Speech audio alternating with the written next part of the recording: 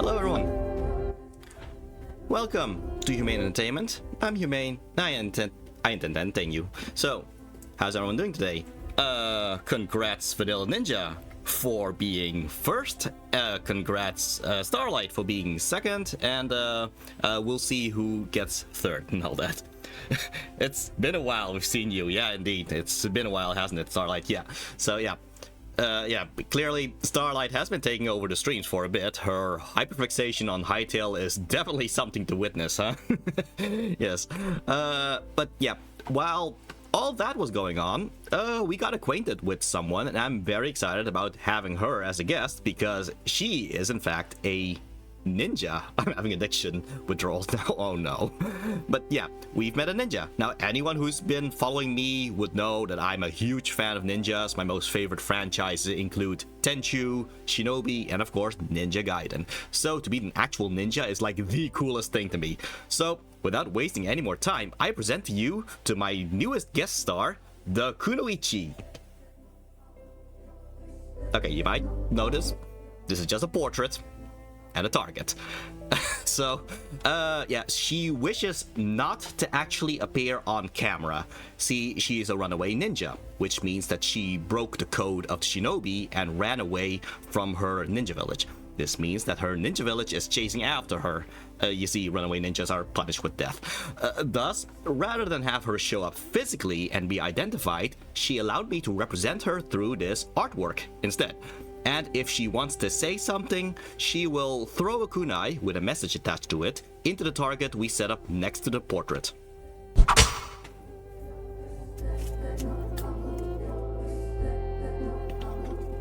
And there you go. She basically said hi. So yeah, that's just so yeah, that's how she's gonna communicate with us. Yeah, so if anyone has any questions for her, just ask in the chat. I will read out loud, and the Kunoichi will answer it by throwing the kunai into the target for me to pick up and read. But yeah, she is staying over in our attic, which means she is essentially roommates with Yumina the Yurei now. I hope the two can get along. Anywho's, I did say one of my favorite franchises is Ninja Gaiden, right? Well, this week is gonna end up being pretty packed with Ninja Gaiden-related stuff, actually, because you see, tomorrow, March 2nd, is the anniversary of the Xbox Ninja Gaiden's release. Thus, I plan some Ninja Gaiden-related streams on Sundays. Today will be Ninja Gaiden Ragebound, and the upcoming Sunday will be the NES Ninja Gaiden trilogy. But not just the NES Ninja Gaiden trilogy. More detail on the day of the stream later, but it is essentially a fan edit that I made of the NES Ninja Gaiden trilogy. So either way, that's already two Ninja Gaiden related stuff, but then inspiration struck again. I wanted to do something on March 2nd itself. So I came up with this little thing.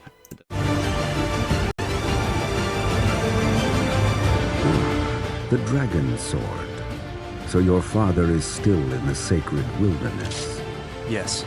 He has entrusted me with the sword while he continues his training. He never seems satisfied with the power he wields. Someday you will come to understand the pursuit of power. Perhaps beginning with your training here. I will support you in every way that I can. Don't be overconfident. Just do what I say and perform your duties as competently as you can. You must complete your task without fail.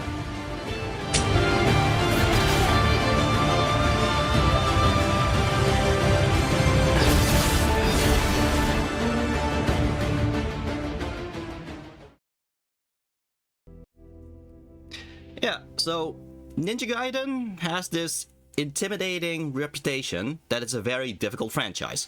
So much so that you can find videos on YouTube where Dark Souls players have trouble playing the game. The thing is though, it's mostly the case of a lack of knowledge from the player, not a pure issue of a player's level of skill. Also, I just realized the target is gone. Oh, well, wait, yeah. She just wanted to tell me that the picture was gone. Thank you for notifying me about this, Kunoichi, but yeah, I just noticed it myself. Anyway, yeah, so Ninja Gaiden has a reputation of being intimidating because it's so difficult and all that. The thing is, it's mostly the case of a lack of knowledge from the player, not a pure issue of a player's level of skill. So with Ninja Gaiden for Beginners, every Monday, I intend to play through the modern Ninja Gaiden trilogy on the easiest difficulty, Hero Mode, and show step by step what you need to learn in order to properly understand how to play Ninja Gaiden. I love her. Yeah, well, I love her too. So, okay, the intention is not to show skill. It's to help break down the intimidation reputation of the intimidating reputation of the franchise, and hopefully get more people to actually try the games out. Because believe me, when you connect with these games, you will see it's actually not as difficult as people make it out to be. So, okay, so how does this differ from Ninja Gaiden Wednesdays, where I play through the modern Ninja Gaiden games in anticipation for Ninja Gaiden 4's release? Well, for one, there's commentary this time. For two, Ninja Gaiden Wednesdays is on normal difficulty, not hero difficulty.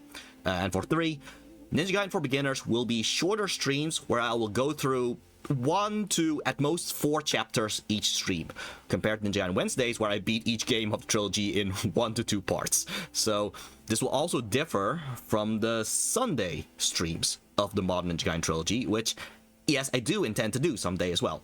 The goal is different. Ninja Gaiden for Beginners is a guide first and foremost. The Sunday streams of the modern Ninja Gaiden games, when they come out, will be more about the story and all that. So anyway, speaking of Ninja Gaiden Wednesday, yeah, that makes a quick return this week too, because Ninja Gaiden 4's The Two Masters DLC comes out this Wednesday. So, yeah, the plan is that on March 3rd, I will do a Ninja Gaiden Wednesday on a Tuesday in anticipation for March 4th, where I will then stream the Two Masters DLC. And here's a short trailer of the DLC. Your fettered bloodlines end here. Go back to the pit you call home.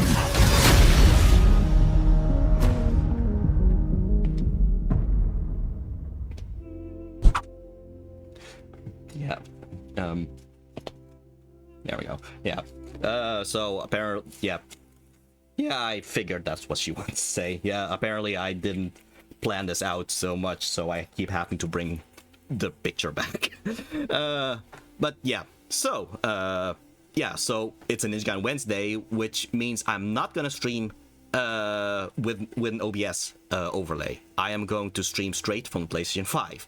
So no fancy OBS overlays, just or even commentary, just straight up gameplay of Ninja Gaiden 4, and then the DLC. So okay, yeah, anything else I want to say? It's a good thing she's here to remind me. Let's see. Oh, yeah. So yeah, she was asking, so what about Ninja Gaiden Ragebound today? Yeah, so thanks for bringing that back up on, bring me back on track, Kunoichi. So today we are going to play Ninja Gaiden Ragebound, a return-to-form 2D platformer in the style of the NES Ninja Gaiden, released just last year. It takes place in the same time period as the NES Ninja Gaiden, which means I should give everyone a little reminder of the timeline, because of course they have to make things more confusing. There we go. Yeah. So, most things are the same, except for a little detail about Neo 3. Yeah, previously the timeline had Neo 3 take place after the second half of Neo 2. That is still the case for the prologue. Yeah, so it turns out that somewhere down, yeah, the game has time travel, where the main character goes back in time to before the first half of Neo 2, which is before Neo 1. I swear, this universe is dedicated to making the timeline as confusing as possible.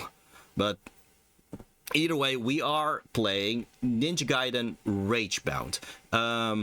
Yeah, Ninja Gaiden Ragebound over here.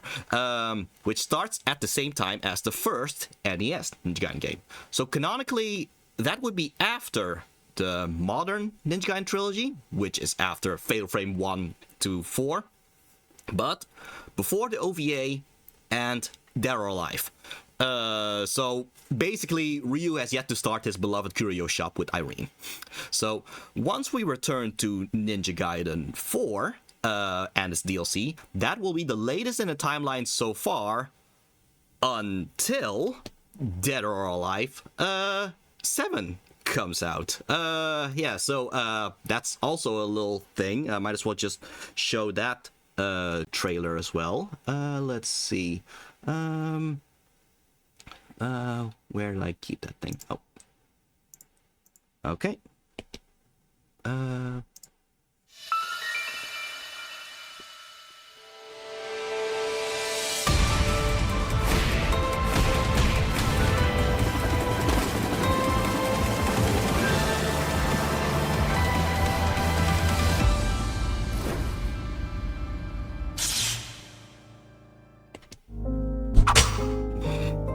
All right.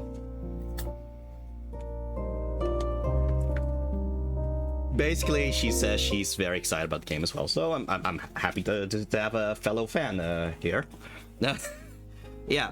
So yeah, the thing about this trailer, I am taking full credit for manifesting Dead or Alive 7 from my Dead or Alive streams. So, ha. Anyway, yeah, I think there's enough preamble. Let's finally play Ninja Gaiden Ragebound. So, you ready, Kunoichi?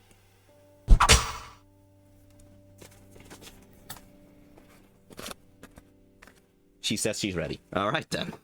Okay, let's check if this works out. Okay, does everybody see the screen? I think everybody should see the screen right now. All right. Okay, now I'm gonna have to make sure that the controller's in because I am not playing this on keyboard. This is not a game you would play on keyboard.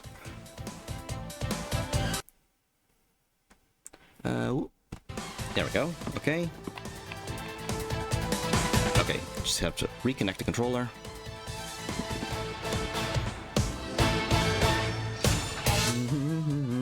Oh. G'day, Mossflower. Wherefore, none upon them there be it a fan from among them. Oh, I am definitely a fan among the Ninja Gaiden franchise. Alright. Alright. I think everything should be set up now. Yes, indeed. Hi, G'day. Okay. So, this takes place at the same time as the first Ninja Gaiden, and it actually starts the same way, even. So, yeah, let's start a new game.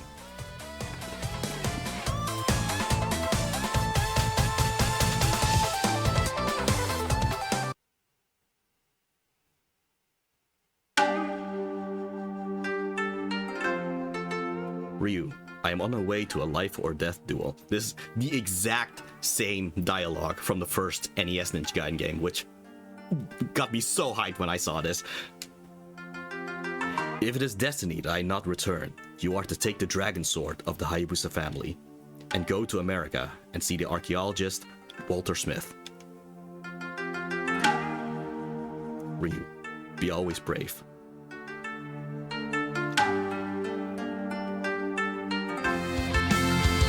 Prologue Legacy, the fateful night in which the Hayabusa clan lost their leader.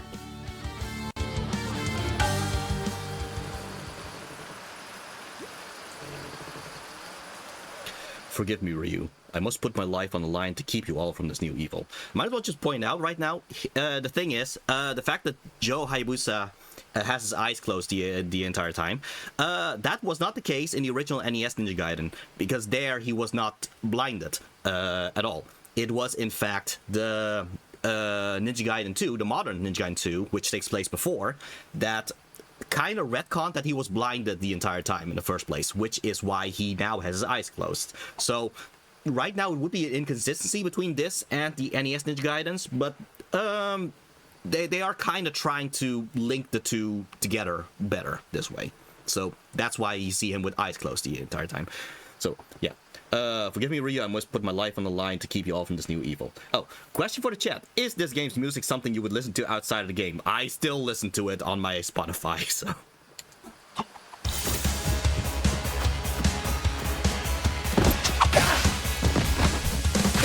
What I also love is that the game just starts off with everything, almost everything that the NES Ninja Gaiden 3 had, which is just the way the jump works, the way the slashing works, the way you hang from ledges like this.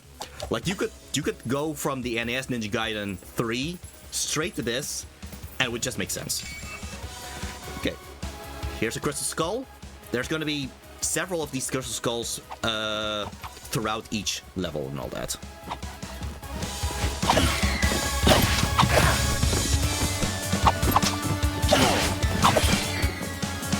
So yeah, this is not Ninja Gaiden for beginners. I am not going to try to properly educate how to play this game.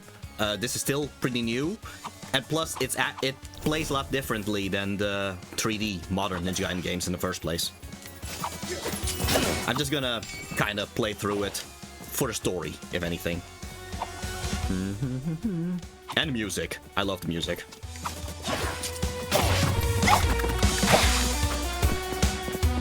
Oh yeah, there are challenges. Every stage has a set of challenges, so use the ceiling to avoid spikes, as in they don't want you to hit the... If you hit a spike, that's a fail on this challenge. Kill enemies of a specified type, which is the Ronins with the straw hats. I've already got 2 of them, of the 6. Of the 6 that I need, and finish the level without dying. So yeah, let's see if I can get an S rank by completing all these challenges.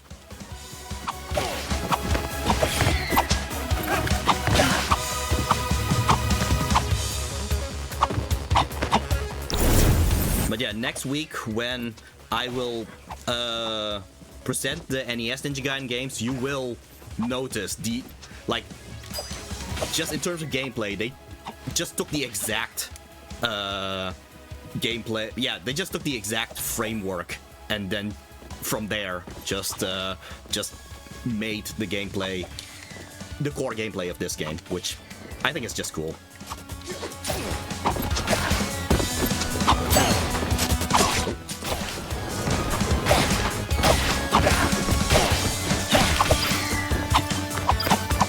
Compared to the NES Ninja Gaiden games, I do think this is still easier. Which I guess makes sense. This is still made for a relative modern audience compared to the original NES Ninja Gaiden game.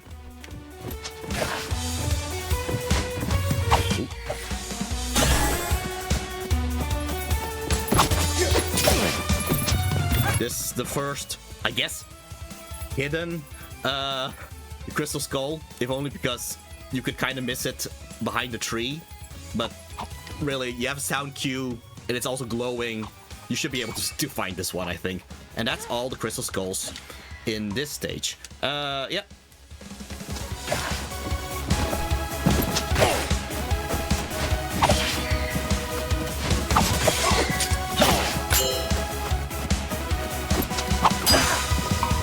Yeah, and I think I essentially am going to get S rank now. Well, there's a time bonus thing, so... Anyway, yeah, after reading the letter thing, this is actually how the NES game then started. Like, that whole level thing, that was just an additional thing.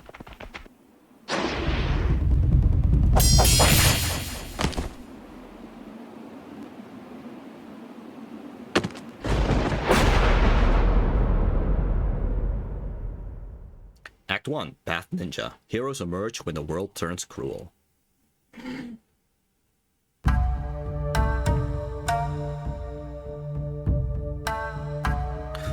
Focus, Kenji. You'll never reach your full potential like this. I guess I'm gonna try to do Troy Baker-esque in terms of a Ryu's voice.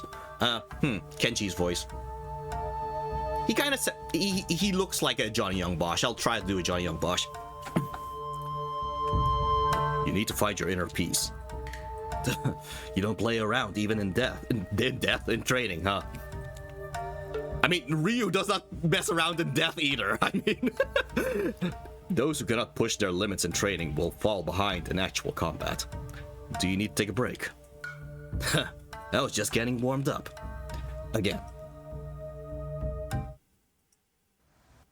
Okay, so he does look like a Johnny Young Bosch. He does. Anyway, we're not going to play as Ryu Hayabusa. We're going to play as his student, Kenji, instead, who's a new character for this game. But yeah, it is kind of funny how with Ninja Gaiden 4 and with Ninja Gaiden Ragebound, we're getting 2 legacy characters from Ryu, essentially. But yeah, in different ways. I think I already kind of gave that comparison. But if Ryu Hayabusa is the himbo, Kenji is the pretty boy, and Yakumo's the emo boy. That's how I differentiate the 3. And I guess if I have to give Yaiba something, he's the dumb jock. I see you're ready for more. I prepared a special course to iron out your weaknesses. Mastering aerial combat is critical for a Hayabusa ninja. Use left bumper or A mid-air to perform a guillotine boost. It will grant you a height boost. So yeah, from this point on, we are getting new things that were not in the original NES Ninja Gaiden's gameplay. Yeah, so this game does not have a double jump. Instead of a double jump, you will try to bounce off of things with the guillotine boost, which, yeah, works like this. There. So it's not a double jump so much as you kind of jump off of things with this kick. Guillotine boost works with enemies and projectiles. Like this.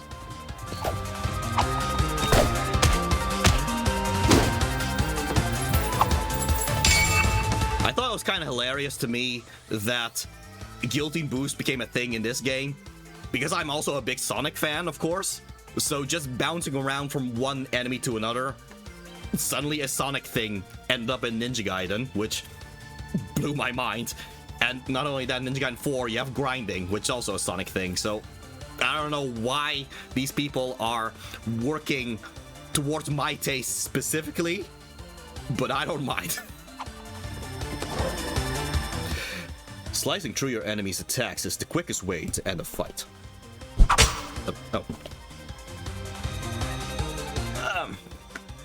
Okay, well, she says she agrees with Ryu. Slicing attacks is definitely a good way to get past them. So, thanks for the, I guess, recommendation, or the, yeah, just agreeing with Ryu here.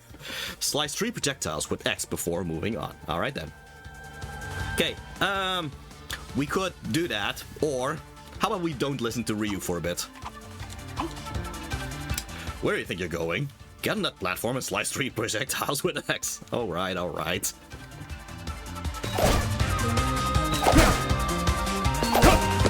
Alright. Anyway, cat! Happy to have a cat in this game.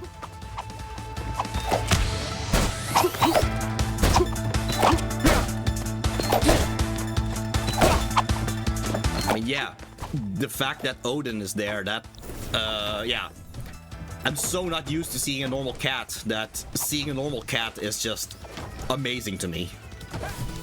Oh, yeah. So, you can do these rolls in order to dodge attacks. You are invincible while you have the after image. If you attack while dodging, yeah, you do the stab thing, which is just a useful way to hit multiple enemies after one another. You kind of skewer through them. At your current level, your question for Kunoichi. What do you think of Odin? All right, what do you think of Odin, Kunoichi?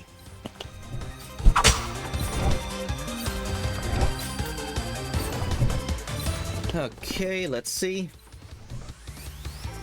Okay, so ninjas have been trained to use cats to determine what time it is by looking through their eyes. But when she looks into the eyes of Odin, all she sees is nothing, which makes him useless in that regard. Anyway, at your current level, your most lethal asset will be the hypercharge. Lol, yep. Defeating enemies with an exposed aura will grant you an enhanced attack, allowing you to cut through anything in a single blow. Yeah, so this is going to be the main thing that differentiates the gameplay of Ninja Gaiden Ragebound to the NES Ninja Gaidens, which is you will try to hit these things with auras to get an aura, and then you have an additional strong attack with it, which most of the time will be an instant kill to most enemies. In fact, I think it's only bosses that can survive this in the first place. So yeah, Hypercharge is always an instant kill for anything that's not a boss.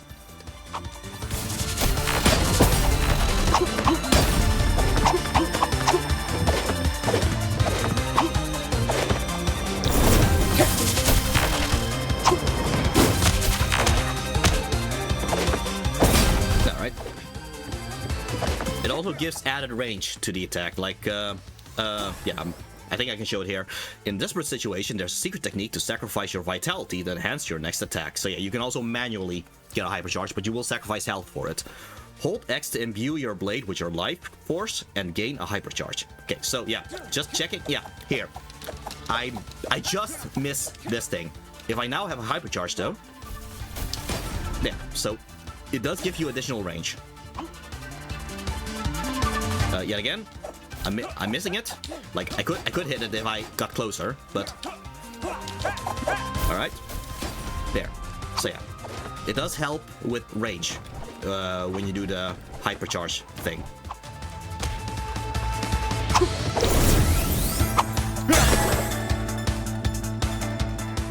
As a ninja, your strategic skills are almost as important as your reflexes.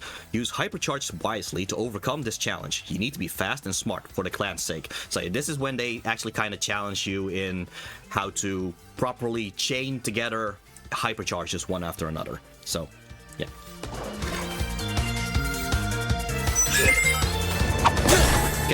Okay, this one does not have an aura. This one also doesn't have an aura, so that's fine. Both of them can be hit once and then as you're done.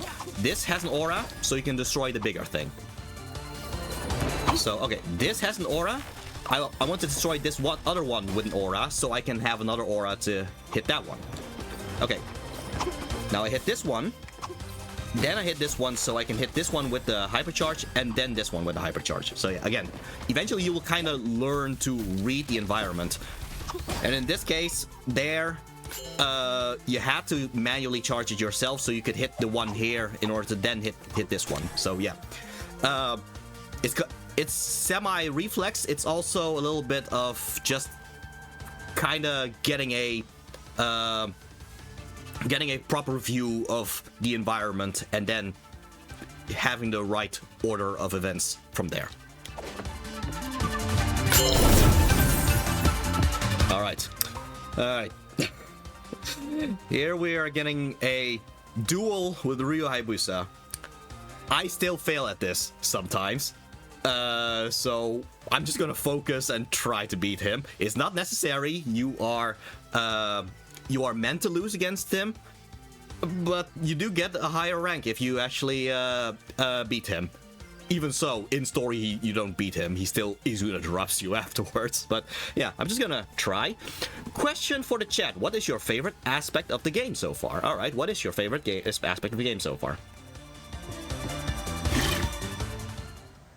All right, that was a proper training session. Want to go again? I feel ready to beat you now. You talk too much. All right.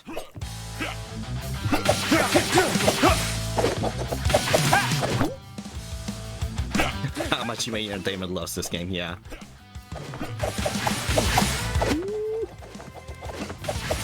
Ooh, shit.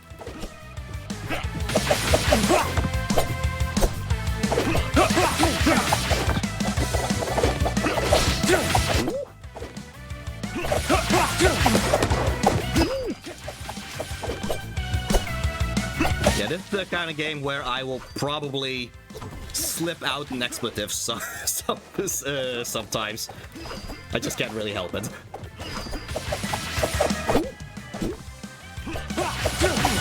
Oh.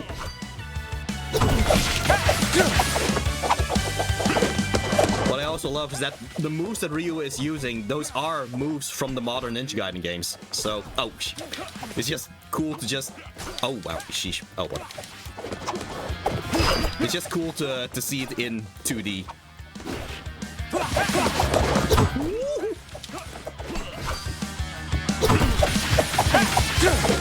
Ooh, boy. Oh. Ooh. Yeah. Yeah, so win the duel. He still needs to interrupt you because of course he does.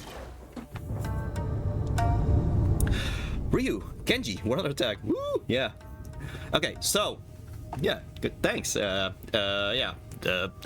Again, sometimes I still mess up and end up losing to him after all, but yeah. I'm always happy when I actually succeed at it. Anyway, this Shrine Maiden, she is new.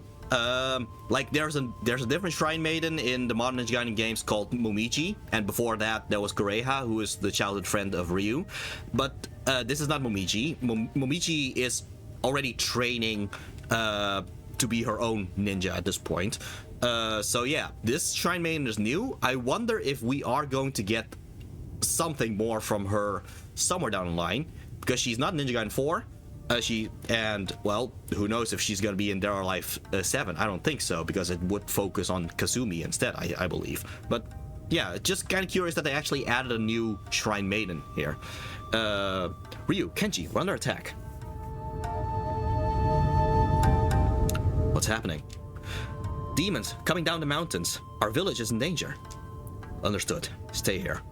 No, wait, Ryu, you found a letter. It's from your father. So yeah, this yet again is another thing that was from the NS Ninja Gaiden games, which is Ryu getting the letter of his father. Father is dead. This is his will. He asked me to take the dragon sword and leave for America. Please, Ryu, go ahead. I can handle the demons. I know you can. Just remember, find your inner peace. I got this. Thank you.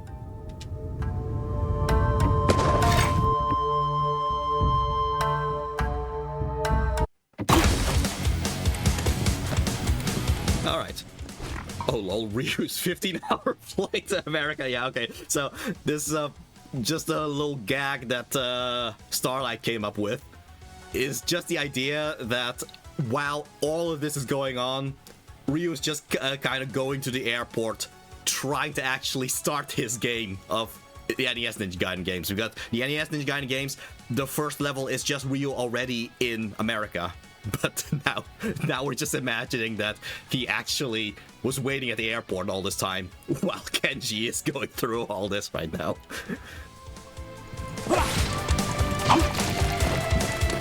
I didn't even check what the challenges are. Alright, kill with hypercharge attacks, kill with lunge attacks, and kill with guillotine boost attacks. Alright.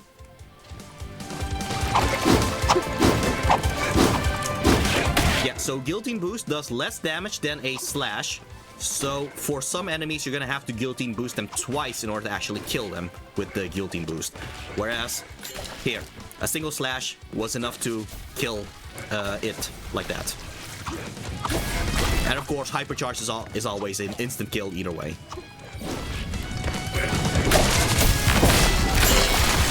Oh, and I already got the objective for the hypercharge attacks. Might as well just do the lunges now. Let's see. Oh, we just need to do one more lunge. Alright, so.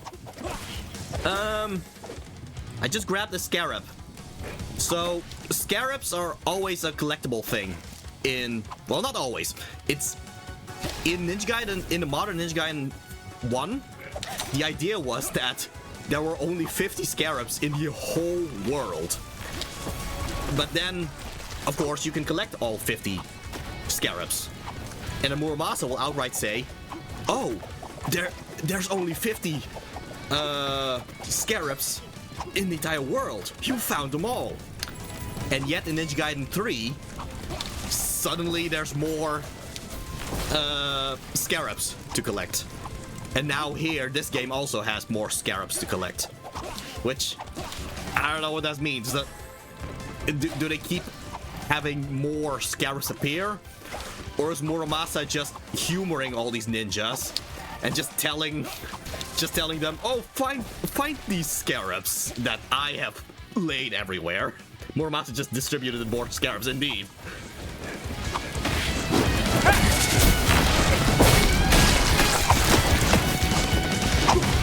It's just an Easter egg hunt for him or something. Oh, okay.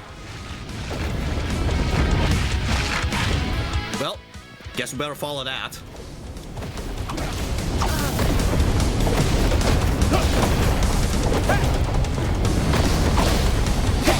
Some things that this game doesn't really explain is the fact that you do indeed do an additional kind of attack if you... well, okay, first of all, here's the jump animation, and there's a different jump animation if you jump after a roll. There, it's more of a somersault thing. If you do a slash while doing the somersault, you will do a different attack instead of this one here. This is the normal slash, and this is the one with somersault. In NES Ninja Gaiden 1, this would be the windmill slash, which would be a lot more powerful than it is here. But yeah, it is funny how they actually kind of added this. In addition, yeah, besides the lunge, if you press backwards while you do the lunge, yeah, there.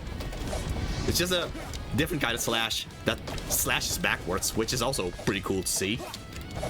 So yeah, just fun little extras there. Oh man, I didn't even point out the music. Yeah, the music in the previous part of the stage, that is Kenji's theme. So, yeah, that one goes, yeah, it kind of sounds like The Amazing Ryu, in fact. But, yeah, that's Kenji's theme.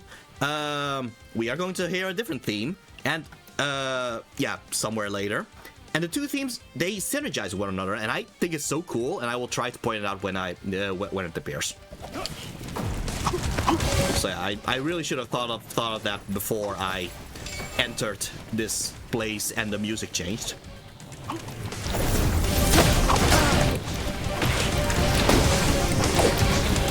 But yeah, it does kind of make sense that Kenji's melody or leitmotif would kind of sound like Ryu's leitmotif because, well, he is the student of Ryu, so it only makes sense that his music would kind of sound like Ryu's.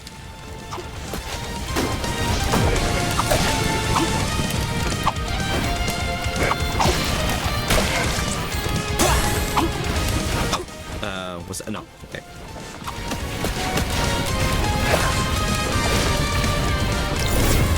Also, I'm going to try... Oh, sheesh. I'm gonna try to get all the collectibles. I'm not gonna try specifically to get S ranks for everything, but at the very least, I do want to try to get all the collectibles. Because I already know I probably won't get S rank for this one. Because in order to get S rank, you also have to finish the stage within a certain time limit. Which you only find out after you beat the stage. And by just wasting time, just kind of pointing stuff out, like, oh, look at this move, look at this move. Just by doing that, I probably have missed the target time in the first place. So, it's fine. Just want to point out that this game is actually pretty strict about getting S ranks. And even so, most of the time, you don't even need to get S ranks in order to get certain stuff in the first place. Most of the time, A rank is already enough, actually.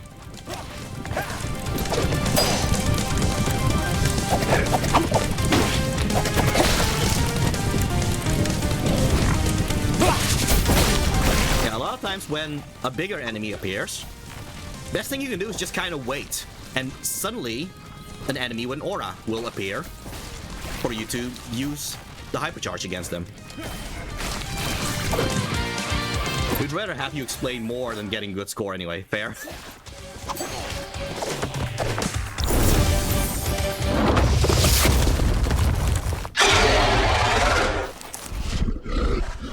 Now that's loud. Oh, my roar didn't blow you to bits. You may be an interesting specimen. Don't worry, I'm about to make things even more interesting. Alright.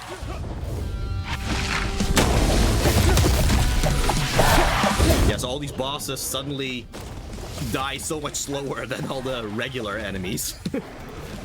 All those regular enemies, they die with one hit, and then all these bosses take so many hits by comparison.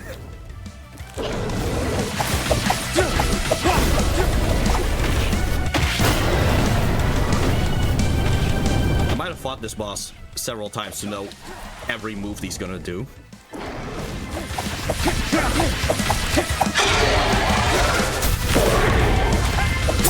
Alright. No damage to him. Not gonna promise I'll do that with all bosses. Some bosses are very difficult to no damage. It seems dragon ninjas are a force to be reckoned with. Unfortunately, I can't waste more time here. We will finish this later. Fine by me. There's still many of your kin for me to cleanse. Okay, so here is a little thing about Kenji as character, though. He is, well, I wouldn't say judgmental so much as, he really hates demons, or, well, he doesn't want to see them as deeper than they actually are. Whereas with Ryu, by this point, he would actually be a lot more accepting or understanding of even the Black Spider ninjas, for example. Kenji is prejudiced. Yeah, kind of like that. Kenji is very steadfast on, you are evil, I'm gonna defeat you. That's something that this game tries to kind of ease over because of the circumstances of the story.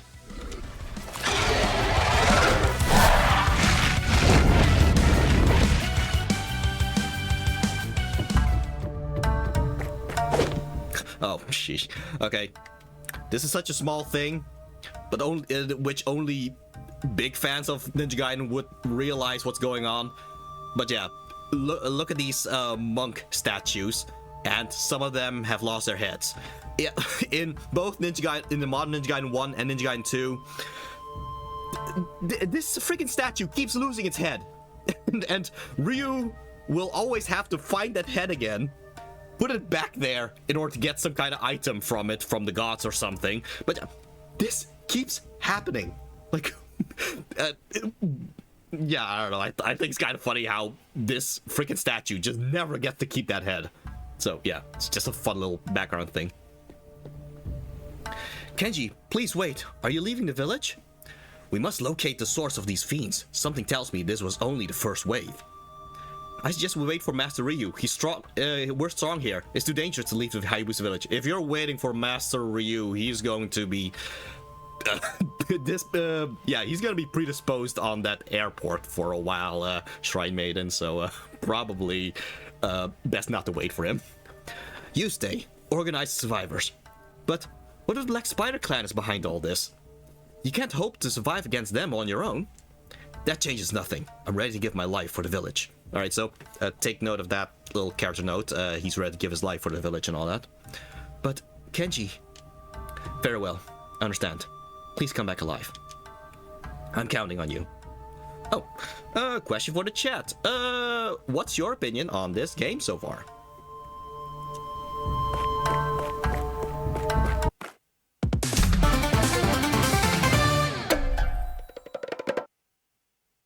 Yeah, so it's an A rank instead of an S rank. Yeah, but still, I'm happy with the A rank. I'm just happy I was able to get all the collectibles. That's the most important for me at this point.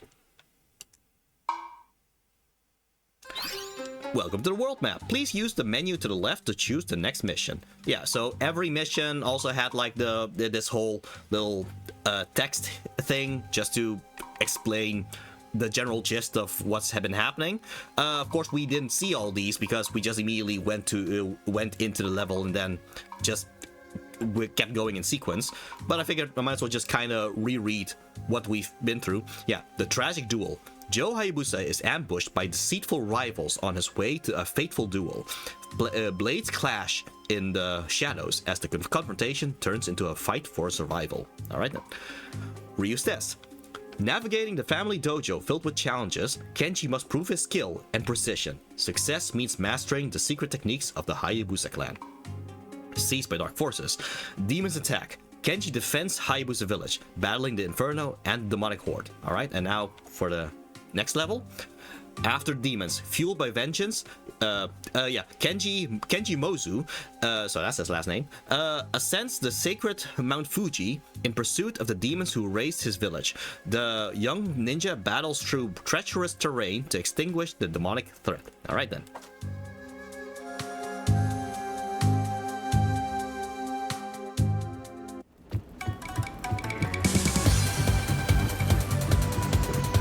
Have I mentioned I love this music?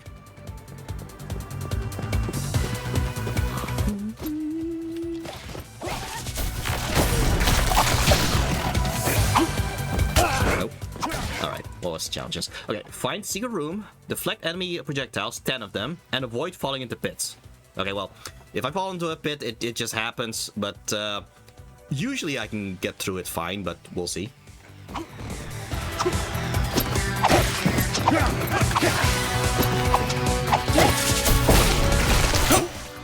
Yeah, so those enemies, they throw projectiles. You can try to keep deflecting those projectiles, but you really do not need to, because throughout this stage you're gonna bounce off of these things in order to get past things. Very ninja, much stealth. I don't know if stealth is the right word for it, but I guess in a way it's stealth. It's stealth because there's no survivors to tell the tale. Yeah, so yeah, these things, they count as projectiles, so if you just guillotine boost off of them, that counts as the deflect. Like, right now I already have 5 without really even trying for it, so really you don't need to try that hard to get that objective. Nope.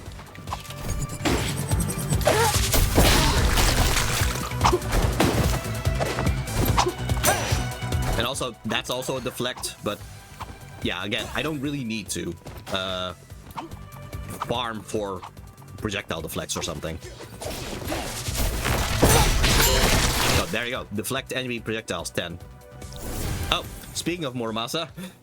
Oh, are you leaving the village, young Genji? Master Muramasa, I'm sorry, I don't have time to chat right now. Let me guess, you are running straight into the demon's den. There's no other way. I'm not going to stop you, but you are ill-equipped to survive that encounter. Although, I feel the golden scarabs have awoken again. Awoken? You just distributed it all over the place again, didn't you? If you bring them to me, I can improve your weapons and techniques. Alright then. Bring me more golden scarabs, and I can upgrade your skills and equipment. So yeah, the scarabs, they are the currency in order to buy all these talismans. So, okay, here's the thing. Okay, Blood Frenzy. Bearer recovers health each time an enemy is defeated during a kill streak greater than 3. Yeah, sure, buddy. Yeah, so, yeah. The Blood Frenzy, which only costs 2. Most of the time, you're just going to need this. Like, if you are going to have a kill streak greater than 3, which will happen most of the time if you just know how to properly combo and all that, most of the time you will just keep healing yourself throughout the entire stage. So Blood Frenzy, even though it's very cheap, it's probably the most useful talisman you'll ever get in this entire game, actually. So yeah, just get Blood Frenzy. Are you sure you want to purchase this item? Fine, yeah. Don't forget to equip the talismans before heading to battle. Yeah, you have to actually properly equip them. Just can't just buy it, and yeah, you have to actually equip them. Select the talisman you want and equip it by pressing A. Alright, say, Blood Frenzy. Managing your talismans wisely will offer you a great advantage on the battlefield. I'm thankful, Master Muramasa. Don't thank me yet. You are still ill-equipped. I've only added a sliver of hope to your suicide mission. That's more than I need. Alright then, well, thank you. Okay, so, the kill streak. Here's 1, here's 2, here's 3. So anything after this, here, this would heal me. So, if you just know how to properly keep doing this, you will probably not die for a while, actually. Anyway, one of the objectives was a secret room. This is a secret room.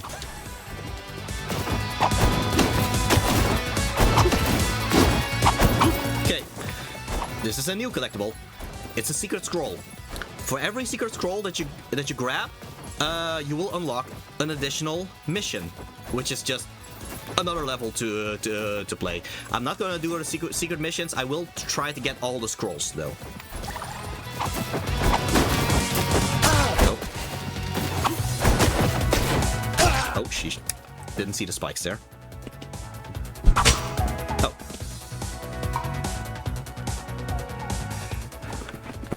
Let's see, okay, so the Kunoichi says she actually has another old man that was in her village that also did the same thing where he just distributes a bunch of things, treasures for the ninjas to find, and it's just a fun way to pass the time and to do training, I guess. So okay, fine. Well, it's just an old man hobby, yeah, I guess.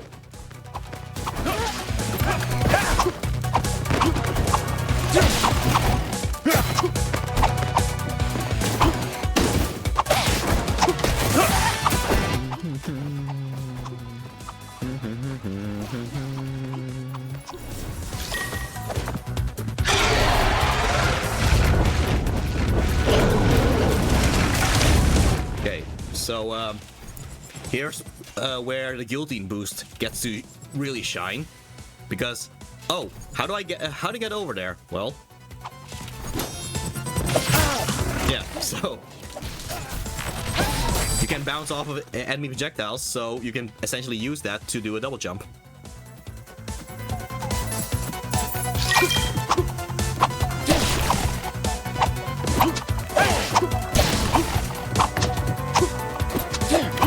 Both the hypercharge and the guillotine boost, like, those two are probably like the best additions for the NES Ninja Gaiden gameplay.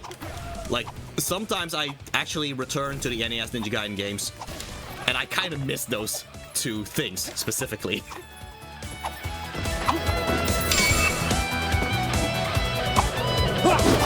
Which I guess it's just a good sign of a good addition, right? That it just feels like it's something that should have been there the entire time.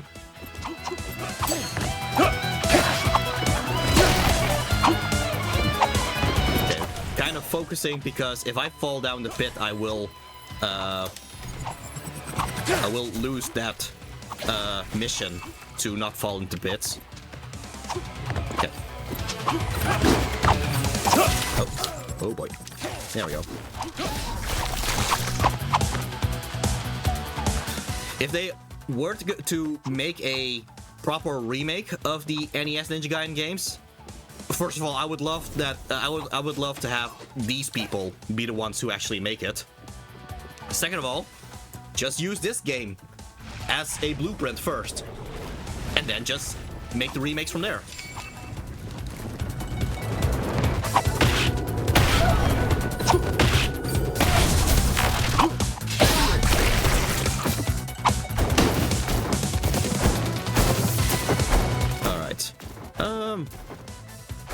Am I already past?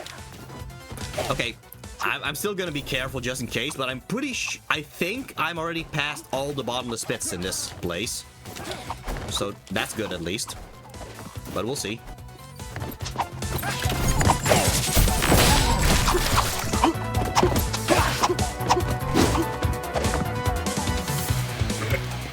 No. I think those people have seen better days. What are these jarheads doing here? Can't be anything good. Alright then.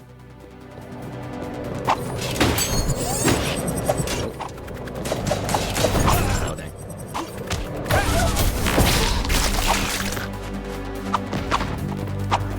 Alright. Oh. Yeah, so it's not just those magical demonic enemies. We also get some robotic things as well, which belong to this guy.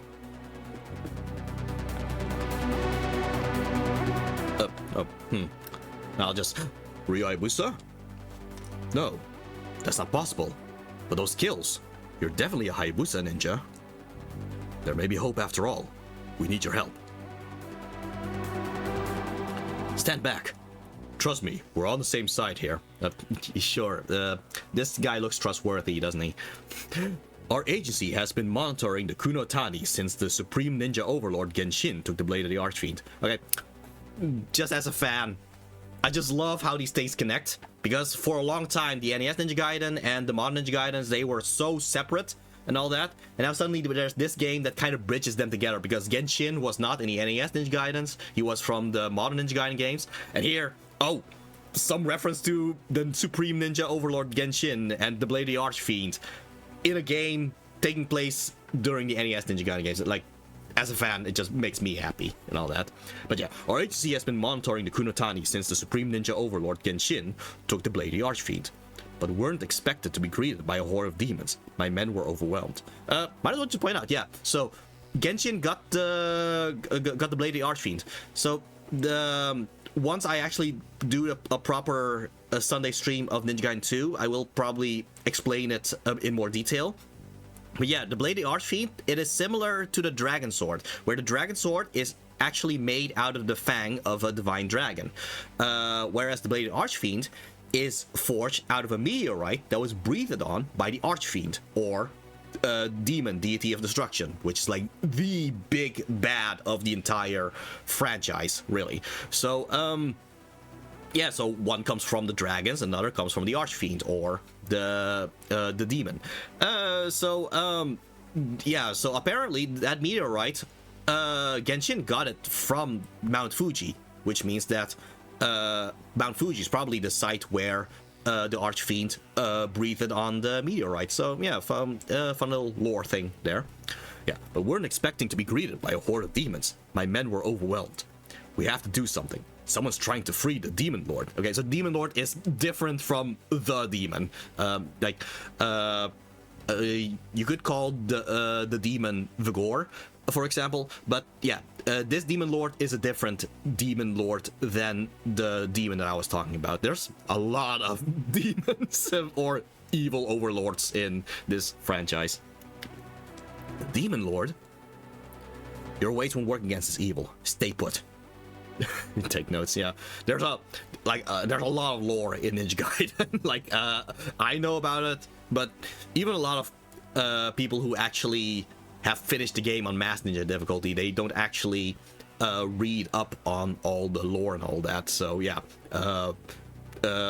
it is not surprising if someone just doesn't actually know all the connections and all that. So I'll take it from here.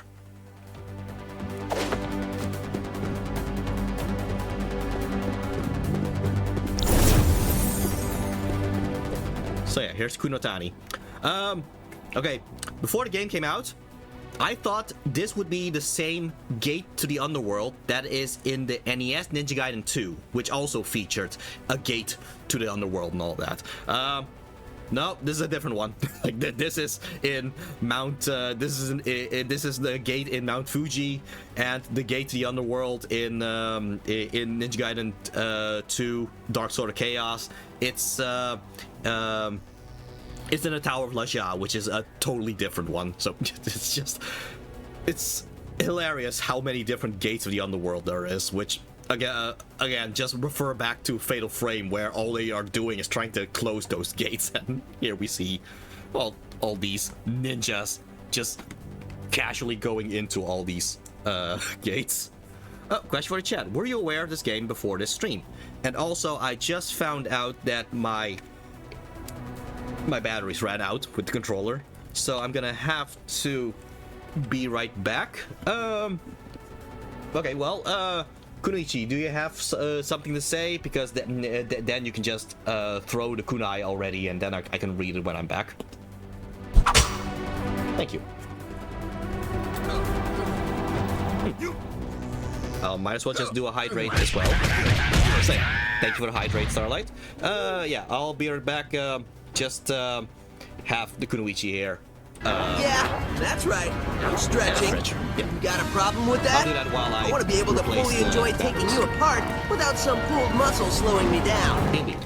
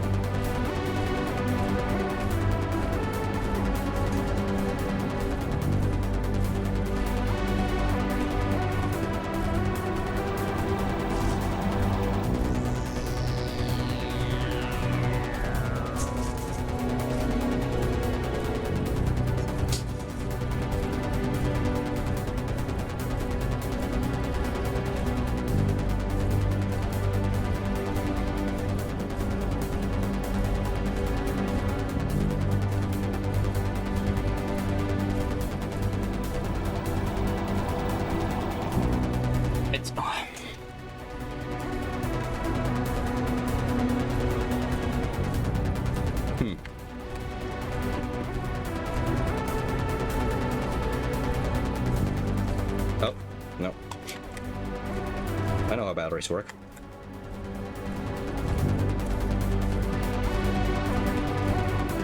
There we go. Yeah. And a hydrate.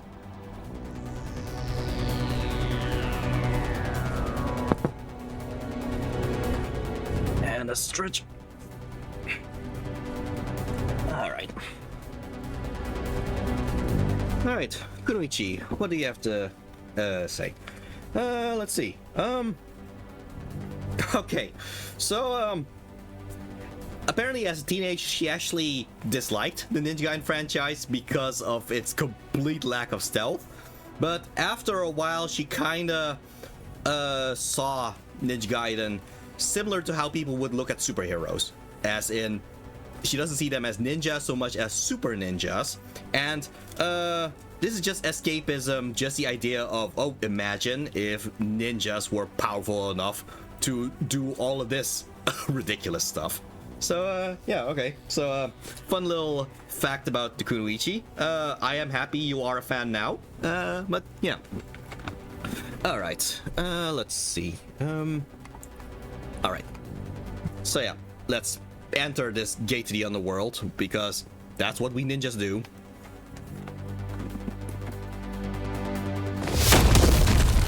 Oh, you again. Ah, duty. What a curious thing. One of my favorite human weaknesses. You came after me even knowing you couldn't survive a fight in my world? Well, rejoice. I shall grant you what a ninja desires. An honorable death.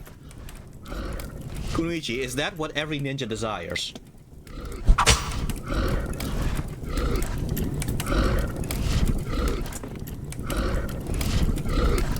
Right now she desires sushi, so apparently not. Alright. Let's see. Yeah. Oh, yeah, I might as well point out. Yeah. Notice this person over here. Just in the background. Yeah, they're gonna be important, but just thought I'd point that out.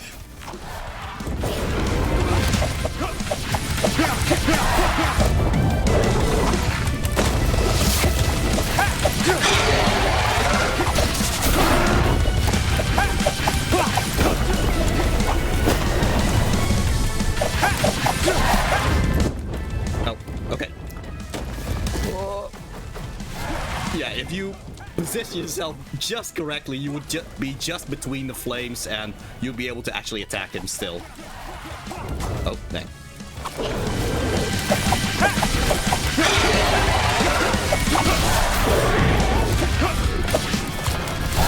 Okay, just want to have that person be in view here.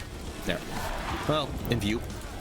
Come on, I just don't want him blocking the... Okay. No. Okay, you should... Oh, sheesh. Should arrive. There we go. There. Just didn't want the person right, yeah, to the right be blocked with it. She still gets blocked by him either way. Okay. Oh, you're staying your hand. I'll grant you death when I'm done with you. First, I'm going to reap some words out of your rotten mouth. Tell me where the Demon Lord is. By some miracle, you managed to best me. I'm the least powerful of the 4 guardians to serve our lords. And it's interesting they just admits that. Like, even if it's true, I don't know if you should just outright say, oh yeah, out of the 4 guardians of the Demon Lord, I'm the weakest. Soon the veil will open and the Demon Lord will claim this world. Not while I'm still breathing. Ah, but I can fix that right now. Oh. Yeah, I should have been a little bit more careful, Kenji.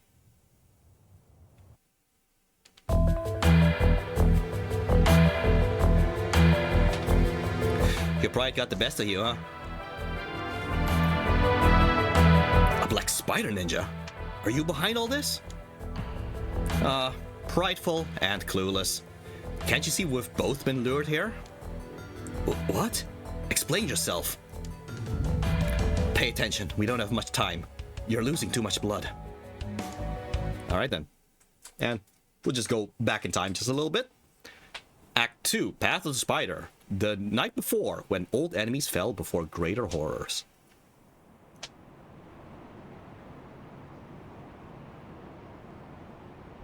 Do clan meetings usually take this long? I don't know why, but I kind of find it hilarious just how Komori is just on the phone.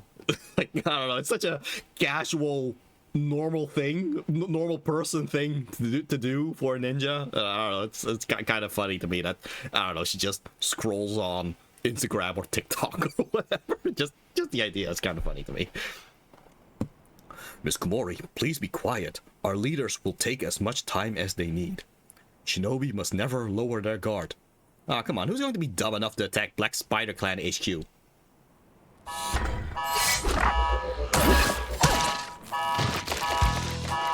I thought everybody should be on their guard, Black Spider Ninja, but okay. I stand corrected. Alright then. Okay. A detail I want to point out. Okay, so you saw how Komori was on the couch, just on the phone and all that, and then she just stood up. Funnily enough, there's a special animation that they made specifically if you have a different costume. So I am going to go out of the game just to switch over that costume, just to show that little extra detail. Yeah, is that corrected? Let's see if I can squash these pests faster than HQ's security system. It's just a competition to her. And I guess I'll climb to the top of the floor to protect the boss while I'm at it. Yeah, okay, fine. But okay, yeah. So just gonna go back to the main menu. Yeah, you have a bunch of costumes. One of her costumes is this biker style costume, because she's gonna be on a motorcycle, so of course she gets a biker costume. But yeah, alright, Midnight Assault. Oh, might as well just read this. During the Black Spider Clan's Midnight Gathering, a demon disrupts the peace with a surprise attack. Komori slashes through the chaos to protect her bosses. Alright then.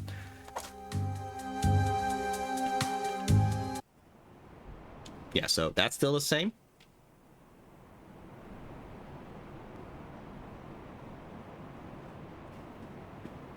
Okay, so the biker jacket is actually draped over the sofa. It's kind of okay. Do clan meetings usually take this long? Miss Komori, please be quiet. Our leaders will take as much time as they need. Shinobi must never lower a guard. Come on, who's gonna be dumb enough to attack Black Spider Clan HQ? Okay, and she actually puts the jacket on. I just like that as a detail, that they actually went the extra mile to just do that. Like, they didn't need to, but it's cool that it did. Alright, is that corrected? Anyway, yeah. So yeah, gonna return back to the regular costume, but I just wanted to show that detail. I thought it was so cool when I figured that out.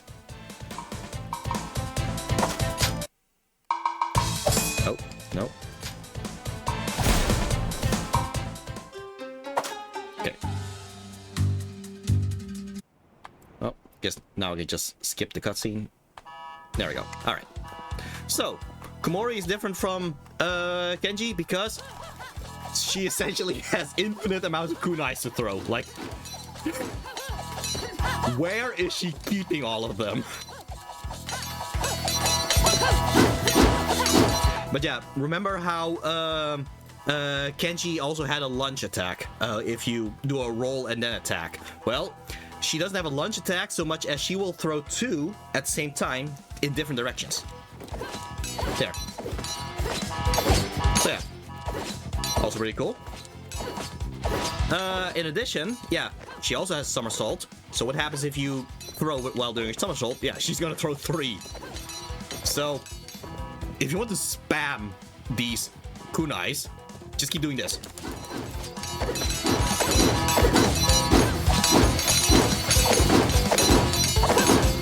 Yeah, Komori is like the button masher's best friend in this game.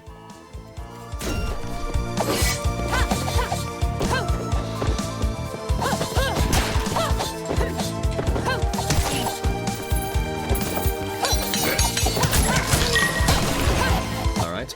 Okay, so these also have auras, but they have purple pinkish auras instead of the blue ones that Kenji have. Yeah, the differentiation is actually going to be important later.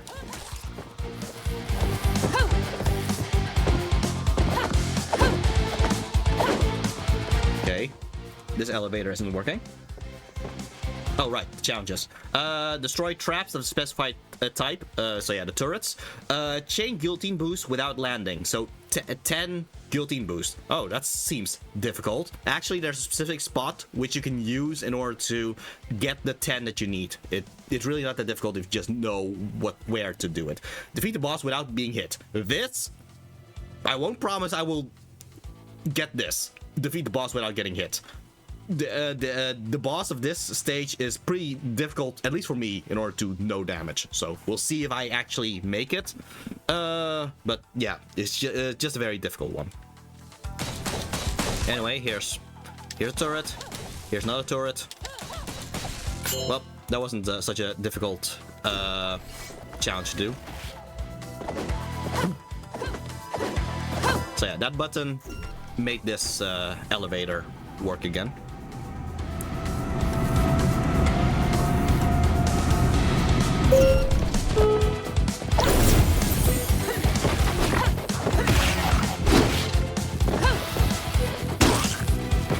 Yeah, I think where you are meant to do all those 10 guillotine throws, I think it's supposed to be in this spot. But yeah, there's a different spot where I think it's even easier to get 10 guillotine boosts. Also about the music, yeah, the music right now, I guess it would be the representative music of the Black Spider Ninjas, which Komori is part of. We will reach the next part of this stage, where we will actually hear Komori's theme. And I'm gonna point out the melody a little bit when we get to that point.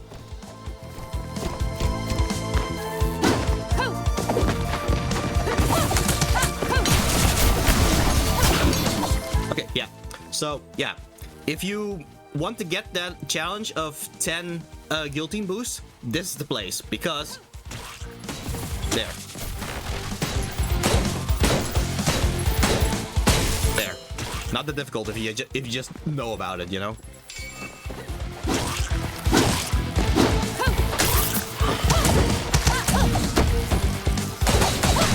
All right. Yeah. So all that's left is the collectibles and defeat the boss without taking a hit. And again, we'll see if I actually succeed at that one.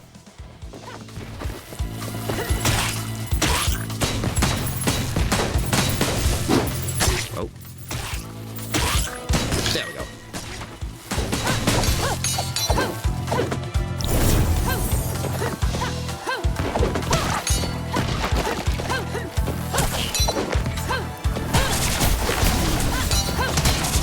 Okay, so, yeah. Notice I did the Ragebound thing. Oh yeah, so the Ragebound, not the Ragebound, the Hypercharge of Komori, that makes her throw an exploding kunai, which, well, Ninja Gaiden would call it incendiary shurikens. The thing is, yeah, all these things where you throw two of them at the same time, it's not both of them that are exploding kunai. It is only the one that goes forward that actually becomes hypercharged. The other, the one that goes back, that one just stays a normal one. So keep that in mind if you have a hypercharge.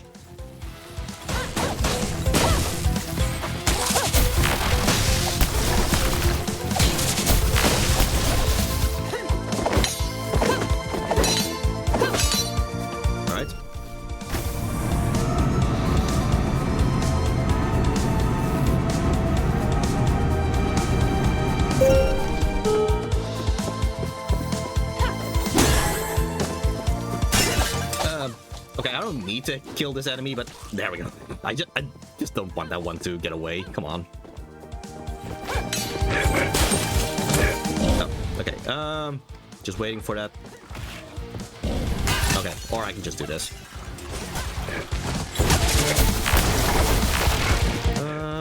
Another one. There we go.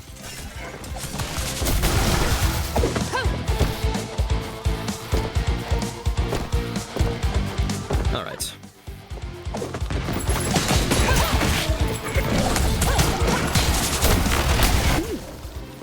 All right.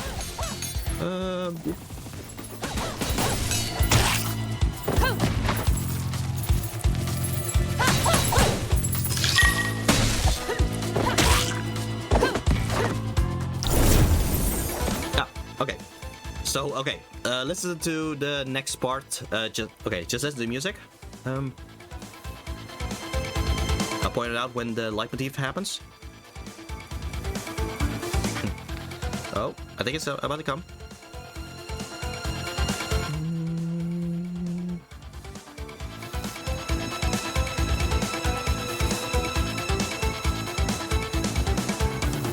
Here.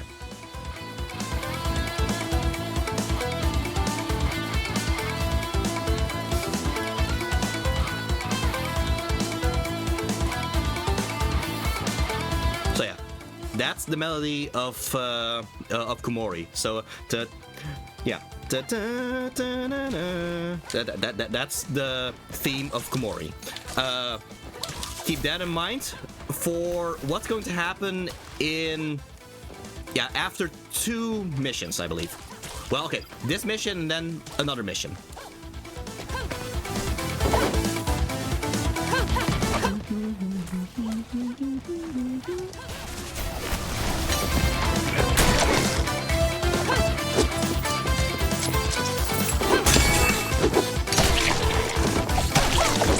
Okay, this is not where I'm supposed to go. Well, I might as well just show it. Oh, there's an elevator blocking the path. Well, we should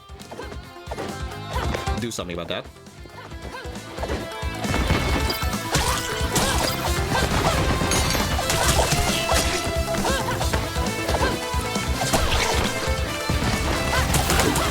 Oh, yeah, okay. Yeah, so, like I said, the whole spamming the kunais here. There's just a lot of enemies. Just do that to kind of bulldoze through, I guess. Alright. Okay, so we got the elevator. And down we go.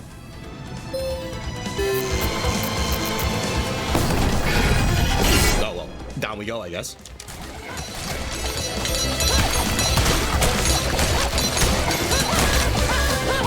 Okay, so, you're supposed to go this way, but how about we just return back to where the elevator was?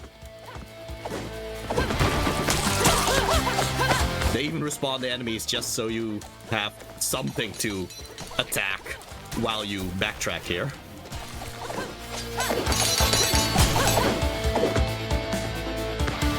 Oh, look at that. Nope. Yeah, it was for a scroll.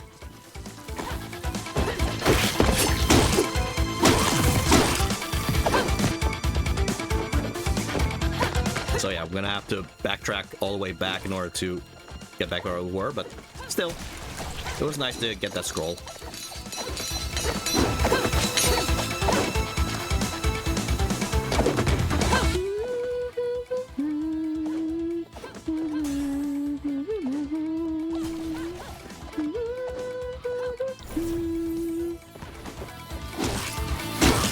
I think this is also where you're kind of meant to do the more legitimate way to bounce, to bounce 10 times. But again, I already did it through the other thing, so.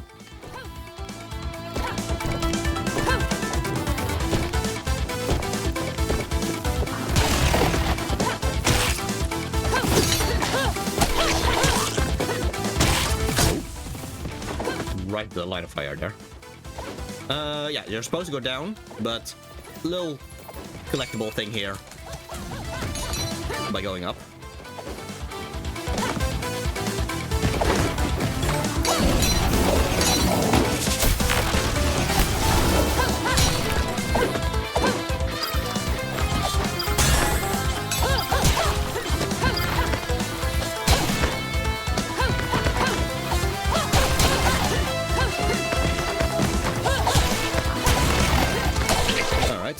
Oh, time to spam again.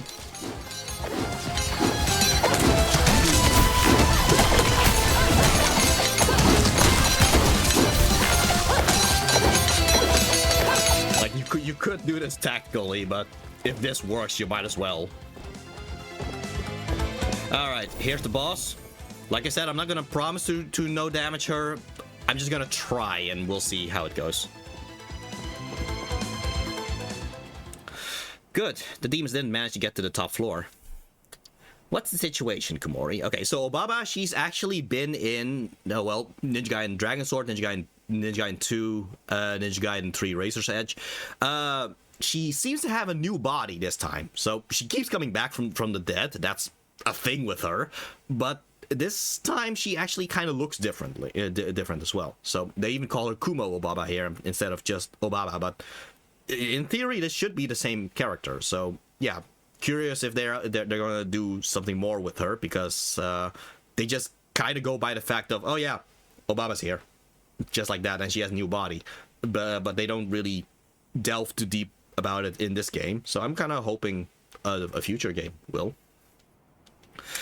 HQ has been invaded by fiends. We managed to contain the attack. Everything is under control.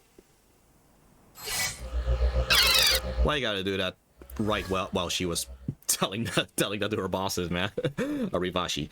So it's true that the Black Spider Clan is but a shadow of its former glory. I didn't expect it to be this easy to kill those in the higher echelons. Excuse me, boss. It looks like a fly just landed in our web. Allow me to deal with it. How cute.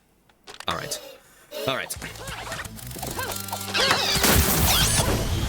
Yeah, these lightnings, they end up becoming pretty annoying to dodge, so they will likely be the reason why I will not get the no damage thing.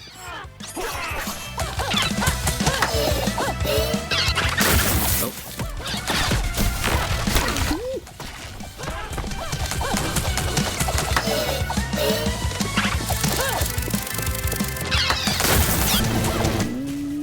Boy. Oh, okay.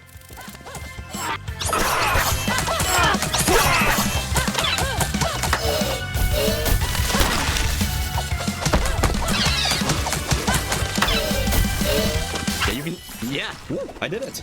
Yeah, you can kind of abuse the hypercharge in order to no damage her, because okay, technically I did take damage by using the hypercharge, but I did not get damaged by her. It was my own action to lose health. So yeah, that's one way to kind of bypass that. How exciting. There's still some venom in this spider. You may make for an interesting ally after all. Come and meet our demon lord at the Kunotani if you want to raise this clan from its ashes.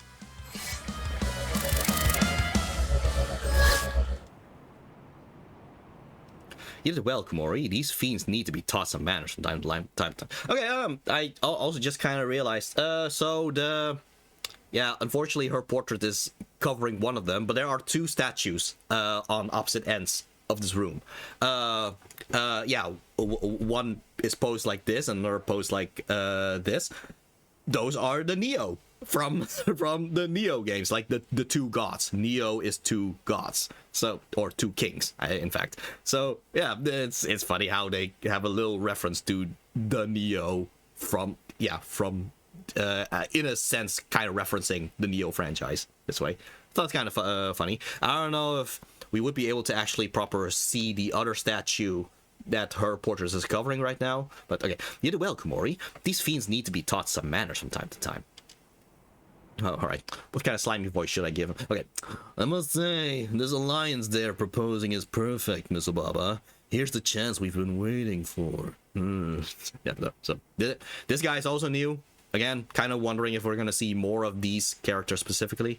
Okay, yeah, you see a little bit of the statue behind him, but yeah. Alright, tough guy voice.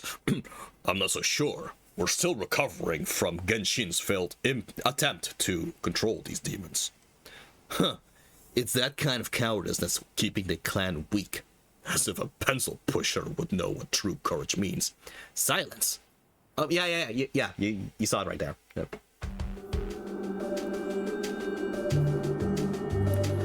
We are going to accept the demon's invitation.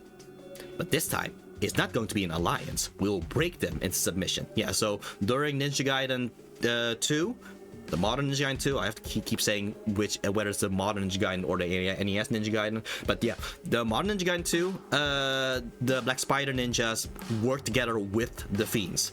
That did not work out. So yeah, this time they want to actually enslave the Fiends instead. There's a sacred weapon which has belonged to the Black Spider clan for generations. The Tamashi Kunai. A weapon to trap an enemy's soul and, through spiritual connection, channel its power into the wielder. But it's never been used on a demon lord. Who's going to be mad enough to welcome a demon lord into themselves? I guess Kumori is. I will. Alright. I guess she's mad enough.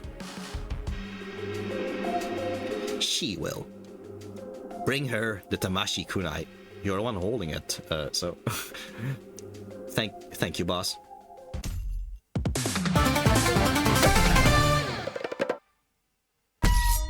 Alright.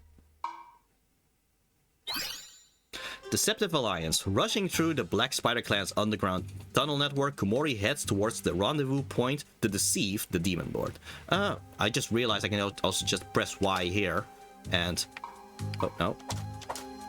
There we go. I can just see what challenges are before I actually get to the stage. Okay, so destroy traps of the specified type.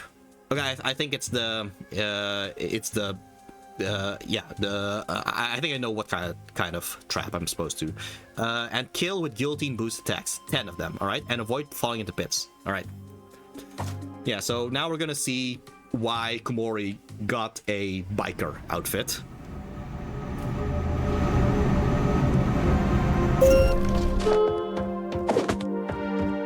Oh.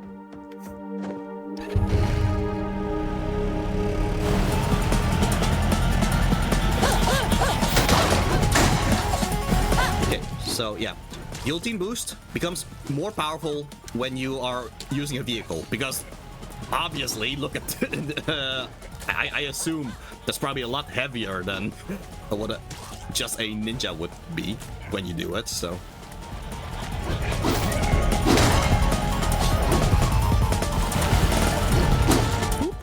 Oh, dang.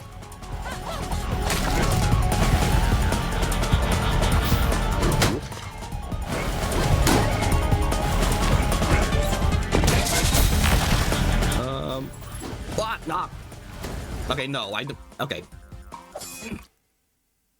I'm not gonna let that scarab just...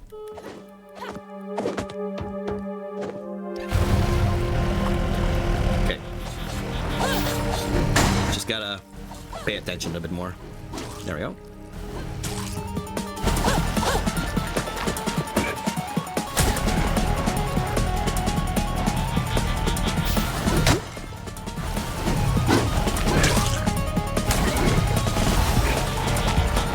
So yeah, out of some hilarious timing thing, well, hilarious, also kind of epic, yeah, close to the same time when this game came out, a new 2D game of the Shinobi franchise came out as well. Yeah, funnily enough, these kinds of sequences with vehicles and all that, that's something that wasn't really ever in Ninja Gaiden, and if anything was more so something that was in Shinobi, in fact. So I think this was meant to be a reference to Shinobi, only for them to kind of realize, oh wait, they actually are making a new Shinobi game. Oh, okay. Well,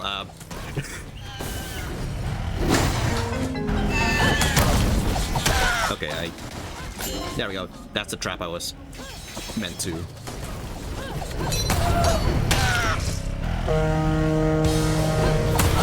Oh, get the scarab first. There we go. Yeah, Kumori's kunais are strong enough to just push a train backwards. These super ninjas are a whole different beast, man.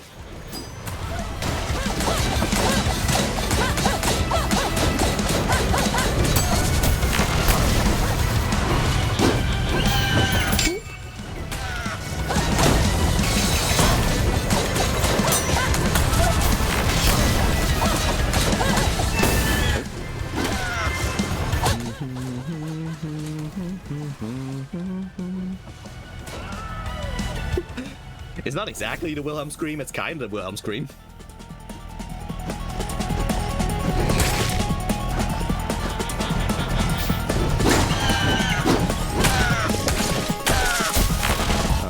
see. There we go.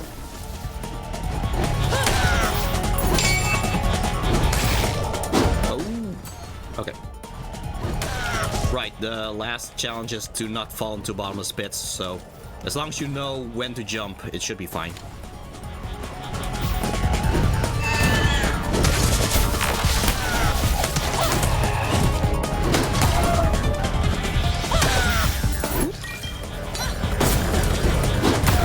Okay, I got all the scarabs. Did I also get all the crystal skulls? Yeah, okay, so, yeah. Just focus on not falling into pits at this point. Ooh. Speaking of which.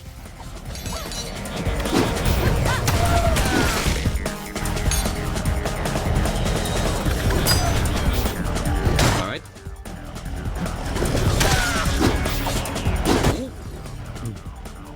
Alright.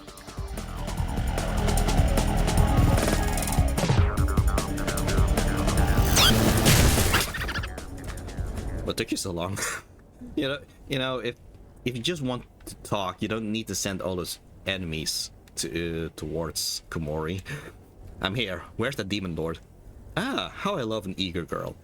Before you meet our lord, I need to make sure you're worthy. Make sure, even though I defeated you earlier. Whatever, I'm game. Bring it on. Okay. Okay. Rivashi, when you said if I'm worthy, I kind of figured you would fight Kumori on your own, but okay, fine. This'll do.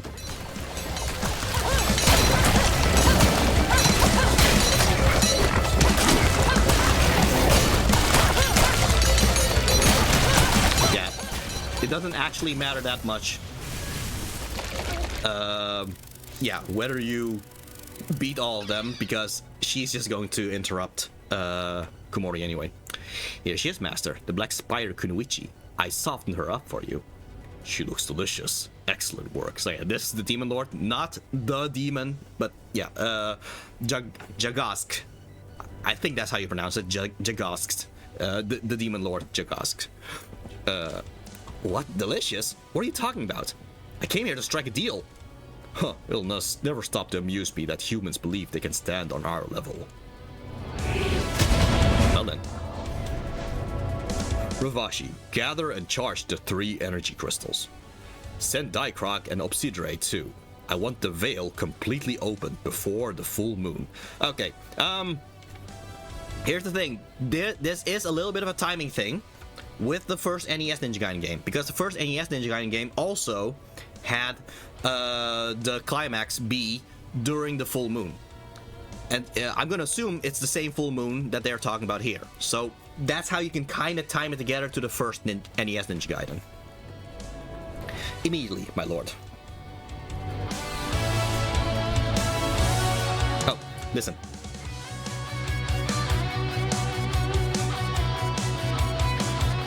Yeah, so I love how the music, it started as the Kunotani's theme. And then just to show Kumori's resolve, as in, no, I'm not letting it stay like this. I'm gonna do something about it. And then you hear her song, like, composition. I love it. And now it echoes too. There's an additional layer to it, almost as if she found the key to actually defeat the demon lord, because now she has help through Kenji. Just storytelling through music. I love it. I can't let them open the veil. I need to get out and warn the others. Ugh. You're not getting anywhere. You're as good as dead with that ugly wound. This can't be. I should have waited for Ryu. Hey, cut the crap. I don't want a miserable ninja to be the last thing I ever see. Plus, there might be a way out for both of us. I love it too, yes. Here, use this. Do it before you pass out. What is it? You need to stab me. I don't follow, but I'm out of options. Alright, I mean...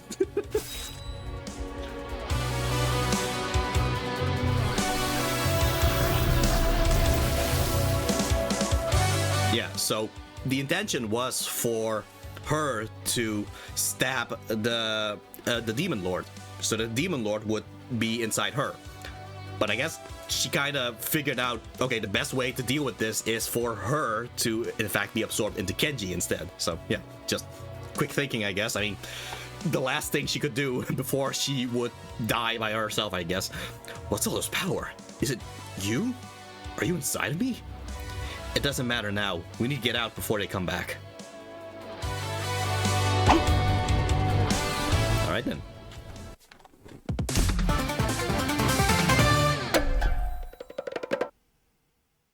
Oh, hey, the first S rank. Cool. Alright, Entwined Fates. Fused into a single being, the Hayabusa Ninja and the Spider Kunoichi flee from the Kunotani as they learn how to use their new powers. Okay, so, okay. As a fan myself, I also like this so much because the Black Spider Ninjas, ever since the first Xbox Ninja Gaiden, the Black Spider Ninjas, they're just seen as they are antagonists, but there is something there. There is some kind of honor thing to them and all that. And even in Ninja Gaiden 2, there's Genshin, who is the leader of the Black Spider Ninjas, but he has to be an antagonist to Ryu all the time, because that's just them being rival ninjas and such. This is the first time when a Hayabusa Ninja and a Black Spider Ninja ever had to work together. So, in a way, I'm kind of hoping that maybe this would allow them to, at the very least, open up the idea of working together more often. Because as a rivalry, I just like this rivalry. That's just me. So yeah, this whole concept of this game just speaks to me, if only because I just like the idea of the Hayabusa Ninjas and the Black Spider Ninjas kind of pushing aside their differences and being able to work together.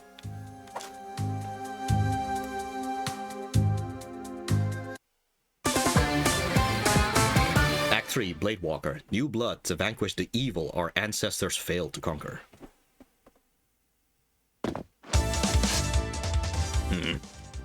What's wrong? Can't shake off the shame of having fused with a Black Spider Ninja. I'm a disgrace to Hayabusa. Like I said, Kenji still has some prejudices, which makes him dislike working with a Black Spider Ninja. By comparison, Komori seems to be more open to the idea of only because, well, she had no other options, so she'll just do what she has. So yeah, both of them will kind of get their character arcs throughout the story, based on where they start and all that. Good grief, would you rather abandon our clans to their fates? No, you're right. Let's do this. Right, gain ki, hitting enemies with melee attacks. Yeah, so notice the little bar underneath the health bar. So it also fills up. Yeah, press B to throw kunai, spending ki. So yeah, you use ki in order for Komori to use her kunai. Yeah, and defeating enemies as well as hitting these orbs allows you to heal up the amount of ki, so you can keep using Komori's kunais. Oh yeah, the music here. This is Kenji's music. Okay, let's just wait until it actually loops back.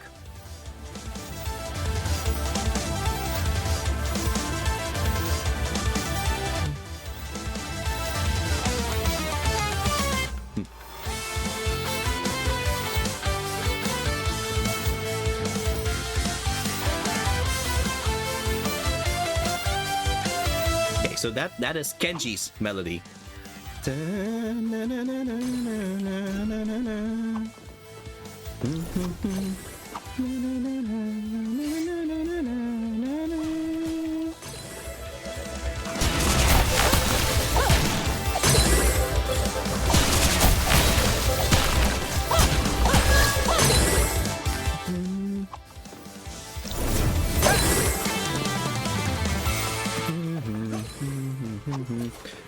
Press Y to use spider weapon. So right now we have this as our spider weapon. Oh man, not clear level without getting hit. Nah, I'll just keep going. Up, suddenly. Na na na na na na. Komori song. So yeah, just to show how the two are actually fusing together, the song starts fusing together as well. Like,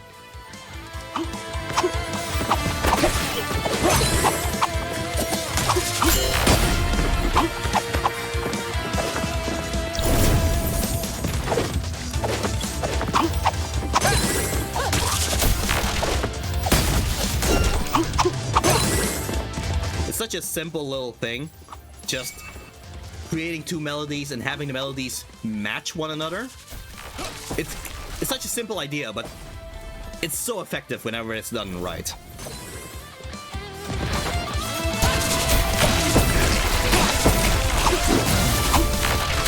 Yeah, so attack blue enemies with Kenji's attacks, and attack purple enemies with Komori's attack.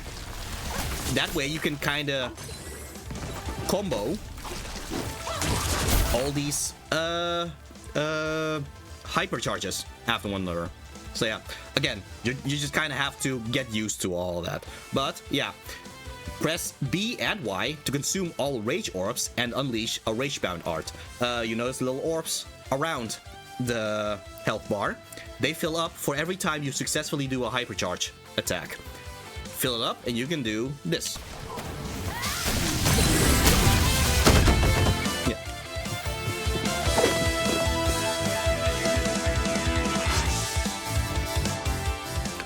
Oh, that's a demon altar. I can commune with them to navigate the other world. I find it interesting how this is just something that Komori just knows. I guess it's something that the Black Spider Ninjas just do on the regular, outside of being corporeal things. Wait, commune with demonic forces?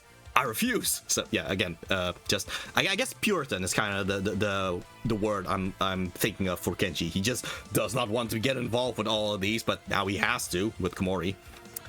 Even if it's our only way forward, there's no time to get squeamish. Yeah, and during these sections, you'll play as Komori again, but only temporarily, because that blue bar, that's how long she has until she will get sent back to Kenji's body. So you're kind of on a time limit in order to do things like open up this door. See, was it that bad? Yes. They're children, you know.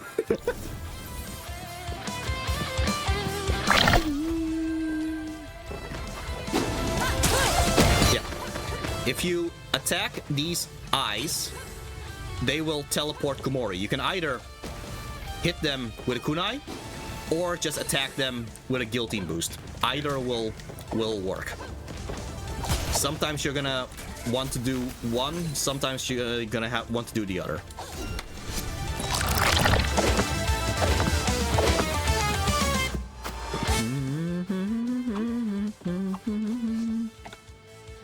This new strength is surreal. You're welcome. Are you dead though? I don't want to think about that right now. Let's push forward. Alright. Just ignore the thing of how you might actually be kind of dead right now, Komori. Alright. Yeah, so from this point on, this is where the real gameplay is, which is just mixing and matching with Kenji's abilities and Komori's abilities. Oh. Let's see. Okay, so the Kunoichi says that there is a similar thing that was in her village where some people would kind of fuse with another spirit and all that. It ended up being kind of forbidden as a result of a lot of people choosing to become spirits, which is not really what you're meant to be doing. So yeah, okay, that's unfortunate. All right then. Descending from a perilous descent. Descending from Mount Fuji, Kenji and Komori navigate treacherous paths and encounter unexpected military patrols, also besieged by demons. All right, so this next, I keep talking about the music because I just love the music, but yeah, the next music is a remix of what some people will know as The Amazing Ryu, and other people would know it as Unbreakable Determination. It is from the first NES Ninja Gaiden game, specifically level 4-2, which had this song, and it's essentially become kind of like an iconic thing for Ryu Hayabusa's theme. But turns out they don't want to just keep it as Ryu Hayabusa. It's more so just the idea of Unbreakable Determination just as a whole. So yeah, I guess we'll just listen to it, I guess.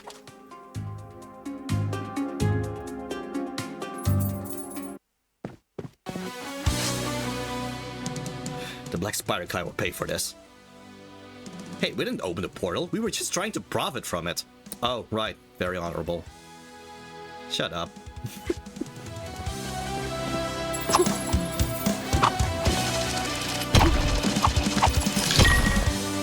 Just gonna let the music play right now.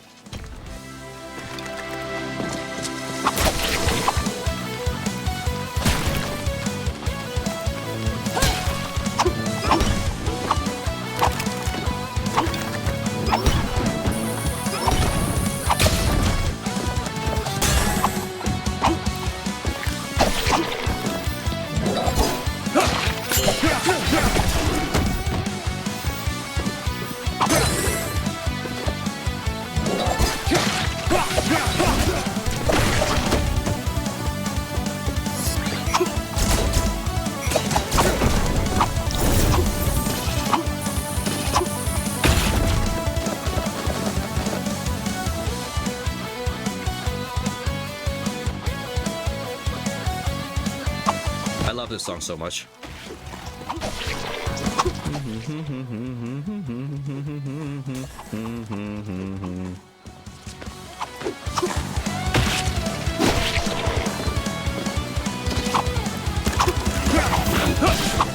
Yeah, so the funny thing is, even though this is an iconic song, especially for fans of the NES Ninja Gaiden games, this song actually never appeared in any of the modern Ninja Gaiden games until Ninja Gaiden 4.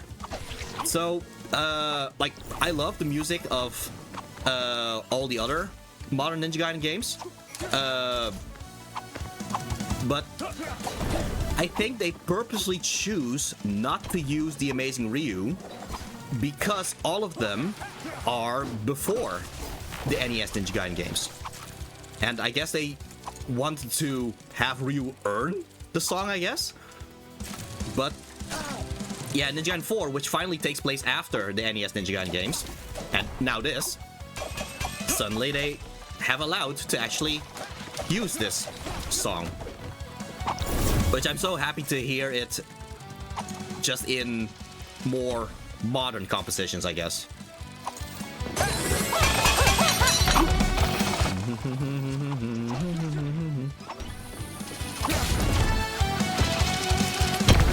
Okay, fine. I guess I have to admit, the song was in Yaiba Ninja Gaiden Z.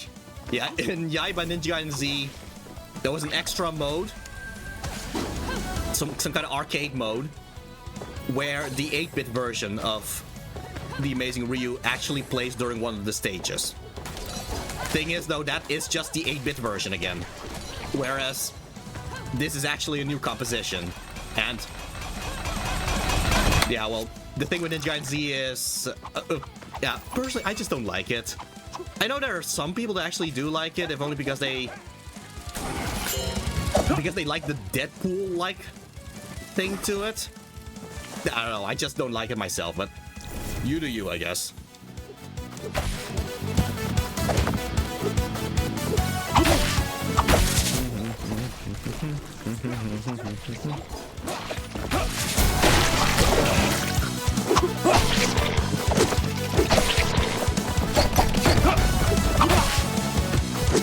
You know what, if I am going to ramble just a little bit about Yaiba Ninja Gaiden Z, yeah, so here's the thing. From a pure, and I really do mean pure concept of Yaiba Ninja Gaiden Z, I kinda like, again, through pure concept, I kinda like Yaiba. At the very least, because I know what they tried to do was have him be kind of like the anti-Ryu. Like, Ryu is respectful. He is clever in how he does the fighting. He knows when to be defensive. Knows when to be knows when to be defensive. Knows when to be offensive. He's just, in theory, the perfect ninja in the story.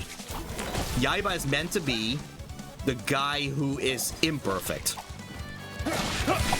He is meant to be the... Oh, thank you for the ramble. Yeah.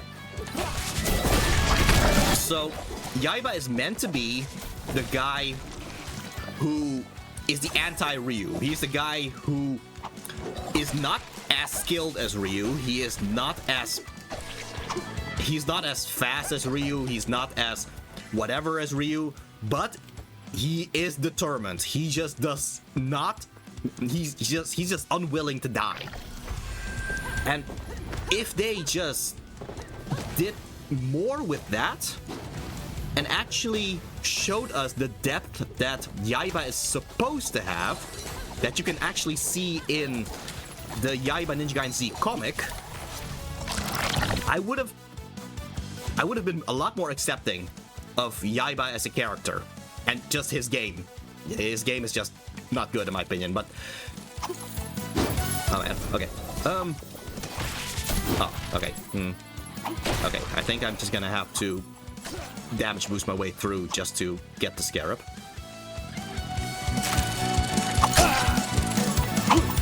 Dang. No, come on. I want that Scarab.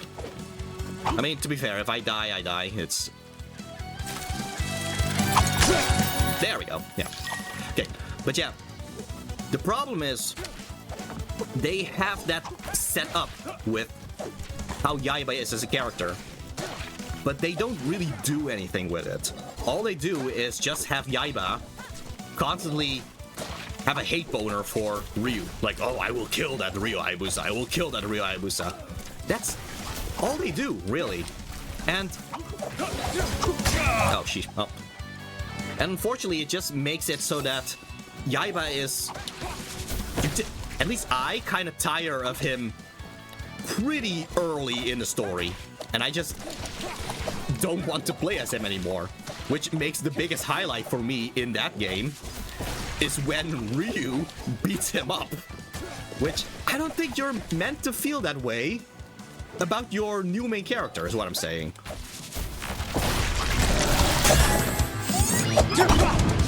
Like, mind you, Ninja Gaiden 4 also has a new main character called Yakumo, who, similar to Yaiba, also is against Ryu. The thing is, though, he has more to him. And the story, at the very least, the story actually allows Yakumo to grow from it. Which is why I prefer Yakumo so much more than Yaiba. But yeah, doesn't mean I just don't want Yaiba to be in the story anymore. No, actually, if anything, I want Yaiba to get a second chance. I want Yaiba to appear again as a boss battle or something. A character that keeps coming back, and no matter what you do, he just is unwilling to die. And why do I think that could work? I think that could work because there is literally a character in Ninja Gaiden 4 who also just refuses to die. And I kinda like him.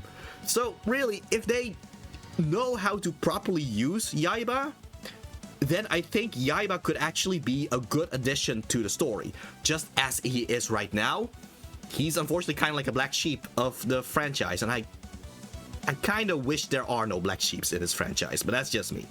Anyway, that's my ramble about Yaiba in a game that doesn't even feature him, but yeah, that's just... I just had to rant about it while I'm here.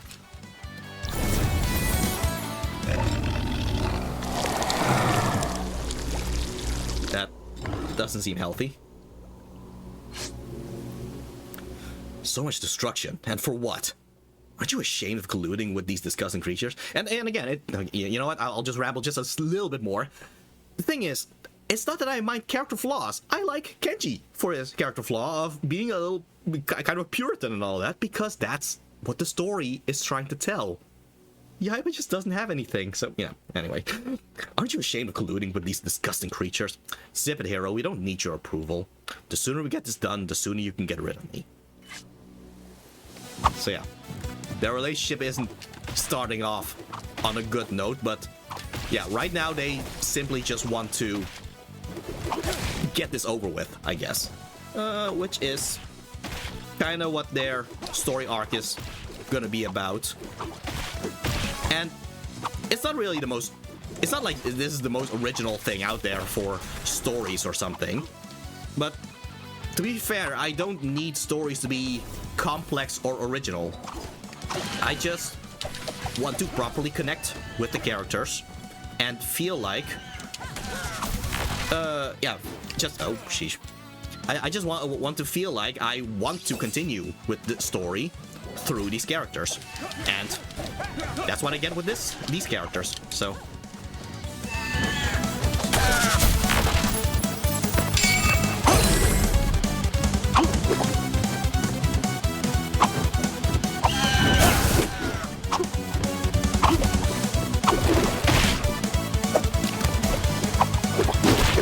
There we go.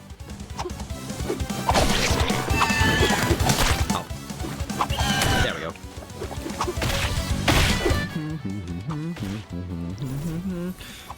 Okay, so in terms of boss battles, I do like how this... Oh, yeah. One of the challenges... Yeah. Kill boss by the Ragebound art. Okay, well, okay. So I do like how this... the story right now is that Kenji and Komori, they have trouble properly working with one another. In theory, in story. Right now, I'm doing pretty well with them, actually. But, yeah. But, I like how that's kind of represented with the boss here, because the boss also has, well, two different colors of well, heads, I guess.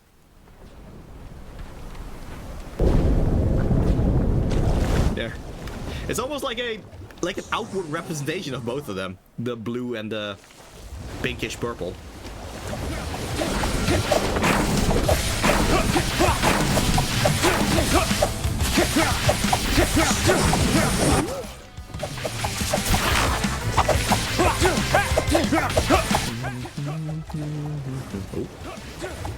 Oh, here comes the purple one.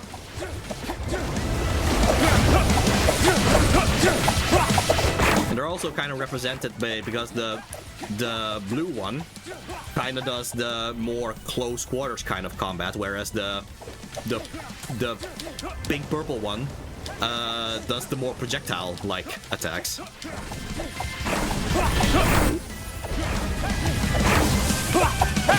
Oh.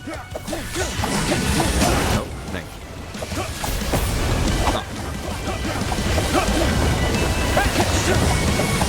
Nope. Oh, dang. Oh. It's... Ah, okay. I thought maybe... Okay. Let's try again.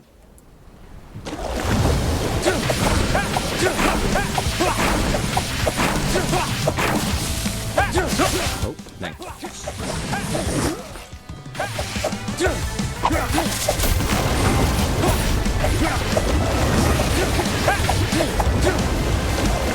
Yeah, you can also kind of stack the two attacks together. Just do the slashing and the shooting at the same time, because Kenji is not the one throwing the kunai.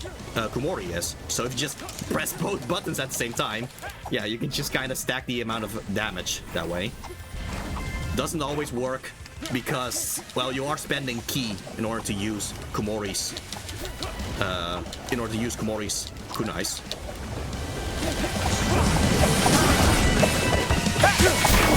Oh, dang. Okay. Is this enough? Nah. Oh well. Thought maybe the Ragebound was just enough to beat it.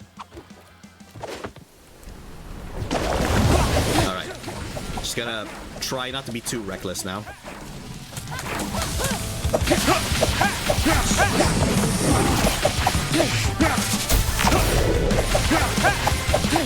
There we go. This is going a little bit better.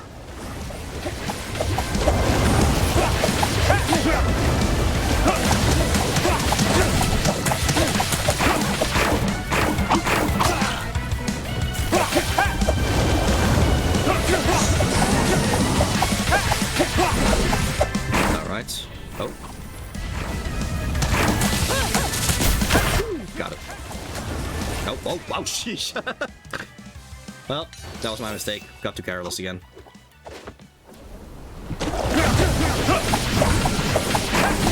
Yeah, definitely not getting an S rank for this one, but no biggie.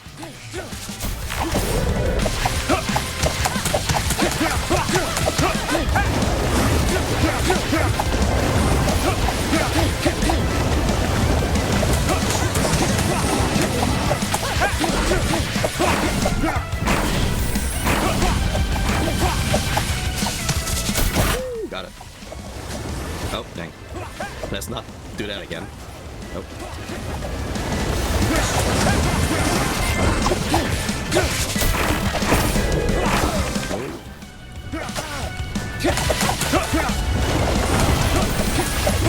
Oh, oh, yes, got it.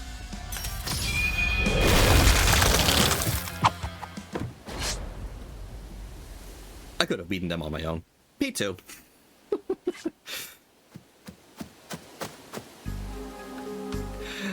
Stop right there, you fiend. Master Muramasa, it's me, Kenji, from the Hayabusa village. Kenji? Something is amiss. I feel a strange presence. That be me. A black spider ninja. How curious. I had to join forces with her to survive the Demon Lord's ploy. I hope you can forgive me, Master Muramasa. There's nothing to forgive. This brings back memories. Alright then. A long time ago, I had to deal with your boss, Miss Obama, too. Hey, sorry to interrupt the trip down memory lane, but we need to get a move on. Okay, so, yeah, so she interrupts him, but he does actually explain, pretty soon, actually, so, but yeah, I thought it was like, no, I want to hear more of that. The energy crystals, right? I am aware. I realized what was going on the moment I sensed the veil being opened.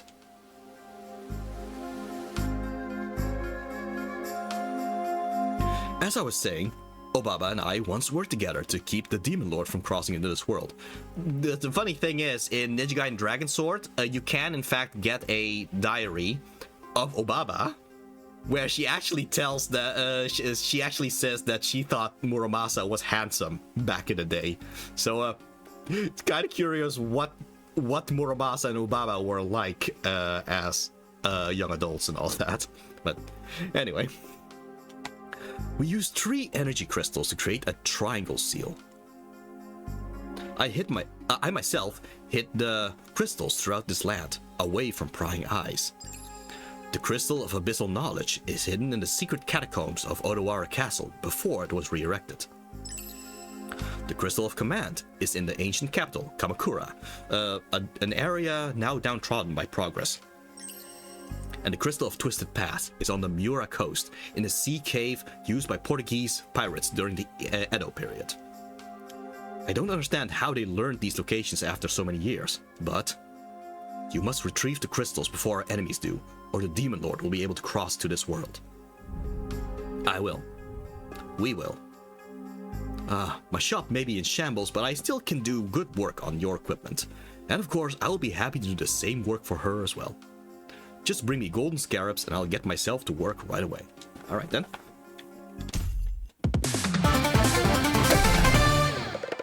Yeah, so again, you don't need to get an S rank. Most of the time you just you can get the thing from an A rank. Yeah, through the A rank I got these two new items at the shop.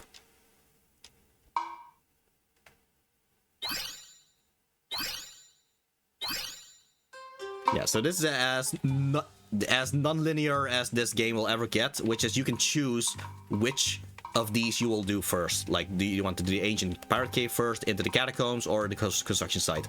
That is, the thing is, there is no real difference, really. Like, you might as well just do everything in order of 3, 4, 5.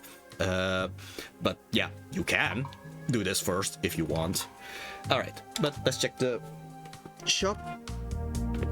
Alright, bring me more golden scarabs and I can upgrade your skills and equipment. Alright then. Okay, so we already have Blood Frenzy.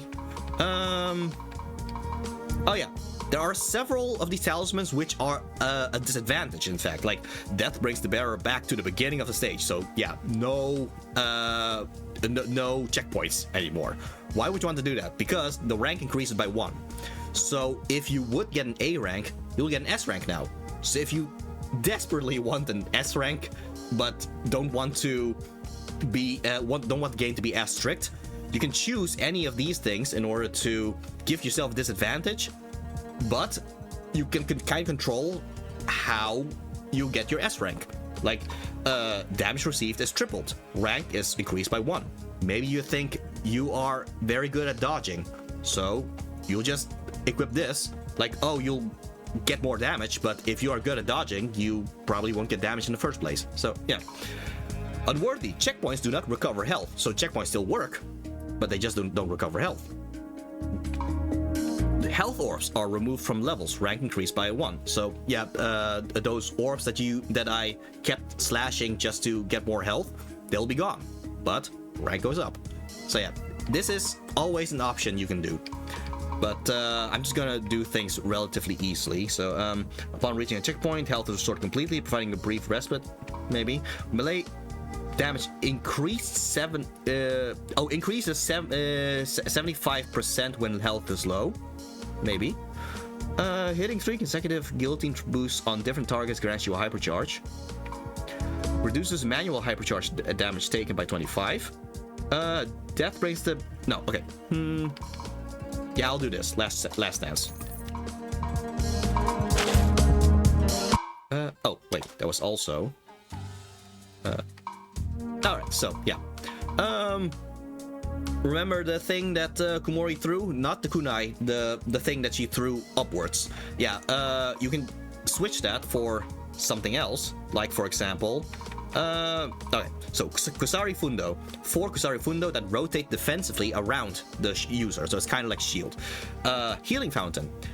This is a replacement for the Ragebound, where she threw a bunch of those exploding kunai, homing kunai. Instead, here's the Healing Fountain, which creates a sphere around the user, which grants health regeneration. So if you just want to heal, you can use this instead. This would be pretty useful if you just want to survive against a boss a bit better, which probably is why I'm going to use it. Chakram, a spinning chakram that travels forward before gracefully reversing its path in a straight line, cutting through enemies. This is essentially this game's version of the Windmill Shuriken. But the Windmill Shuriken, the usefulness of the Windmill Shuriken in NES Ninja Gaiden games is the fact that it goes back to you and you can dodge it, so it hits behind you, and you can just keep dodging it to have the shuriken go back and forth.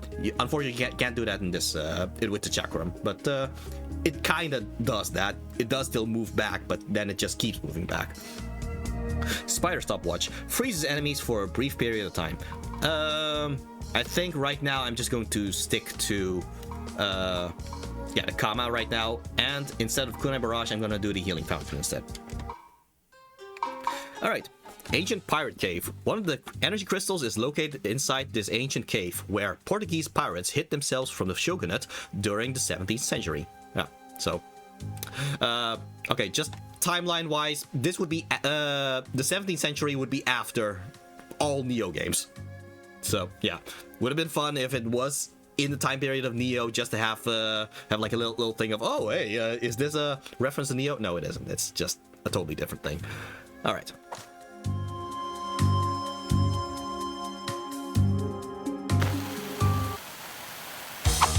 Okay, this is kind of adorable, though. Oh, no, I think it only happens when we get further.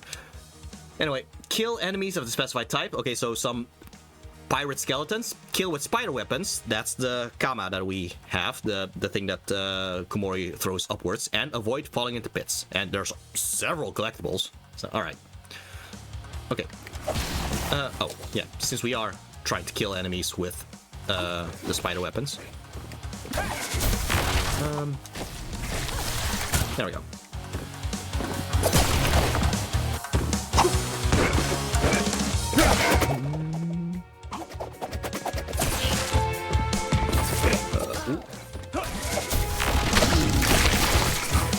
Okay. Come on, there we go.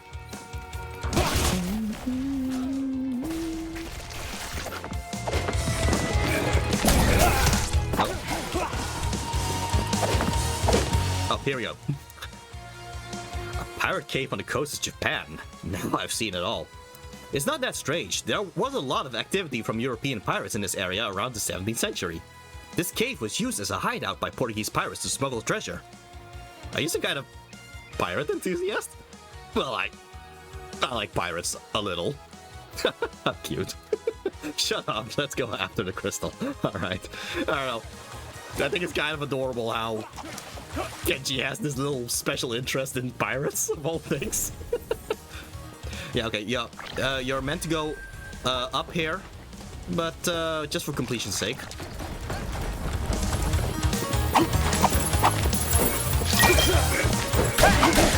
Because there are a lot of collectibles in this stage.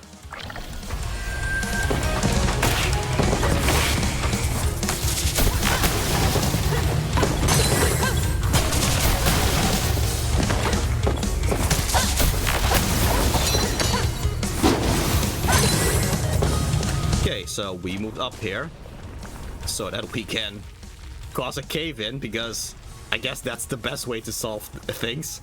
Okay, it's not a cave-in, it's to release the water. So yeah, that allows Genji to go down here.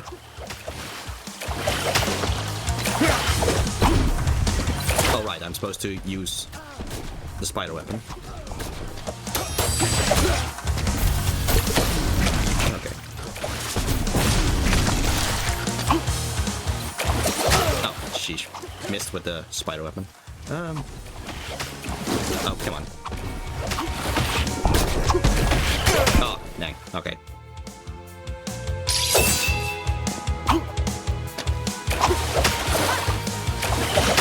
Okay, somewhere down the line I should get the... Oh. Keep missing with the gamma. There we go.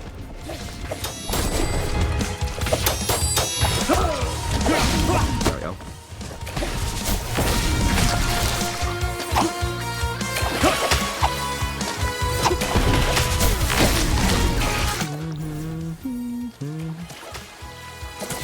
There we go. Okay, so we got the spider weapon thing. What else? Yeah, so kill the pirates, the pirate skeletons, and avoid falling into pits.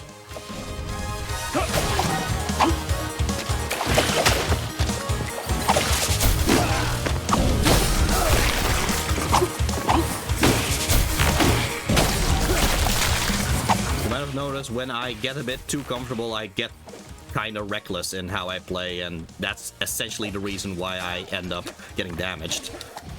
Anyway, those are the pirates that we're supposed to kill a specified amount of.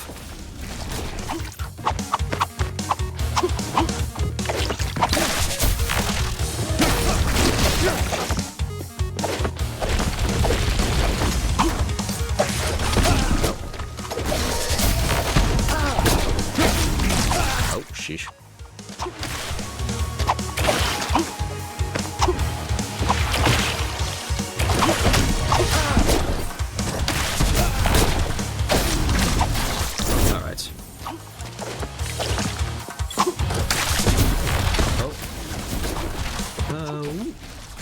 Okay.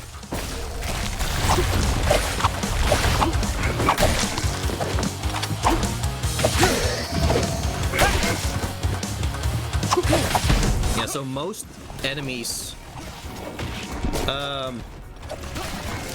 enemies that you're kind of meant to kill with the hypercharge, they usually would normally take 2 or 3 hits to kill without the hypercharge, which you can still easily do, like 1, 2, 3. It's not like a slashing 3 times is that much of a big effort or something in this game. But yeah, just chaining together all those hypercharge things, it just feels better when you are properly able to do that. Plus it allows you to charge up the Ragebound thing, which in our case would be the healing fountain.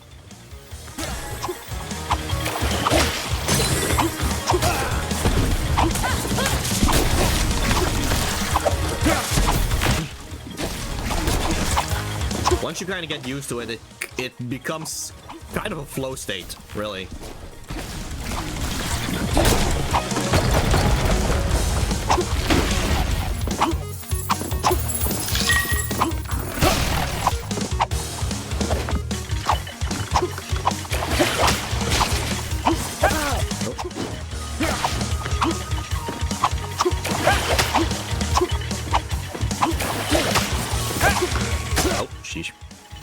Ran right into that one.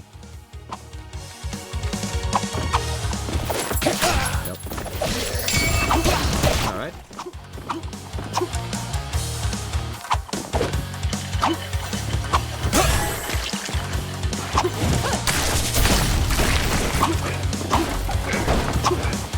Okay, so there's an old Sega Genesis game. Well, it's not just Sega Genesis. It's also the Super Nintendo. But yeah, there was a video game of Hook, the Robin Williams movie, the Peter Pan movie. And there was also an enemy that threw barrels like this. And every time I see these guys here, that's the first thing I think about, the enemies in the Hook game.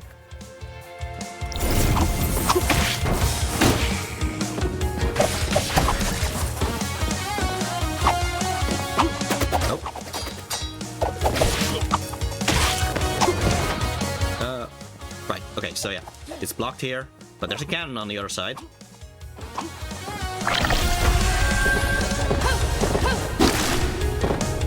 Oh, oops.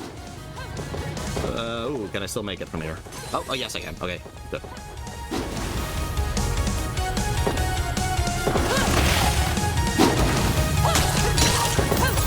Yeah.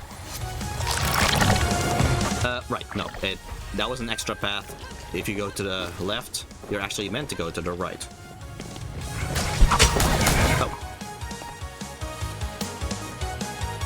Oh. Let's see. Oh.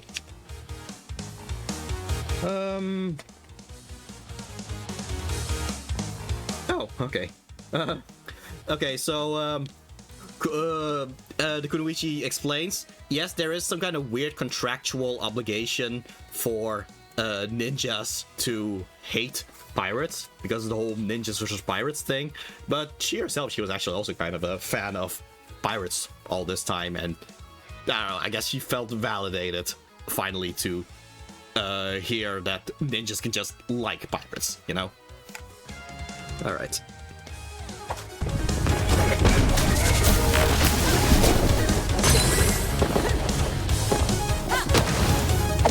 There, now we're finally on the other side.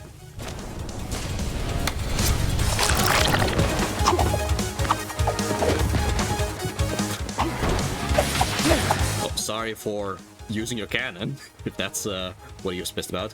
You can, if you want, you can just fire it again. There's no real reason for it, besides just showing off, I guess, but you can. Kind of funny how they just allow you to do that. Oh, sheesh.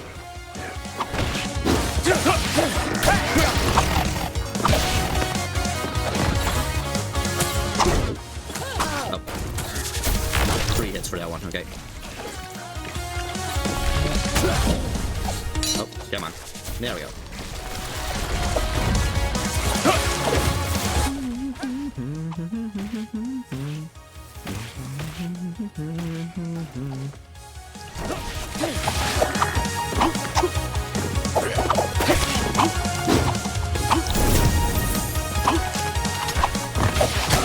Have I already... How many do I... Oh, I already got the amount of pirates. Okay, so...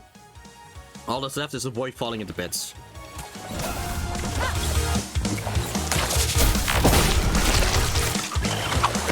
Right.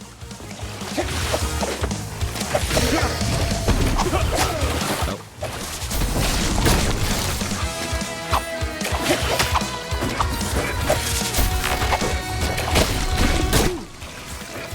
Oh, wait. Just checking. Yeah, okay. I know there was a secret path guarded by one of those big guys.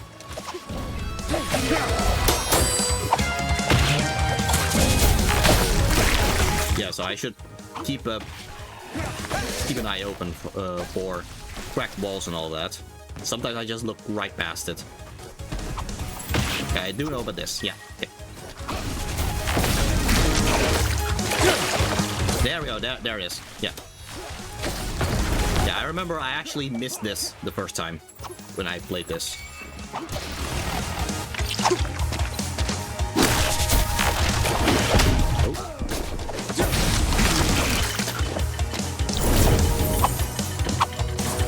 Okay, do not fall into the pit. That's okay.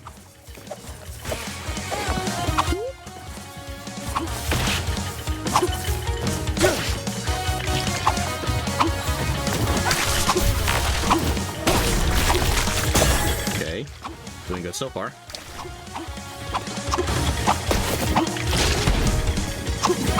Okay. Ooh. Okay, we can go this way, but if we just continue, here we go.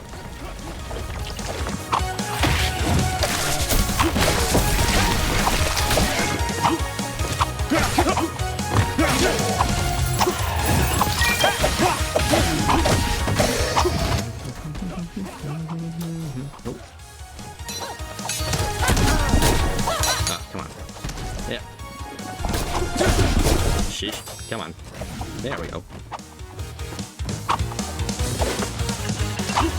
Okay, now we can continue where we left off.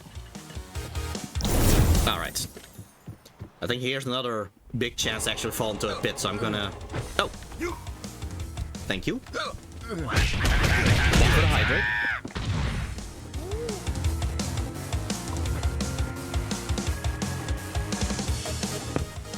Oh, I also noticed a stretch there. Animation, I don't think the animation played, but still.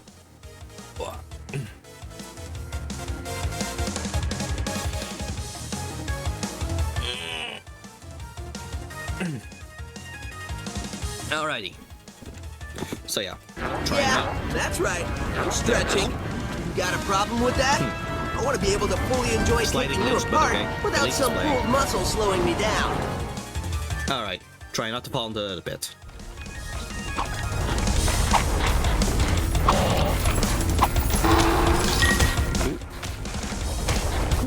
Okay. Okay, I have all the collectibles.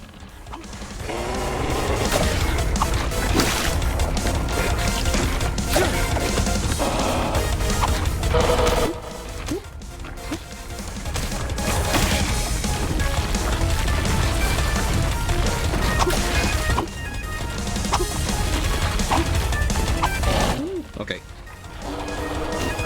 Alright. Okay, yeah, here's a split path. Just take the upper one. Makes it a lot easier to not fall into the pit that way. Well, wonder what the whole tentacle thing was about. Oh, there we go. Poor thing, you're too late. The crystal is already in my possession. Well, that makes things easier. I was planning on getting rid of you with or without the crystal. Ah, bravado to dispel your fears. Fascinating. It will never cease to amaze me how easily humans can talk themselves into unwinnable scenarios. Come, I feel compassionate today. I'll end your suffering. Alright then. This one's going to feel great to kill. Let's do this. Alright then.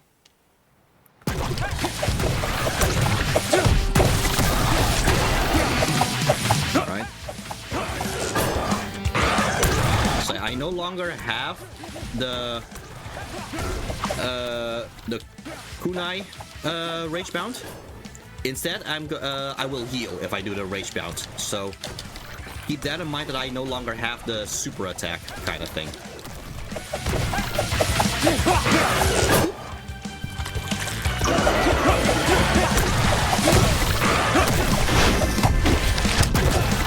Dang. Well, good time for me to use this, I guess. Yeah, so as long as I'm in this bubble, yeah, Genji will heal. Oh.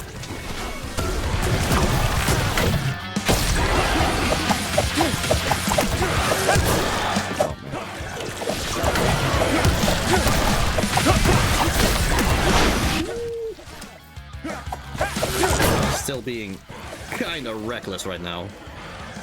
Oh, well, okay. Okay, let's try again.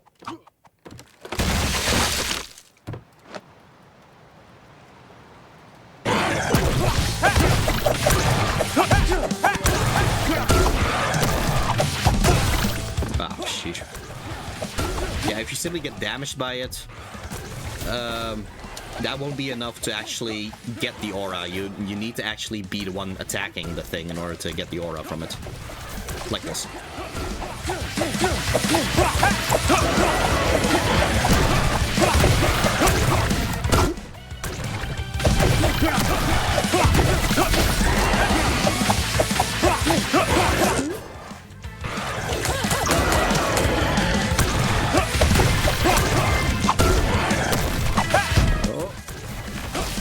Gotta make sure you actually hit them with the right attack.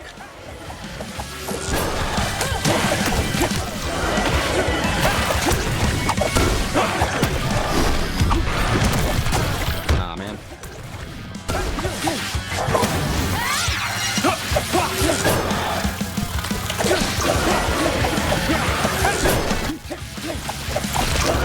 Wasn't a full heal, but it'll do.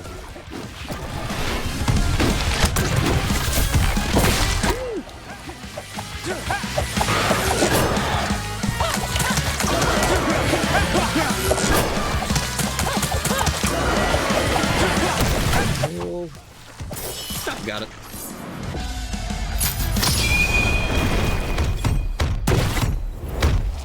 It's funny how that thing kept bouncing. Good riddance. Satisfied with your pirate adventure? Shut up. two crystals left. Let's keep moving. All right then.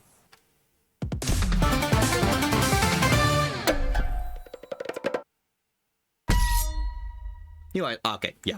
This is the actual spider weapon that I like to use. This actually homes in on enemies, which makes it that I don't have to properly aim all the time when I use this. Like, you spend more ki just to not care about aiming. That's kind of how I look at this thing.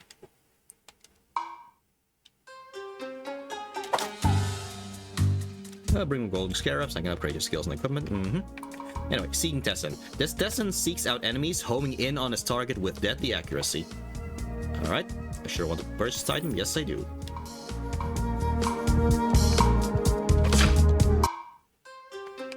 Alright, in the catacombs. This game, they released a demo of it, which allowed you to play Ryu's Test, Seized by Dark Forces, Entwined Fates, which is the first stage where Kenji and Kumori actually got to work together and all that, and Into the Catacombs. This is the final mission you could actually play in the demo. So out of all of these, out of these three stages, Into the Catacombs is probably the one that I actually know the best. Beneath the restored Odawara Castle, a hidden catacomb unveils ancient secrets. Guarded by shadowy passages and forgotten traps, an energy crystal lies in wait. Alright then.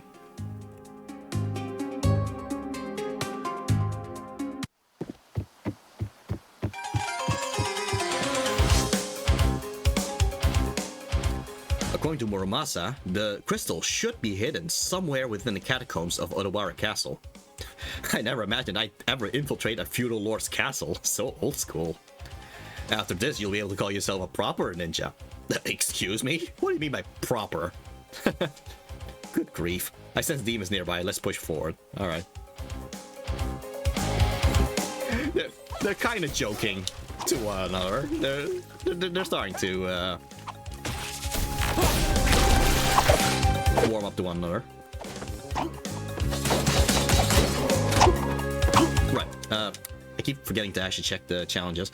Kill enemies specified type. So it's the ghost samurai that we've just defeated.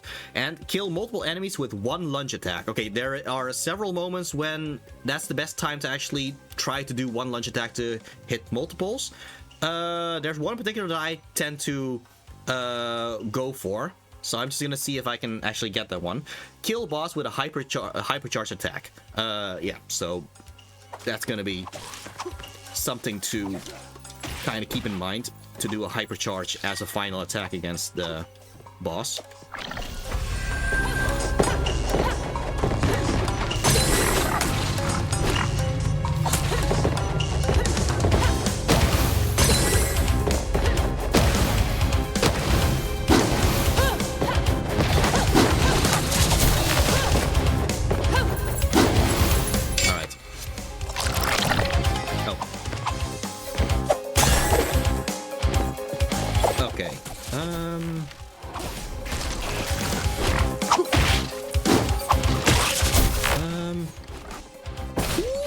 Yes, there.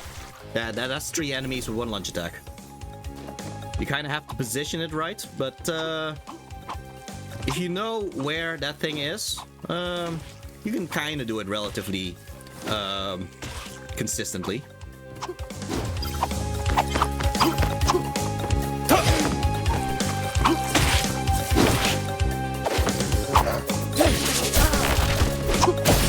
Yeah, these ghost samurais, they also take 3 hits to defeat, I believe.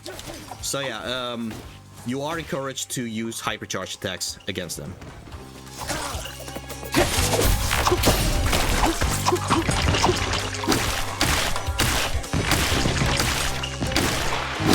Anyway, yeah, I played some Sonic games in the meantime.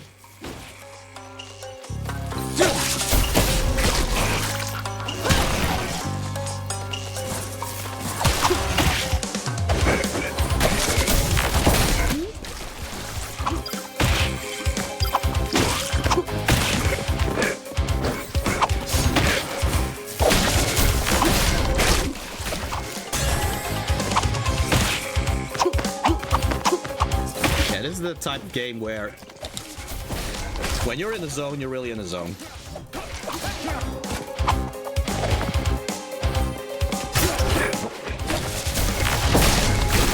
All right. I do like how, even though this is Odawara Castle and all that, in the background you just see the modern Tokyo. Excuse me. Okay, this next thing, that's also a reference, which is, yeah, if you didn't play Ninja Gaiden 2, the modern Ninja Gaiden 2, you would not think much of this. You would just think, oh, okay, so there's just a bunch of enemies going down the stairs. But enemies going down the stairs, and there being a lot of them, that's specifically... lol, these two, yeah. But yeah, yeah. If you've played the modern Ninja Gaiden 2, especially the Xbox 360 version, you would know that would be the time when the frame rate will dip to slow motion. The game will essentially run in slow motion because of the amount of enemies in the going down the stairs. Again, this is something only Ninja Gaiden fans would think, oh, this is actually a proper reference to that, because yeah, it is a reference, but again, you would only know it's a reference if you actually played the modern Ninja Gaiden games. So just kind of thought it was fun that we get this circumstance again.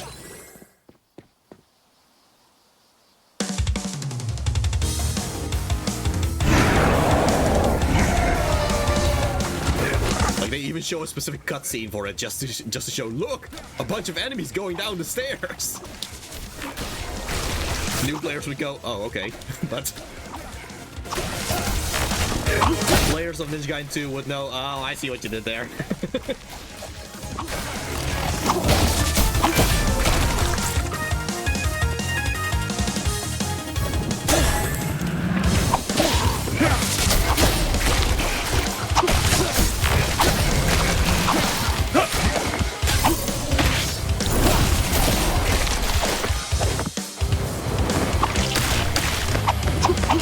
The door to the right, it blocks our path. We kind of have to go a whole round circle around it.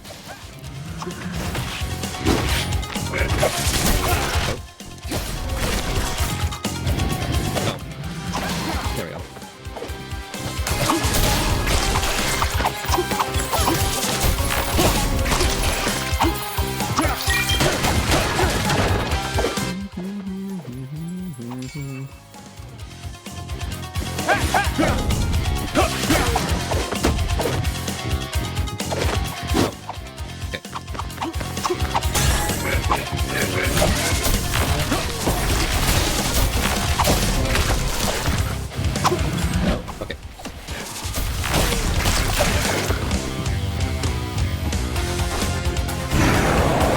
of these things is pretty much memorization and all that.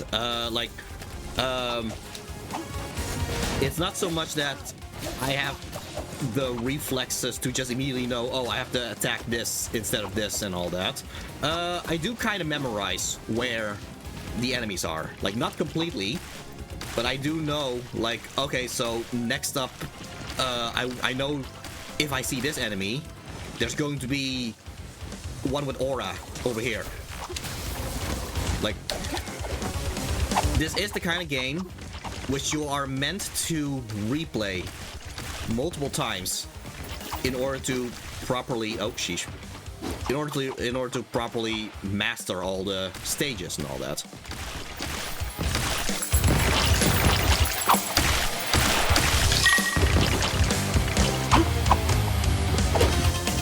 I think okay, yeah, so this blocks the path. I think just completing this game shouldn't take that much effort, really. The difference is... Oh, sheesh. Oh, man. Yeah, completing this game is not the difficult part. The difficult part is just keep trying to do the stages better until you end up with a proper, well, flow of actions, of sequences of actions and all that, to do better. Rip. Oh no.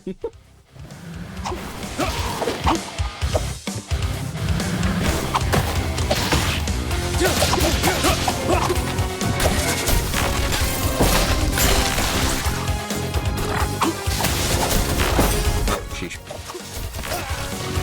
And again, today is not a Ninja Gaiden for beginners. If this were Ninja Gaiden for beginners, I would have... Well, actually, okay, I think after this stage, I can show some accessibility options that this game actually has. Because out of... Yeah, with the latest Ninja Gaiden games, Ninja Gaiden 4, Ninja Gaiden... Ninja Gaiden Ragebound, and Ninja Gaiden 2 Black, honestly, I think the Ninja Gaiden games have never been more accessible, really. And mostly it's because of the difficulty options that they have added in the meantime.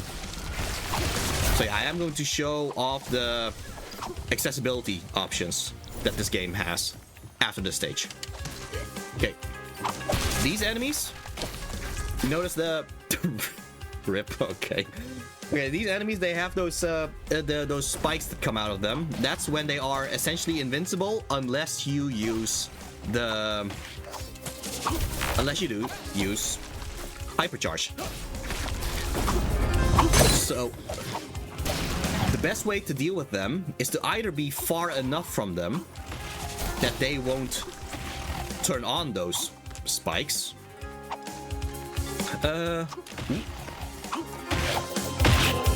So, here. Because I'm too close, they got the spikes. But, if you throw the kunai, when you're far enough, I guess it would be too late for them to actually do the spikes thing. Also, here's a little thing that I kept missing in the demo. Go up here. Like, I just always immediately went down and I kept missing this scroll.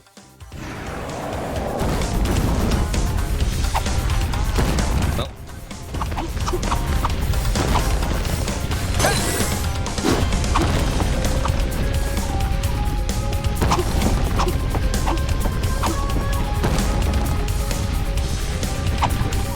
I do like how he just stands casually on the falling pillar there. Oh.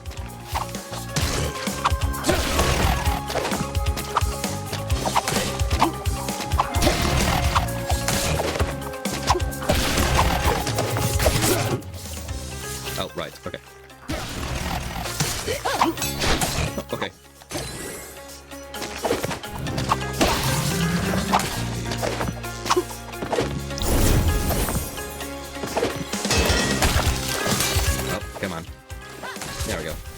Also, just notice the little glow down there. Oh, look at that. Kind of makes you think that it's a bottomless pit, but because of the glow, it allows you to at least consider the idea that maybe it's not a bottomless pit and you can just go down there to get the golden scarab. Oh, sheesh.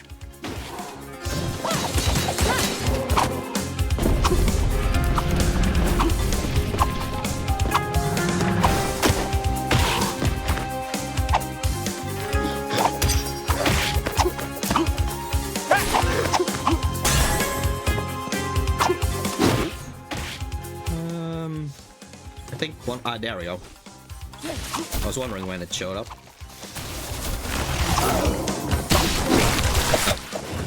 Oh. Excuse me.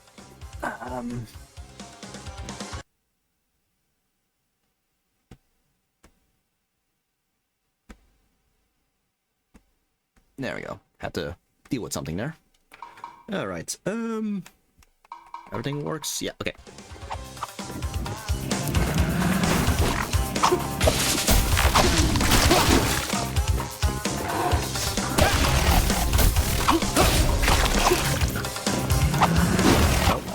Yeah, man. There we go. Oh. Sorry. Odin on arm, low movement. That's fair. That's very fair. Okay.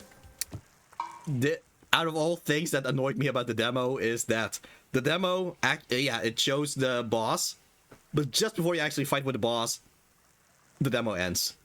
Like, I've actually reached this part so many times where I just think, where, yeah, the introduction to the boss happens and then nothing. And it just frustrates me so much, and I was happy to finally fight this boss after replaying the demo constantly.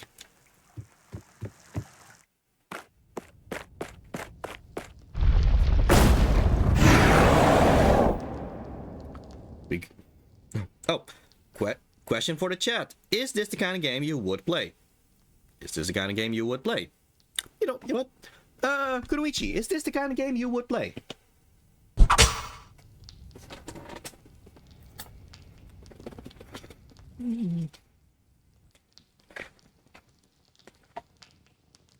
Playing Ninja Gaiden is a popular hobby in the village, turns out. Oh, what do you know?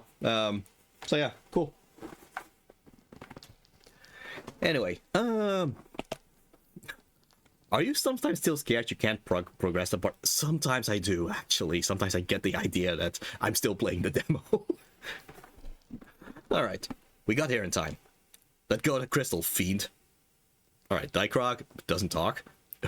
What, no grandiose speech on demon superiority? Stay on your toes, Genji. This one's truly strong. Alright then. Okay, so we are meant to beat him with a hypercharge attack. There are several moments when the game, when he does these things, which help you get a hypercharge. But really, the best thing you can do is just try to wither his health to, I guess, to a sliver of health, and then afterwards, just charge one manually. Like, hopefully you have enough health to do so.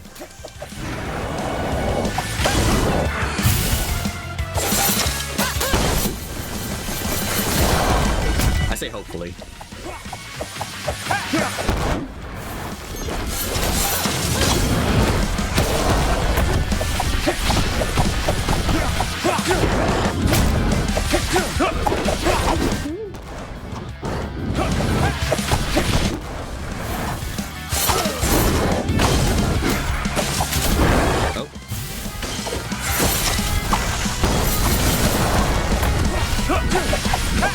Okay, I'm just gonna heal just in case. Got him.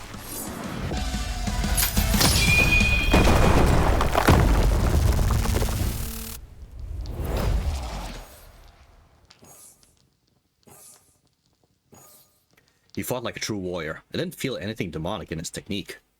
He was a fiend just like the others. Don't start developing any kind of respect for these creatures. you're right. I'm sorry. Okay. So the thing is, Kenji is kind of slowly letting go of his prejudices. Sure, it's like he's kind of ignoring it now. Mostly because Komori herself is kind of saying, don't get too respectful. But the thing is, this is almost kind of like a tie-in to Kenji becoming more open to just working with Komori and just being proper partners like this. So yeah, they don't give too much dialogue about this, but there is some development going on with Kenji and also with Komori as the story goes on. One more crystal and we're done. Let's go.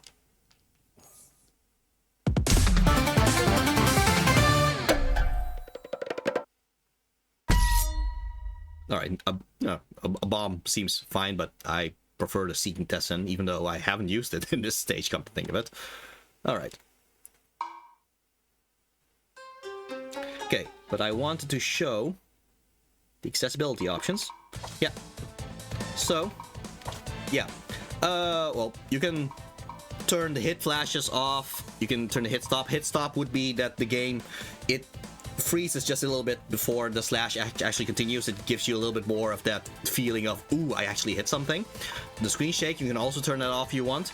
And there's assist mode. Yeah. Assist mode, you can make the game slower.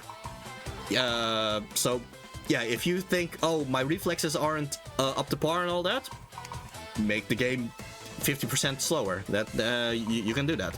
Incoming damage, you can make it so that you get less damage if you get hit, to the point that if you want, just take no damage whatsoever. Like you're essentially invincible during this.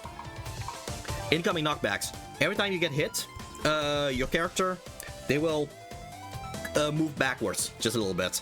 That could lead to you falling down bottomless pits. If you want, turn it off so that you will just get damaged, ooh, and then just continue. Knockback is usually one of the things that gives you game overs in the NES Ninja Gaiden games. So, yeah, it's a choice you can do. Hypercharge time. So yeah, every time you get the aura, the hypercharge, it only stays for 1, 2, 3, 4-ish seconds. You can make it that it stays longer, or that it just stays forever. Like it just stays forever until you just use that one attack. Guillotine boost size. Every time when you bounce on an enemy, it only bounces you like a little bit of height. If you just want a bit more height, just to help you out with platforming, make it go higher. So yeah, if you really are having trouble with this game, just have it so that you don't just get no damage whatsoever. And sure, you get knocked, you may fall into bottomless pits, but you can just continue yet again with the checkpoint until you reach the end. So yeah, there are options in this game for if you have trouble with these kind of games. Anyway, construction site. The ongoing construction has unearthed the ancient temple where the energy crystals was hidden. The ninjas press forward, clashing with demonic forces to seize the relic. Alright then.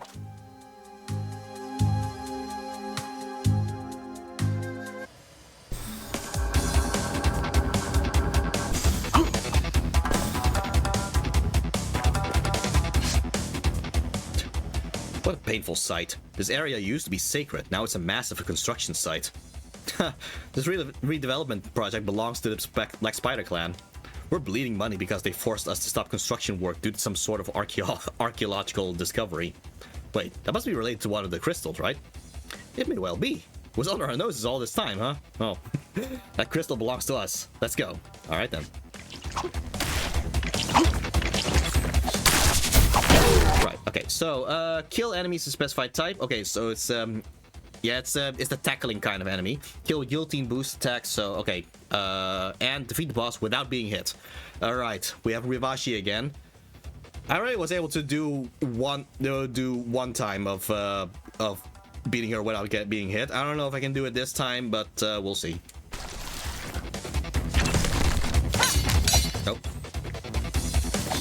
Oh, come on. Oh, sheesh.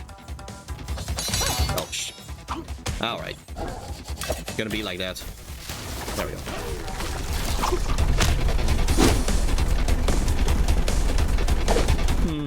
Alright. We know a solution to that.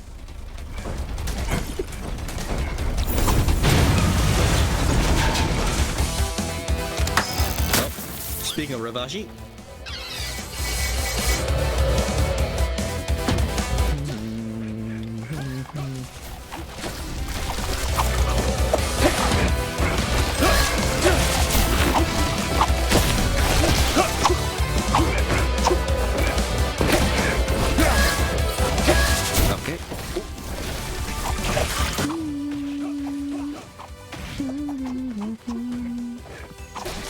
Something I find kind of fascinating about the music of this stage, it would not be that out there to hear this kind of music in Mega Man X, of all things. Like, I could literally just play this song during a stage of Mega Man X and nobody would bat an eye.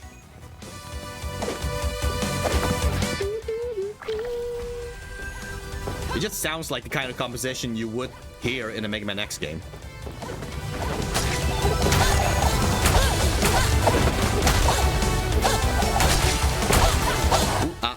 Okay, well, this is what happens if you spend too much time as Komori and you get pulled back to Kenshi.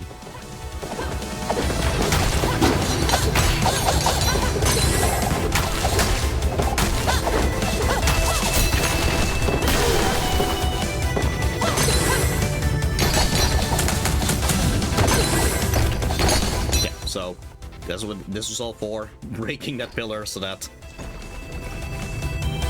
And now that it's lower, now Kenji can get back up there. Oh, whoops.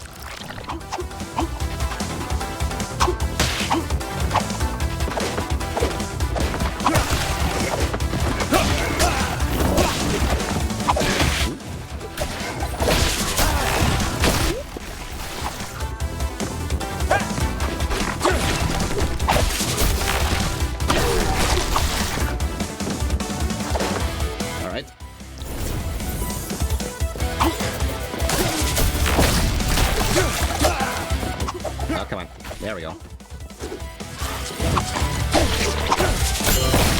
Oh, specified enemies. Alright. What else? Oh right, guillotine boost. Yeah. Almost forgot that.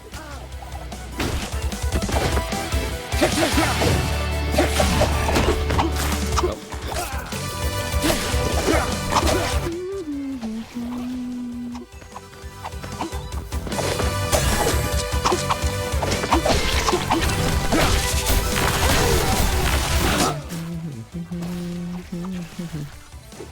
You might notice a trick that I use every now and then is that when you slash, you can still kind of turn around so that you essentially slash both sides. So I'm gonna show it here.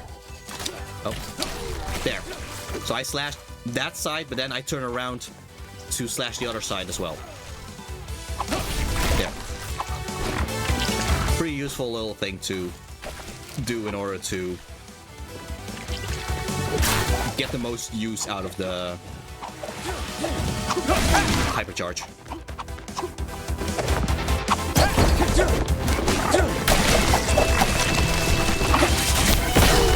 I like this little part just... I don't know. It's like something you would see in a kung fu movie or something.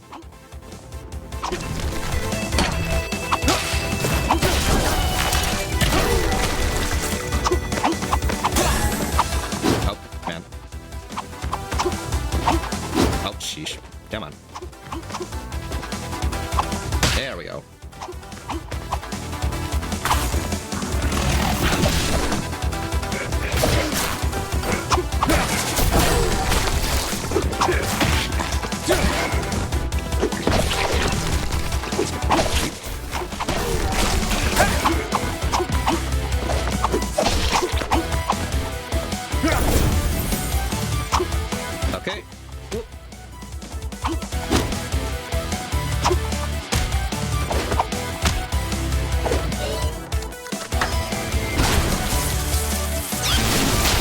So there's the next phase of the game, or of this stage. Just going through all of this while also dodging Rivashi's attacks here.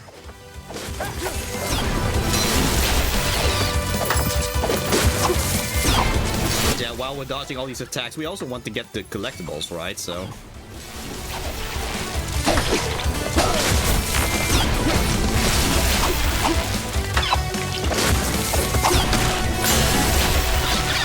Alright, got the guillotine boost thing.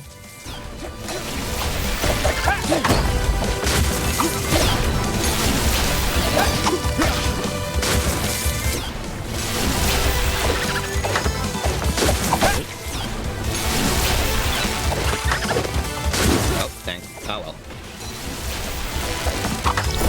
If you have invincibility frames, just use them, I guess. Ooh. Also, it's fascinating how this little tarp is able to actually block her attack. Like, what is this tarp made of?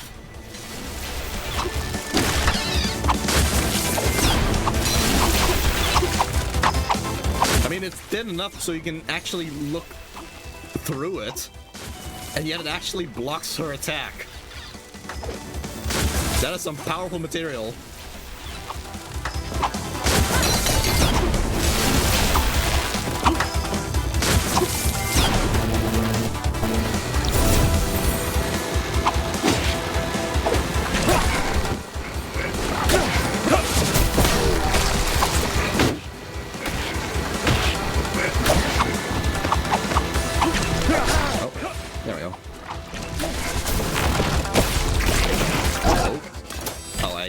Messed up the order there. Oh well.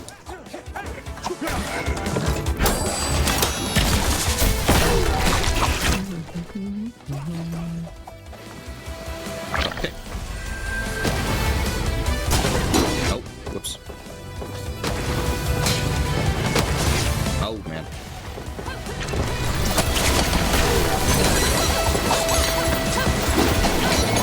Got it, okay.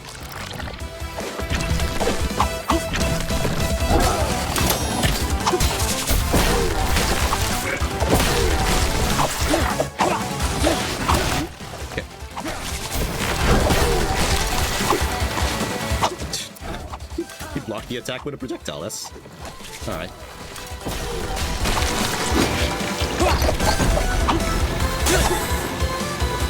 Oh, okay. Oh, whoops.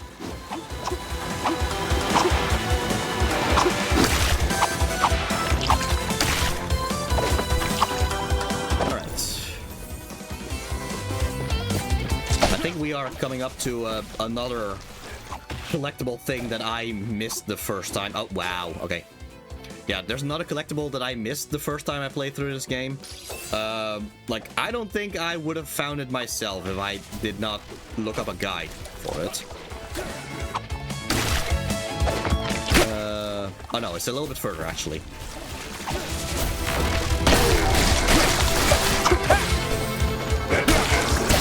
Ooh, oh, whoops. Okay.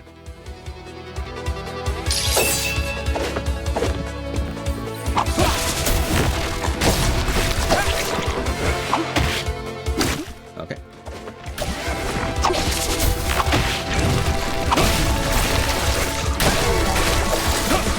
Okay, let's try that again. And since I do have the Seeking Descent, might as well use it. Yeah, so as I said, it actually homes in on the enemies. So sure, it costs more ki to use, but if you just don't want to think about aiming, it's pretty useful that way.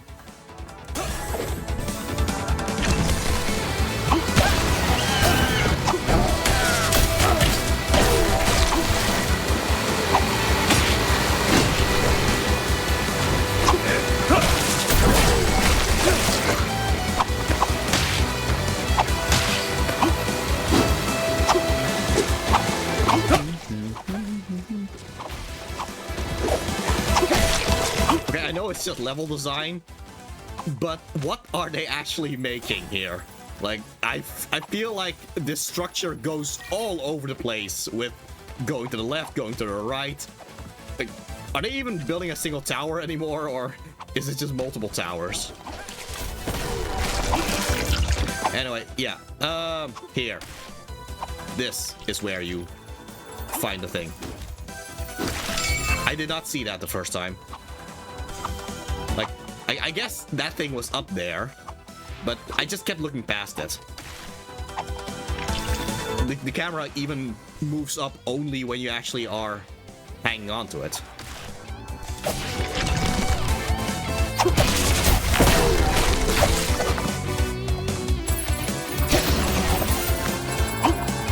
No, okay, just gonna... There we go.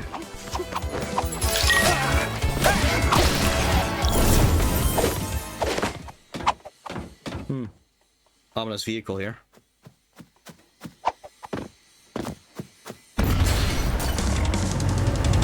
Oh no. The demons are taking revenge on the whole forklift thing.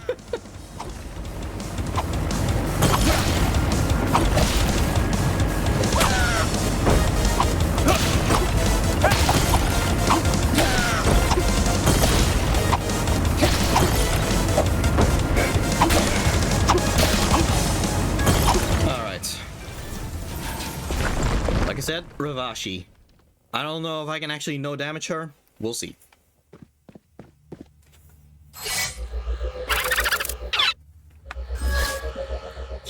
So yeah, even Komori has some choice. Well, not words so much as just anger towards Ravashi. Oh, you managed to get out of the Kunoichi. Allow me to fix that. This one's mine, Kenji. No, your struggles are mine too now. I can feel your lust for vengeance burning inside of me. Let's teach this monster a lesson. Thank you. Adorable. Bring it on. All right.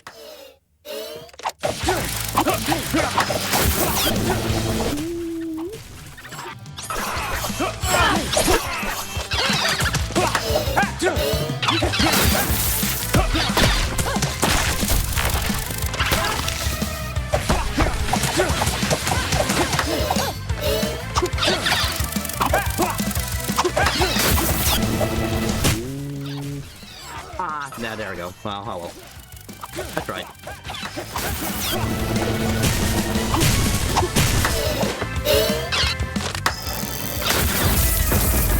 Okay, just kind of stay calm.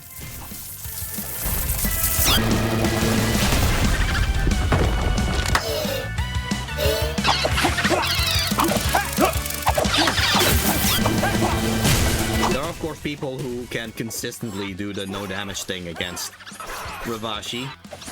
I'm just not one of them yet. Oh, sheesh.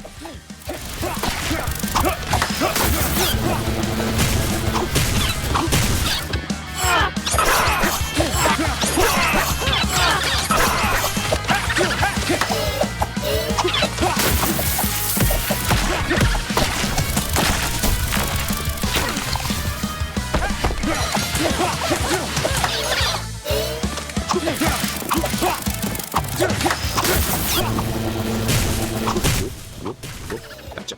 Okay.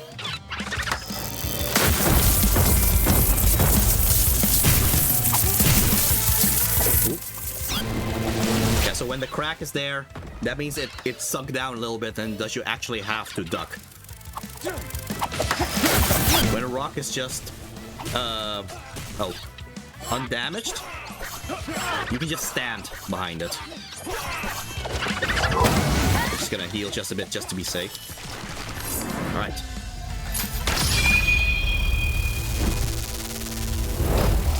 I like how it still heals while the cutscene is going on.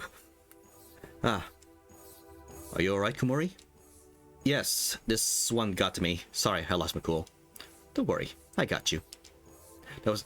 I do like the little quirk that Kenji has. He likes to wink a lot when he's being cheeky. It's kind of cute.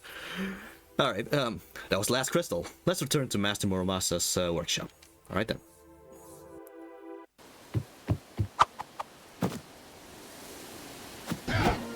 Oh, okay. Well, thank you for joining, Vanilla Ninja. And thank you for sheathing your sword. Awesome, as you disappear into the night. Yeah, I'm off today. All right then. Well, again, thank you for joining. All right. Good night. Yes. You're a CIA guy. What's the meaning of this? Where's Muramasa? I might as well just point out, yeah, the CIA, this is not the, for those who don't know, this is not the first time the CIA actually appeared in the Ninja Gaiden games. In fact, the eventual wife of Ryu Hayabusa, Irene Liu, she is a CIA agent. So, yeah, the thing is though, Irene Liu is not working with these CIA agents. Like, this seems to be a different part of the CIA that's doing all these, and we will get a little connection to Irene Liu. Yeah, in the next stage, I believe. So yeah, you're a CIA guy. What's the meaning of this? Where's Muramasa? Muramasa's safe. Good job recovering the crystals. We can take it from here. No chance. Stand back. Stay back. We're on the same side here, son. You keep saying that, but we can't trust someone possessed by a Black Spider Clan agent to handle the sealing ritual. How did you... We're not as helpless as you think.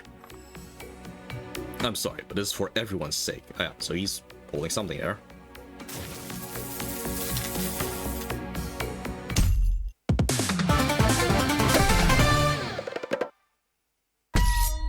Alright, new item at the shop. Yeah, it's a kind of shield you throw. And it blocks things in the way. But yeah, I like the seeking Tessin as it is, so. Kenji Komori are held captive on isolated battleships, stripped of the energy crystals. What are the CIA's true intentions? Yeah, so all the work to get the 3 energy crystals, the CIA has it now, so.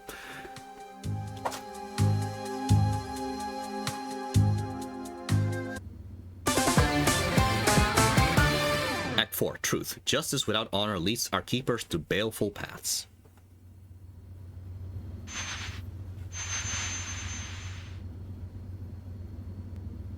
Ugh, my head. Where are we?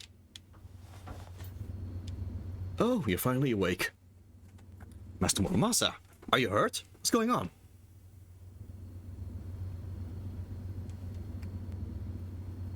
I'm perfectly fine, don't worry about me. I mean, if you've played Ninja Gaiden 2, you would know Muramasa is not one to be, he's not one to be messed with, actually, so, I think at this point he just kind of let himself be captured, like, okay, let's see where this goes.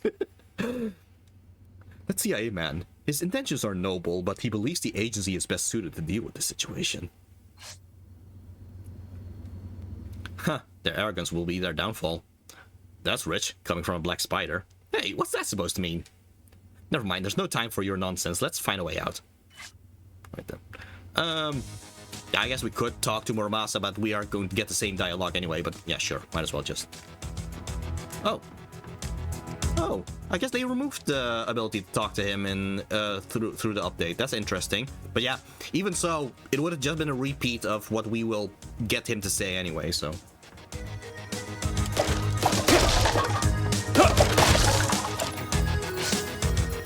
Huh? Why is the army transporting demon artifacts? Why wouldn't they? Everyone except the Hayabusa clan seems to understand how useful these things can be. Puritans. But that's... Save me the sermon. I'll use this to get us out of here. Alright then. Alright, we could, but... Here we go. Always just check everything before you continue.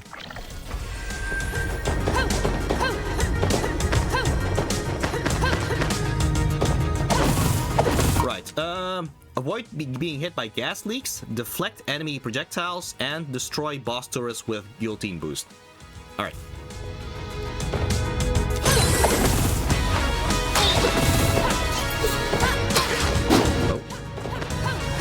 Oh boy. Okay. Okay, these are gas leaks. We do not want to get hit by them if we want to beat the challenge.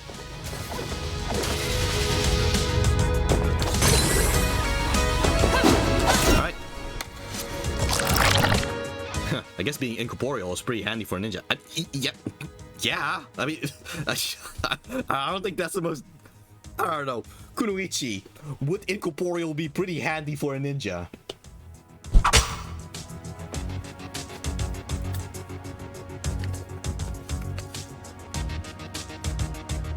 Obviously, dumbass.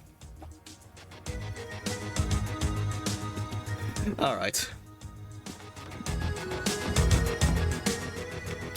Stay here, Master Muramasa. Yeah, so this is the dialogue that you would get if you talk to him, but again, it's just the same thing here. Stay here, Master Muramasa. We'll disrupt the boat's crew and security. Use that opportunity to flee. I have my ways. I told you, don't worry about me.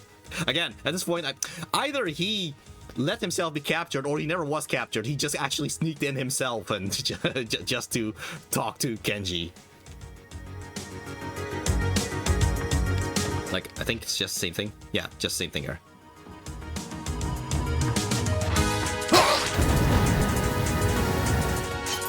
Oh. Oh, right. Deflecting projectiles. Gotta make sure to keep doing that.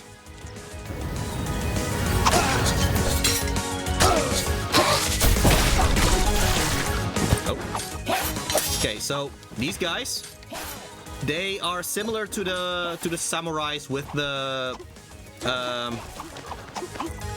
straw hats. As in, when they first attack, they will block all of your attacks. So the best thing you can do is just kind of wait for them to do the attack first, so you can then hit them while they're recovering from the attack.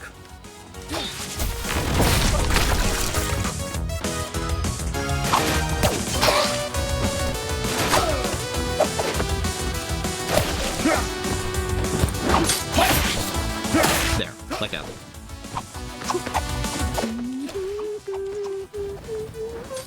Nope.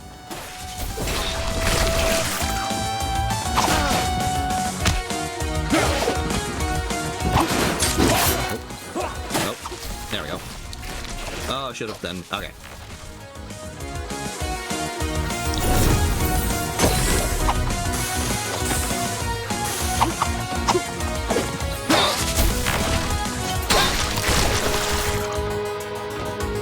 Okay.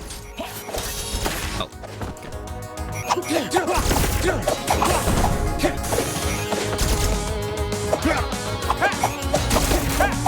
Just want to attack more projectiles.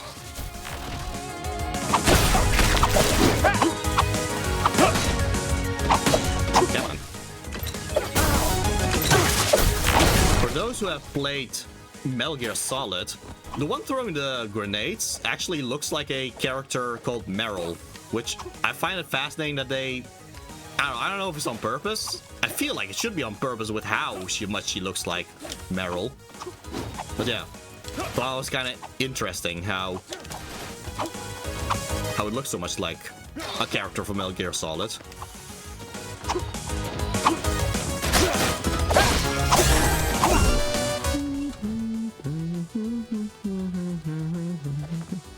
Yeah, the reason why we brought that thing all the way up there is so we could actually use that as platform to get on the other side to get the button.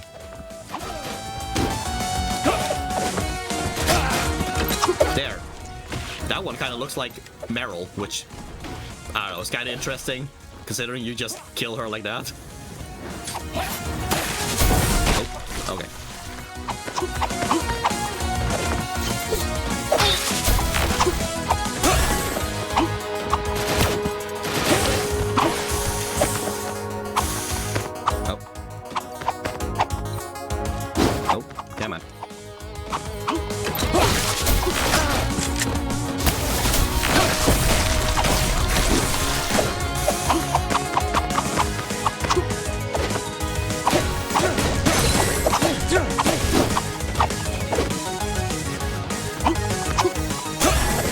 Come to think of it, this song wouldn't be that out of place for Mega Man X either, actually.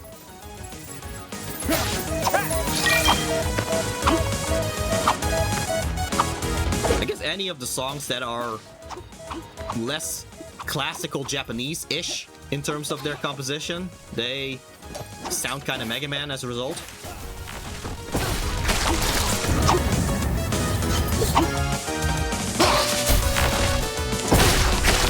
How many projectiles have I? Okay, I should get 4 more.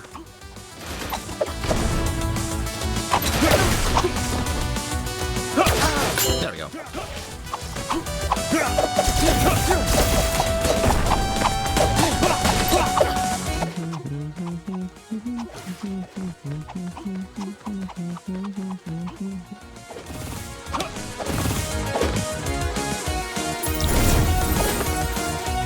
The whole album of this game's soundtrack is on Spotify, by the way, so it is one of those albums I keep listening back to whenever I'm doing chores and all that.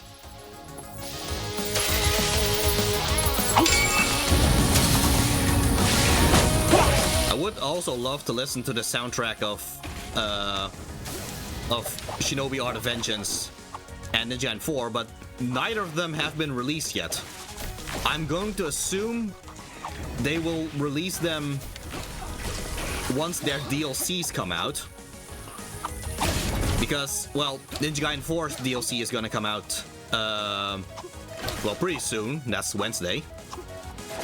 And the Villains DLC of Shinobi Art of Vengeance, well, still no concrete date for that one yet.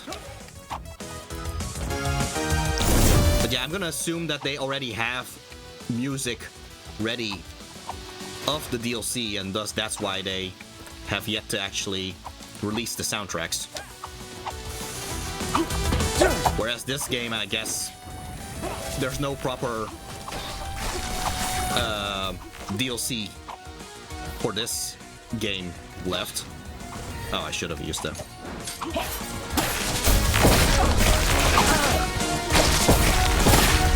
Yeah, so I guess this game won't get any DLCs. Or at least not anything that they planned.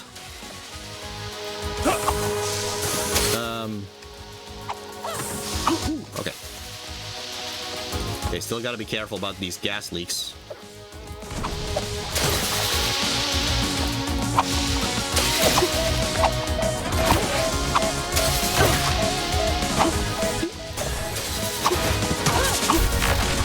Oh, sheesh, wrong button.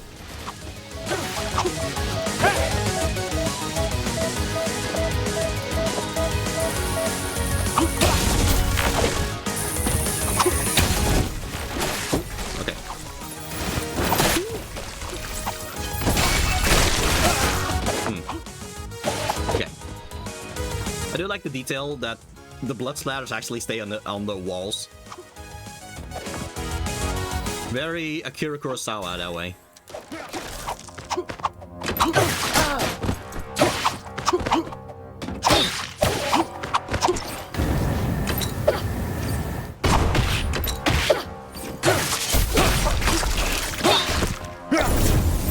Okay, so here's a Ninja Gaiden game. And we're fighting against soldiers. So, what are we missing right now?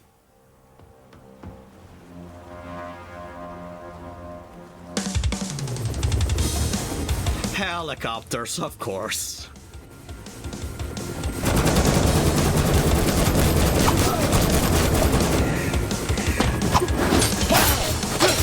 Yeah, I have no idea why this is a thing. Like, I keep noting it, that this keeps happening, but they're worse enemies, yeah. I just don't know why this has become a thing, though.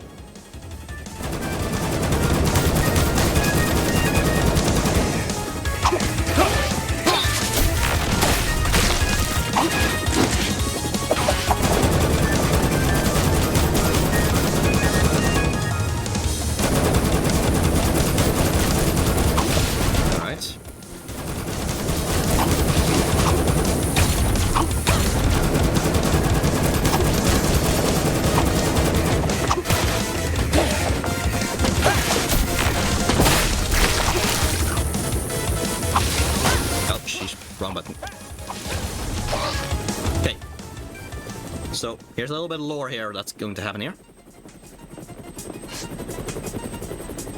First of all, the music. The music is Irene's music in the NES Ninja Gaiden. Thing is, this is not Irene, because Irene would be in America right now. However, this person seems to have a connection with Irene in some shape or form. Yeah, all we know of her is, yeah, they call her the masked agent. I noticed it, yeah. Yeah. The ship's hull has been breached. All units aft. Steelbird, fly to the back. I'll handle this one.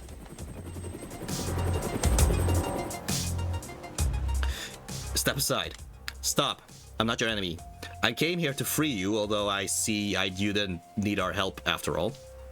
Who are you? Just a messenger. Agent Sea Swallow sent me. So yeah, Sea Swallow, that is the code name of Irene Liu. So yeah, some shape or form, this woman has more of a connection to Irene Liu than just the fact that they are both CIA agents. So I do wonder what it is about her, because she also has this necklace. This necklace is the same necklace that Irene wears in Ninja Gaiden 2. So I wonder if she is meant to be like a sister of Irene. Like, we don't know if Irene has siblings or whatever, or maybe other family members. Like, somehow this is someone who is actually related to Irene in some shape or form, and I'm just curious about what they're going to do with her, because yeah, they very specifically give her a character design with the fox mask and all that. So yeah, just very curious about her. An update gave her an additional sprite or portrait sprite during a later cutscene.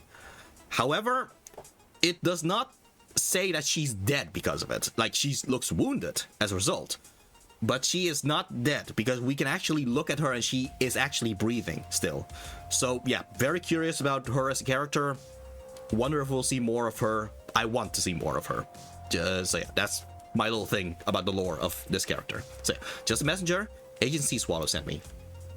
The CIA operation has been compromised. Go to Uraga Port and you'll find the truth. So yeah, what she's doing, that's essentially what Irene is doing in the NES Ninja Gaiden. In the NES Ninja Gaiden, Irene also is working for the CIA, but she does not trust what the CIA is actually doing. So she's kind of working against the CIA for Ryu's benefit. And now this woman is kind of doing the same thing for Kenji and Komori. So yeah, so it's a little reference to that. Uraga Port, the historical Navy base? And why should we trust this Sea Swallow?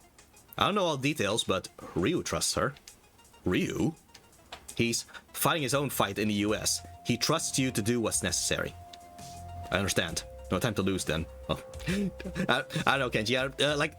I know we can trust that Ryu trusts Sea Swallow, but I don't know if Kenji should immediately just trust that. Like, why should I trust you? Ryu trusts me. Oh yeah, okay, sure. I guess that it's fine.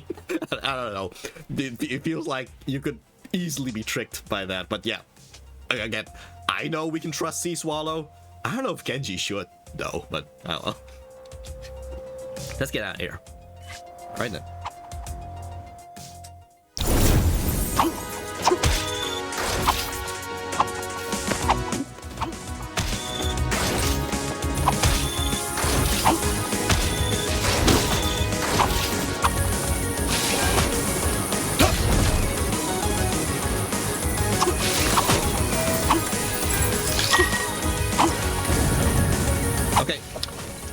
In terms of level design, I appreciate those platforms.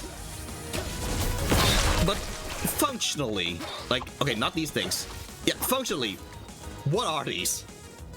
Like, they're not to make the ship float, is it? I don't think so. I don't see how this could possibly help.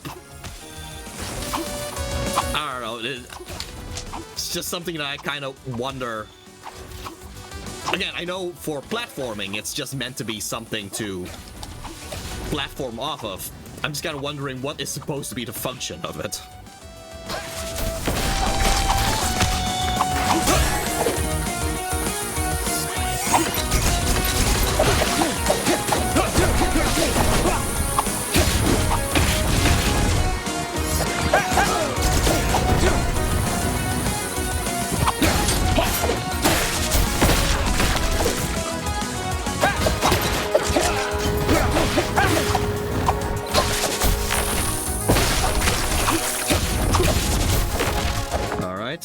So, we did have still one more challenge still. Okay, so yeah, avoid being hit by gas leaks. There are no gas leaks here anymore, so I pretty much have that one covered. Destroy boss turrets with guillotine boosts. So yeah, that kind of gives you some indication of what kind of boss this is.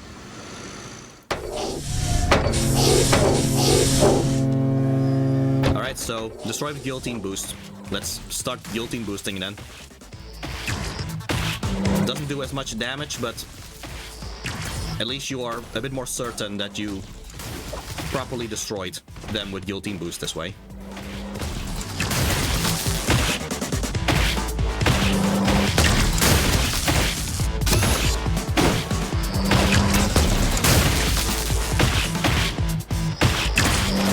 Come on. There we go. Okay, one more. There we go. Now I can just properly fight after getting the challenge thing. Oh.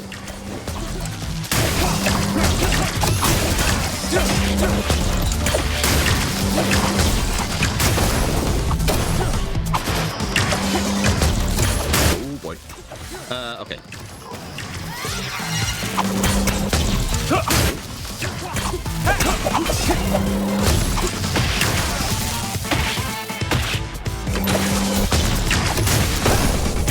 I thought I could hit the one in the back as well. Oh well.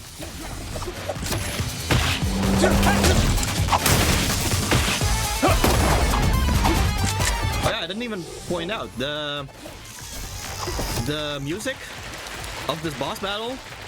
It uses some compositions of the NES Ninja Gaiden's boss music.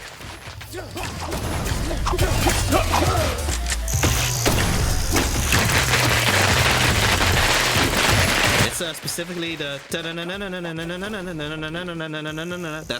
that's pretty, but that's from the NES Ninja Gaiden.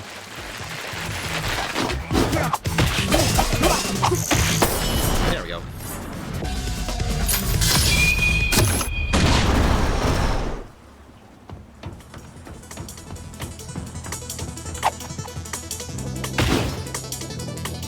All right then.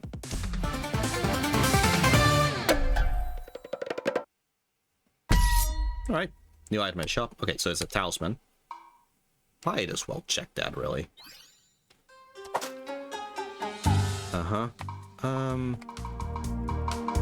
Oh, I think it's this one. Invulnerability lasts 50% longer after being damaged. All right, yeah, but nah, I don't need it. All right.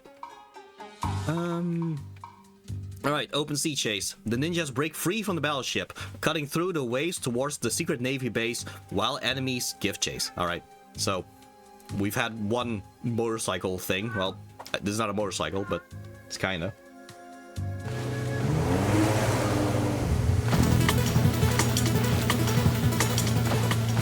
Kenji, focus on driving us to Uraga port. I'll keep our enemies at bay. I've got you.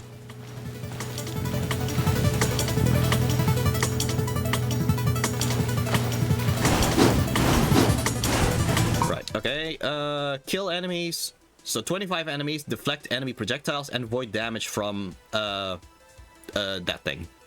Alright, and 3 skulls, 2 scarabs.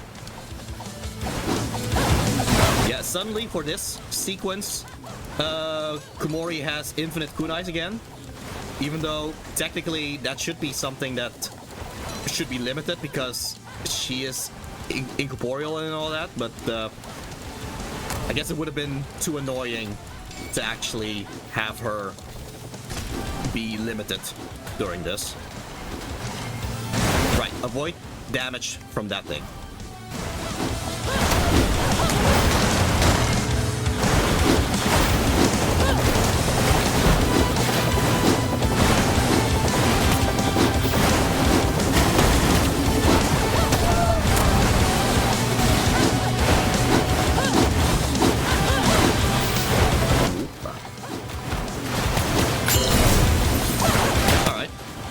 Got the projectiles one. Oh crap. Ah.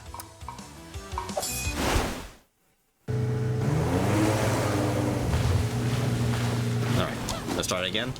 And actually pay attention to the scarabs.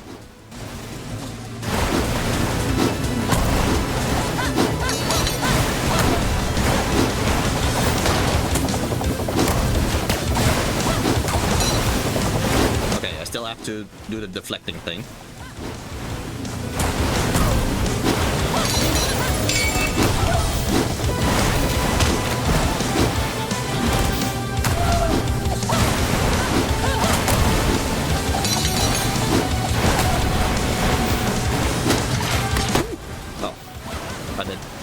rounds deflected it. Ah, well.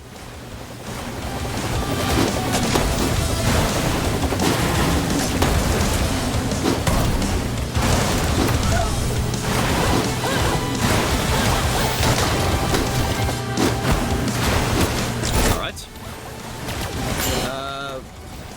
There we go.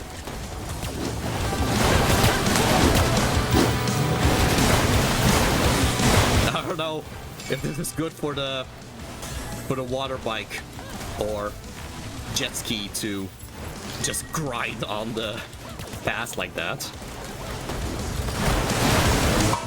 Okay, kill enemies. Okay, so still need 7. Yeah, need to get 25 enemies.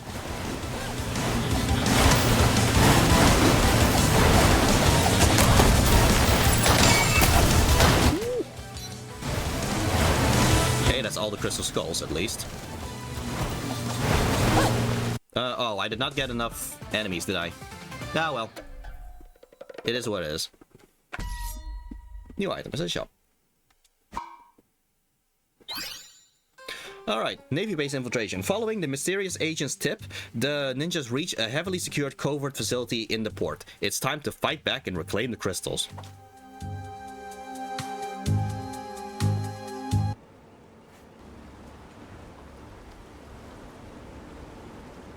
We're finally here.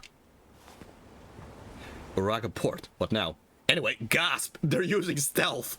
What do you think about that, Kunoichi? They're actually using stealth.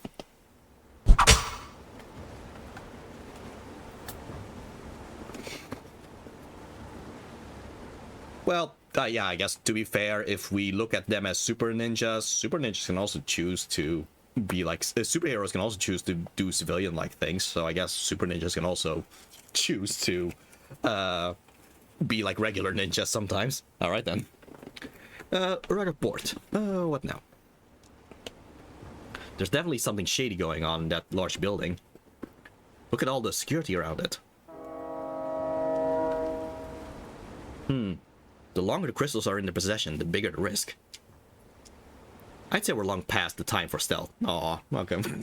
Okay, fine. What do you propose? An all-out assault? I mean, what else with this franchise? Yes, we're only growing stronger. Let's see if they can stop us. Spoken like a true black spider ninja.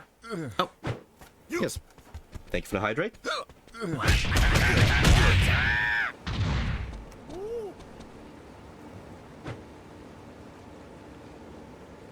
Yeah, that's right. I'm stretching.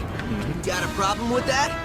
I want to be able to fully enjoy taking you apart without some pulled muscle slowing me down. Indeed, Sonic. Oh, yeah, okay, yeah. Gotta make sure to...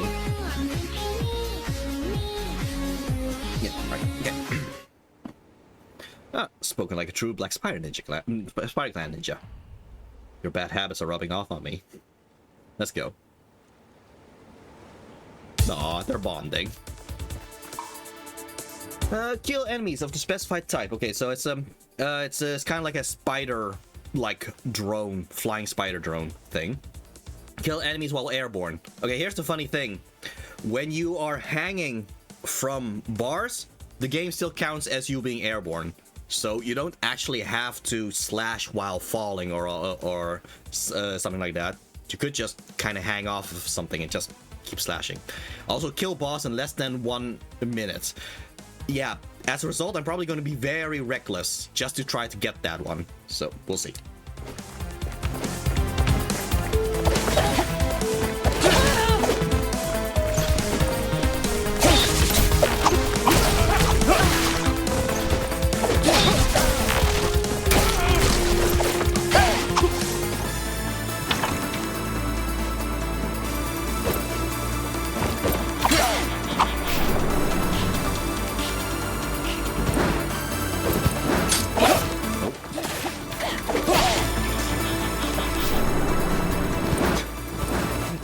Only just dodges that thing.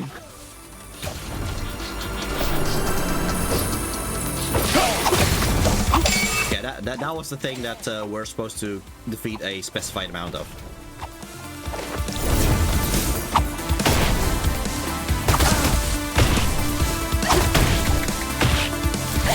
here, so just hanging and doing this counts as being airborne.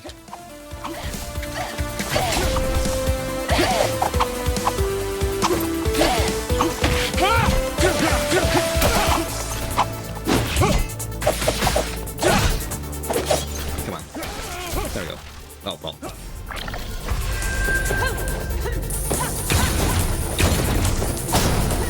You know what? If you... Yeah. Here's the thing. If you want... If you don't want to do any effort in actually getting all the spider things, you can just do this. Just keep killing these. Yeah, and then just return and then make them respawn again. To be fair, you will probably get those guys naturally if you play this. Yeah, if you play the stage normally anyway. Still, if you want to farm a bit, you can do it like that.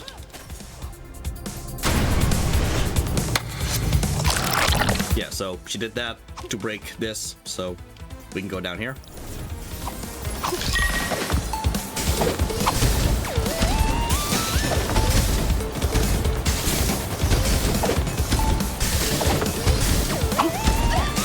Oh, sheesh. Right, airborne. Okay.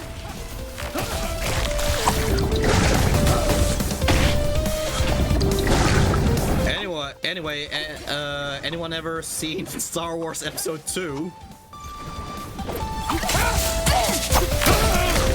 Like, I half expect to see Anakin and Padme going through the conveyor belts throughout all this.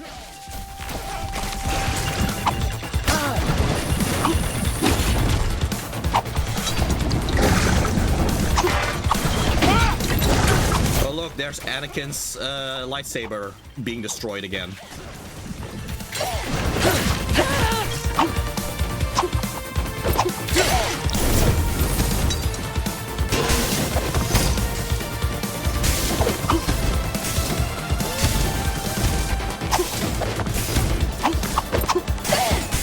I have to admit, when I got to that part of Star Wars Episode 2, I genuinely thought that was when Anakin would turn to Darth Vader. Like, I thought him getting the Darth Vader armor ended up being kind of a weird accident or something because of the droid factory. Ended up not being the case, of course, but that's what I was worried about as a teenager watching Episode 2.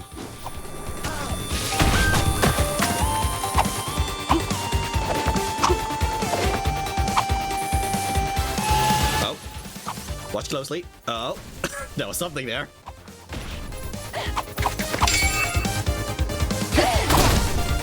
Yeah, if you just don't pay attention, then you might have just missed that you just passed by the crystal skull there.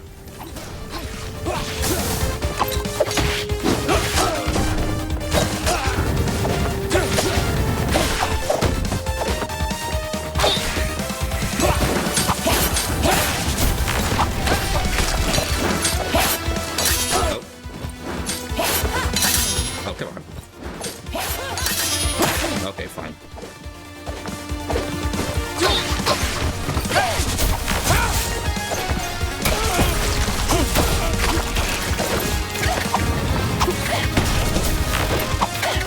Oh, come on.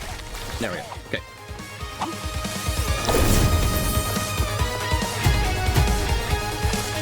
Okay, so if you are in the spotlight, that's when those turrets attack. So. But it's only if you are in the turret sights for like half a second or something. If you just quickly pass by, they won't shoot.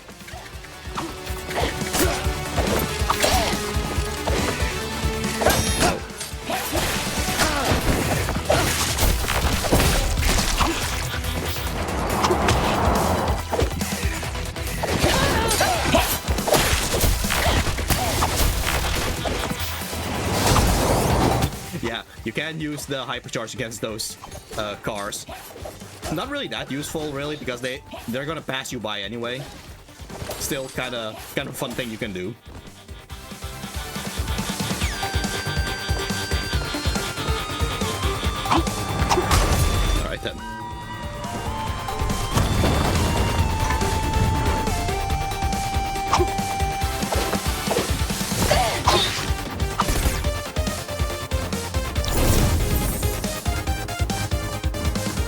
yeah, we could keep going forward, but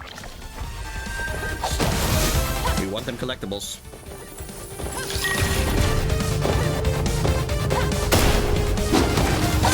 Oh, sheesh.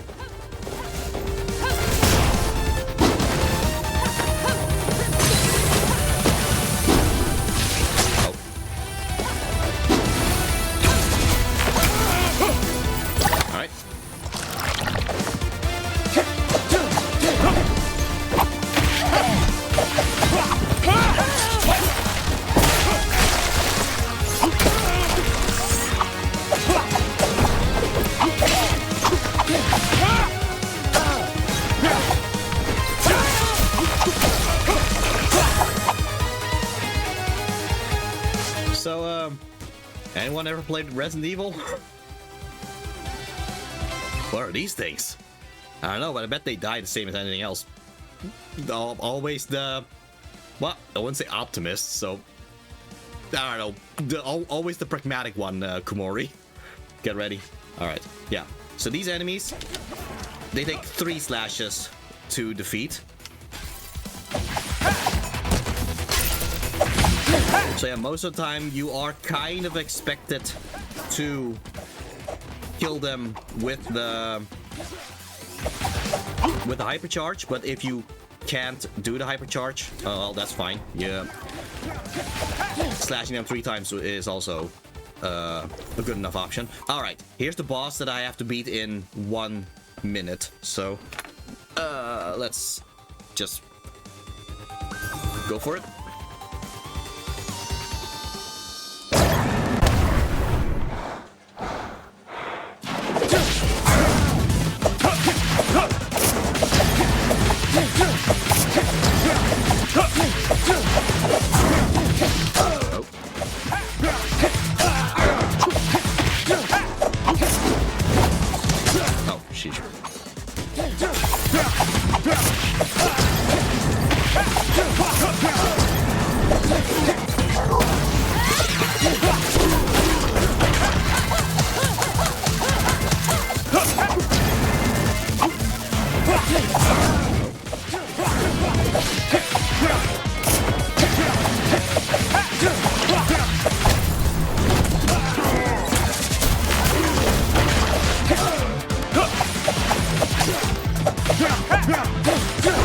I'm being kind of reckless just to try to get the proper time for this guy.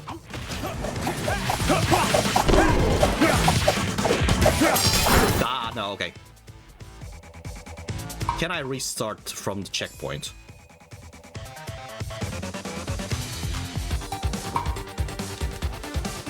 Ah, okay. It's failed once, so okay, fine. I guess I could just take it easy now.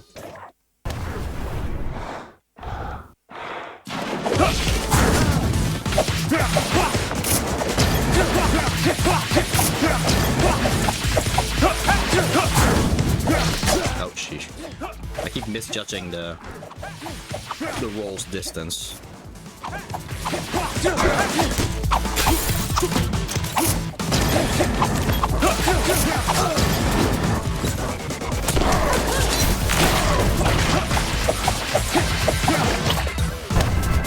Ooh, boy.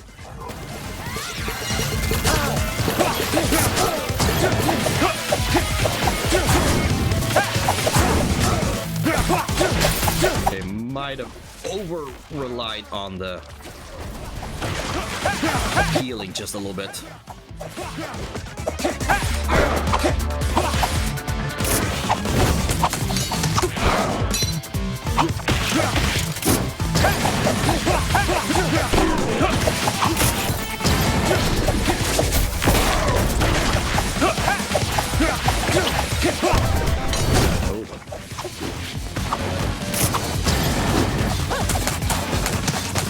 There we go.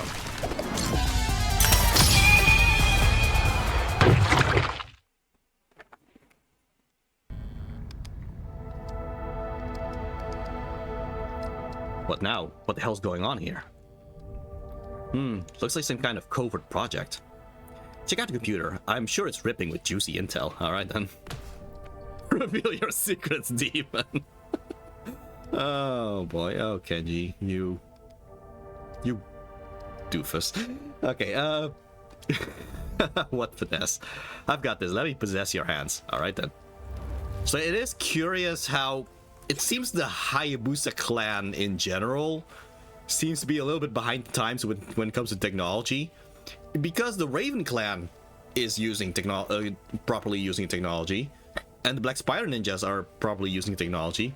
It's just the Hayabusa clan, which, even though they're meant to be like the best ninja clan and all that, somehow they are so behind the times with technology. I think it's kind of fascinating, really. These creatures were shipped from a secret lab in Yokohama. I don't like this. It looks like the CIA is toying with demon energy to create a super soldiers. So yeah, speaking of Resident Evil, I got the lab coordinates. No time to waste then. They need to answer for this. Alright, so off to this secret lab then. New items at the shop. Secret lab. Ninja Duo discovers a secret lab and enters its depths. They chase the enemy through dark corridors riddled with high-tech security, unraveling the menace concealed within. Alright. But we got unstable aura. Enemies with an aura that are killed with the magic attack explode on death, damaging surrounding enemies. Okay, it sounds fun, but I'm just gonna continue with what I already have. Ultimate Harvester. Rage orbs are filled twice as fast. So if you want to use the healing thing or the homing kunai thing more often, this helps. All right, secret lab. Yeah, let's just not forget to do this. Okay, kill enemies 150. All right, and kill enemies of specified type 30. All right, yeah, okay, it's those crawling ones. All right, and defeat boss in one try. We'll see.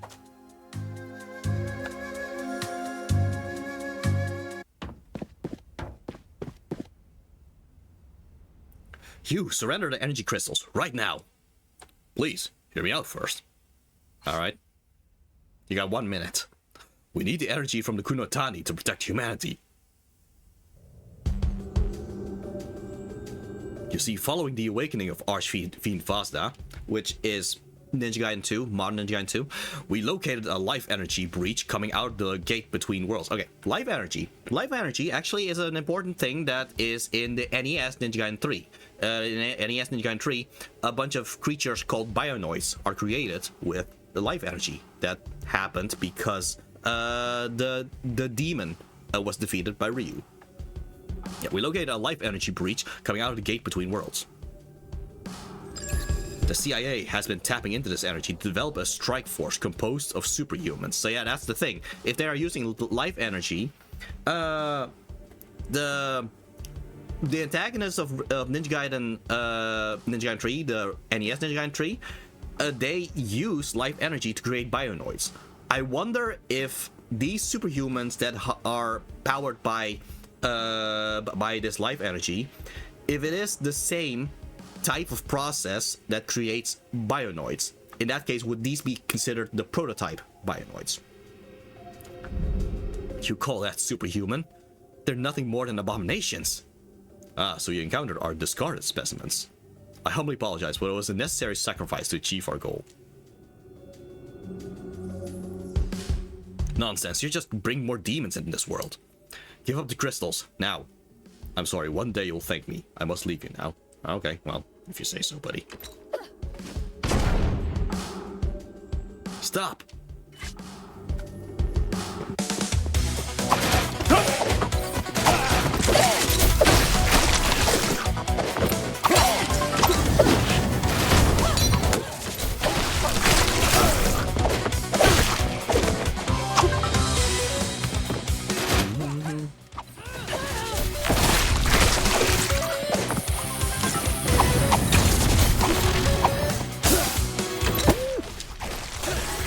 Ran out of the hypercharge there. Yeah, so if you did the accessibility option thing, you could have just had infinite hypercharge or infinite time of hypercharge. You can just kind of take your time, just kind of figuring out which enemy am I going to slash with it.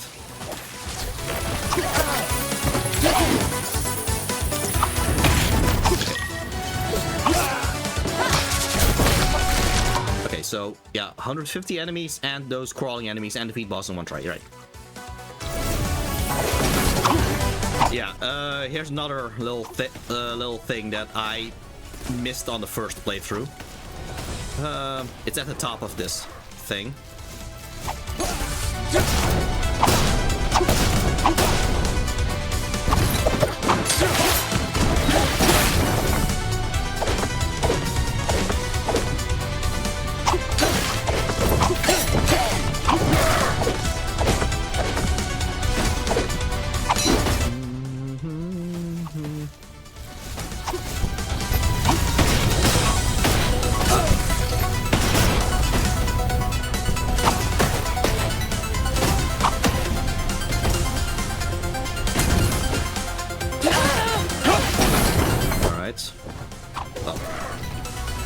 Contestants for a reason.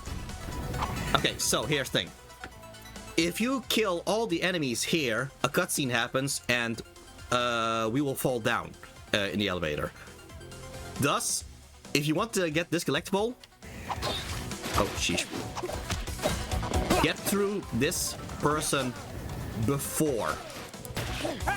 Sheesh. Come on. Yeah, get to them before you actually kill all of them at the elevator. Otherwise, you would miss this entire section here. And that's where the scroll is.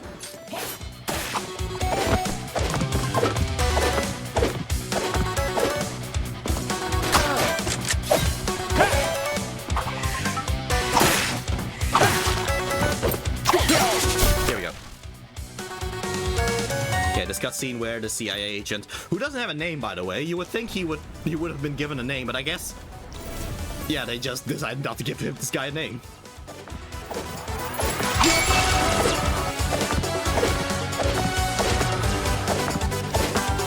Yeah, these crawling things, that's what we are meant to kill a specified amount of.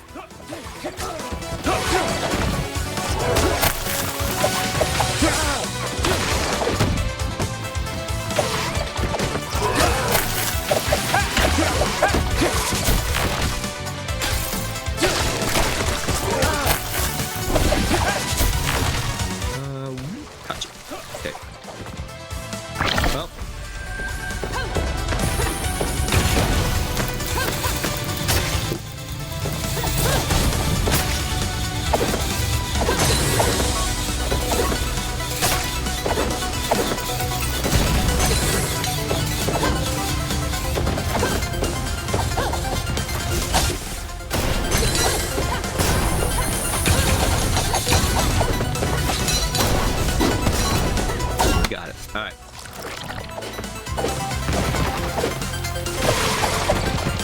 There's an achievement actually, like not an objective, but an achievement, like on Steam and PlayStation and all that, to hit as many enemies as, yeah, like a certain amount of enemies in a single hypercharge attack. These crawling enemies are actually very, very useful for that. Like you can kind of stack them up, and then eventually you should be able to hit multiple of them at the same time with a single hypercharge attack.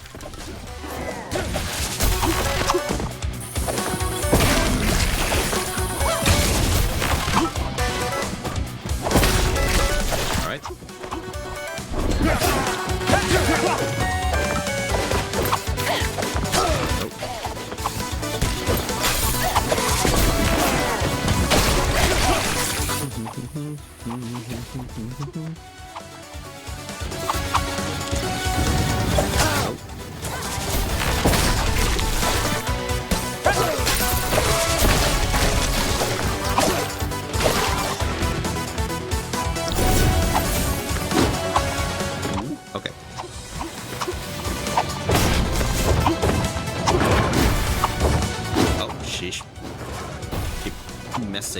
Up right now. Okay.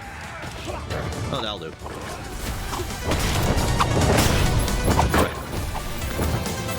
Grab the skull. Right. Don't forget, you have to. Yeah. Keep forgetting I can just use the seeking test, and if I need to hit a part to reach enemy. Oh, I'm gonna go to bed. Okay, well, in that case, don't forget to sheath your sword as you leave. There we go. Yeah. So thank you for joining, Starlight, and you look awesome as you disappear into the night. Oh, and a hydrate. All right, sure.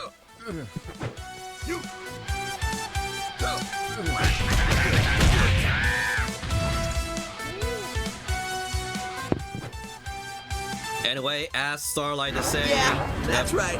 I'm stretching. You got a problem with that? As Starlight I want to be able to fully enjoy taking you apart without some pulled muscle slowing me down. She's most likely going to stream whenever I'm not streaming, so look forward to see more of her just whenever she wants. And considering that she is very hyper-fixated on Hightail, yeah, probably see more of her like that. Yeah, bye. Yeah, the kitties and Starlight. Yeah, indeed. Oh.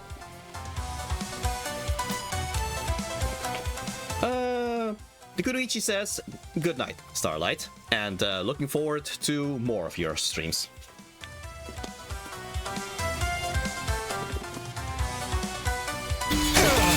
Oh, sheesh, that was the last health, alright. Oh, question for the chat, what do you think about the gameplay elements of the game? I love it. I love the synergy between all of these systems to the point that it feels like the NES Ninja Gaiden games were always meant to be like this, even though clearly they're not. But yeah, it just feels like a natural evolution of it, and that's just part of what makes it so good to me. Yay, bye Kunoichi, yes.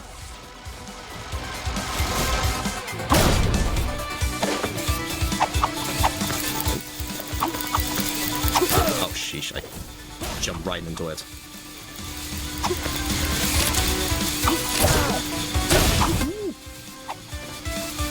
Ah, thought I could get through that, alright.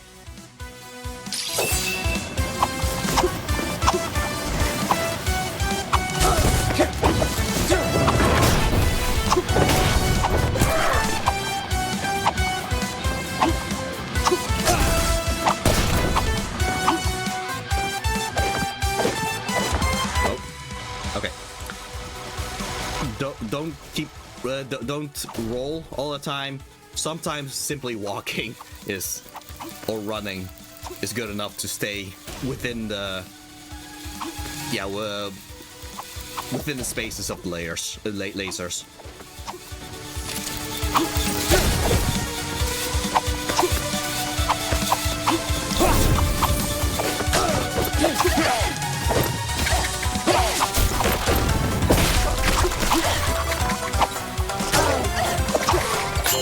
Yeah, got 150. Do I already have the... No, still have to get 5 more of those crawling enemies.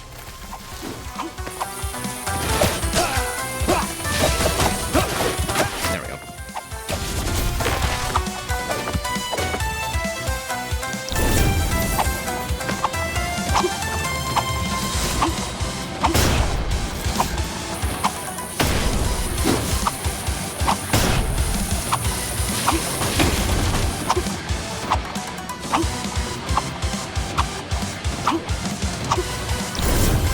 Making a lot of those guys, aren't they?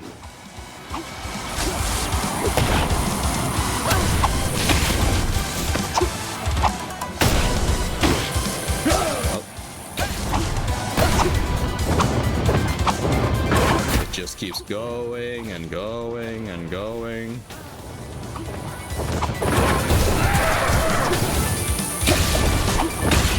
Oh. And then lasers, because of course.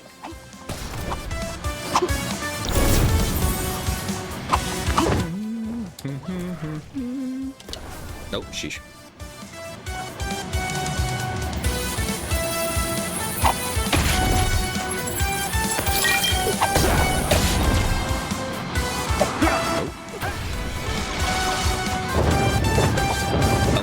Oh. I threw the wrong way, but that was still good enough with the homing that it still hit the guy.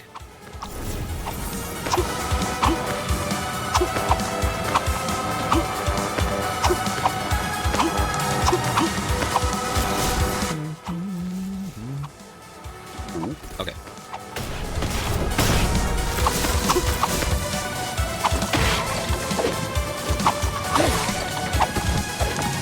Oh, yeah, there we go.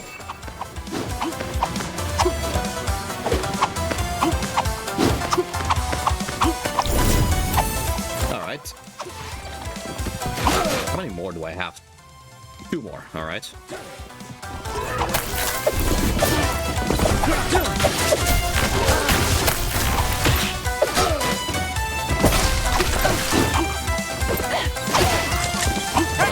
Okay.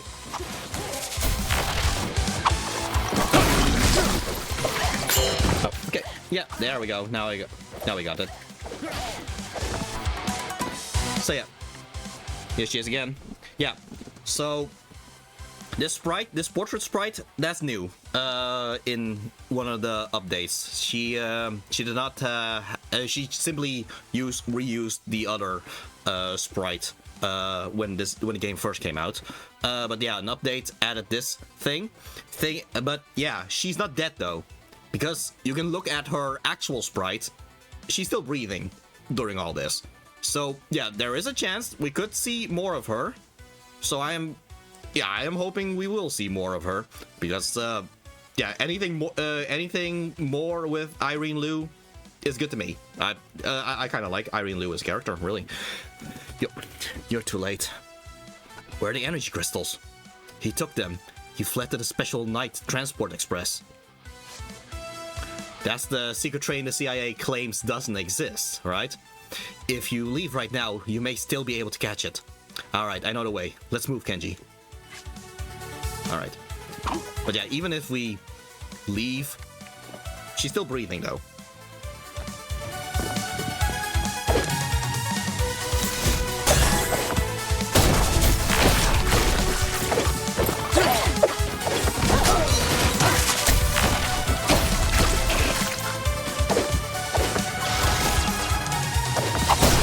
Yes, I'm pointing out a lot of the story things and all that. Don't expect much of that in Ninja Gaiden for Beginners. Ninja Gaiden for Beginners, again, Ninja Gaiden for Beginners is a guide first and foremost. And the plot, I will only talk about the plot just to contextualize what is actually going on.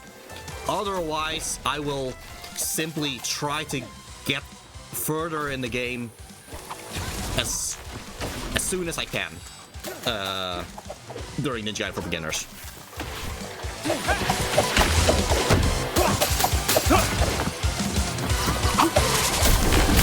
That said, you can pretty much tell I am very passionate about the story of Ninja Gaiden, despite the fact that, well, oh, by the way, what time, our time, are you streaming tomorrow? Just so I know. 7 o'clock. 7 o'clock. For our time. Which, yeah, is 7 p.m. CET.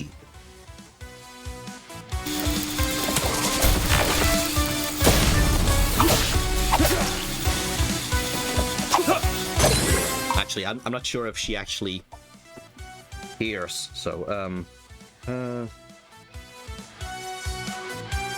okay, she heard. Okay, good. Just want to check. Alright. Yeah. Alrighty.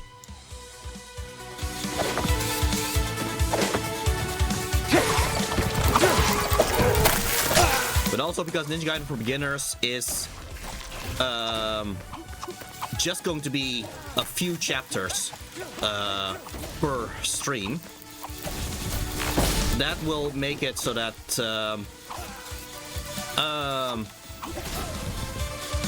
they're going to be lighter watches compared to the likes of these Sunday streams. Alright, beat this one in one go.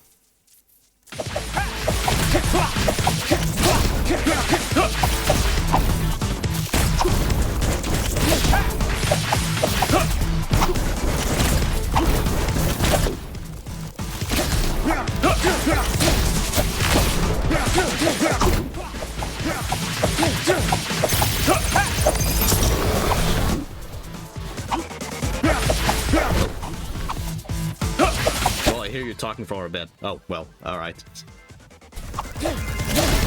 I'm sorry for being a loud talker.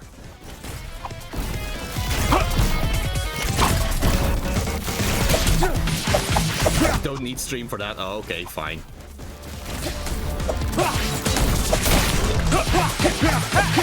Okay, bye.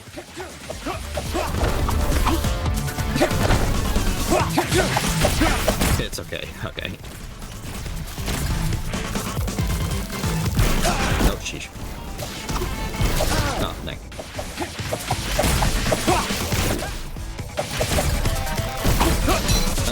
That'll do.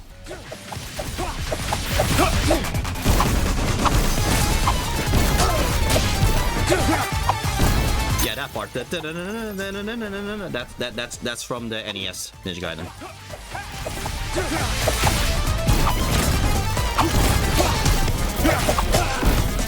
Okay, just to be safe. There we go. Defeat boss in one try.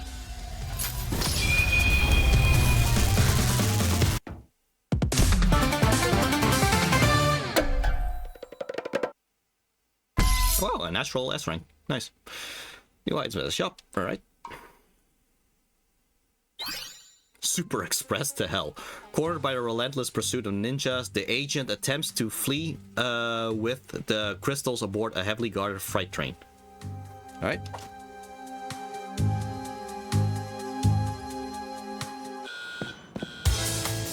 Oh, this music is also a remix of an NES Ninja Gaiden game.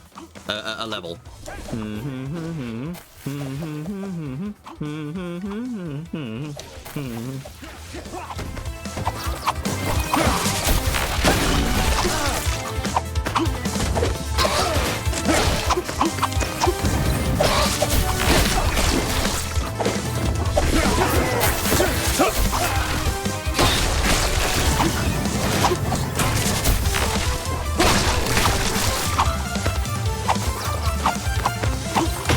You can tell these games are made by big fans, that they would bring all those things back and all that. Anyway, here's another little thing that I missed constantly in my first playthrough. Because, well, oh, here's a platforming section. So just do the platforming section well. No. Fall down. Because if you fall down, look at that. Like, this crystal skull pissed me off so much. Like, I've been looking all over, and then every single time I grab the second one, and then I see the first one not being filled in. I'm like, where the heck is it? And yeah, you're supposed to fall down. Like, feels like a troll move that they just put somewhere, put the crystal skull somewhere you will only get if you actually fail at platforming. Like, thanks. Yeah, I keep properly going through this platforming section like this. There. Does I keep missing that thing?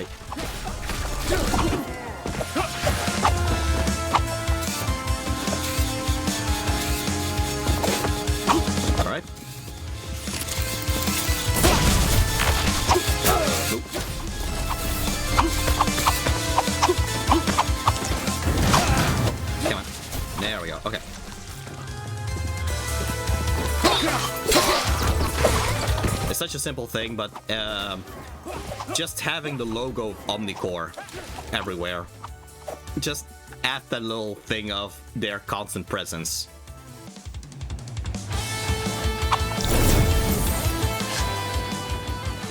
Wait, this train is heading straight toward Mount Fuji. So yeah, just bring everything back to the, well, not necessarily the beginning. I know the plot essentially started with Mount Fuji, but yeah. So, yeah, just going all the way back to Mount Fuji. So, wait, the train's heading straight from Mount Fuji. You must retrieve the crystals before they take them to Kunoichi, yeah, because we know the Kunoichi, the gate, it was in Mount Fuji, so yeah. And Mount Fuji is also an important place just ever since the modern Ninja Gaiden 2, so yeah. Oh.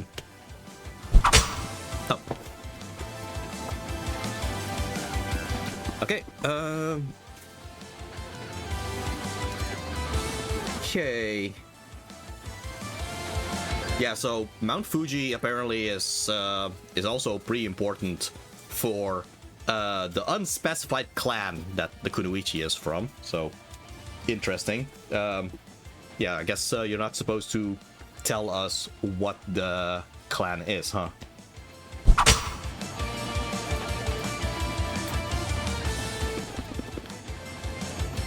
Yes.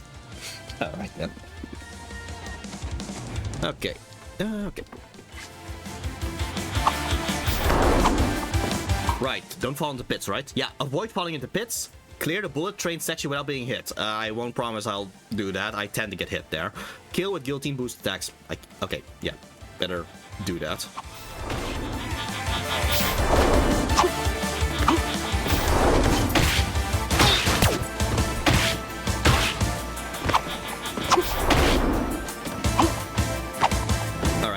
These guys with the motorcycles, guillotine boost will tend to kill them immediately if you just properly hit them on the head.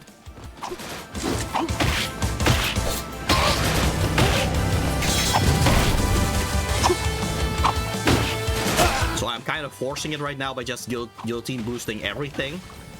But if you just try to play it naturally, you probably would get the guillotine boost thing. As long as you keep using guillotine boost on those motorcycle guys.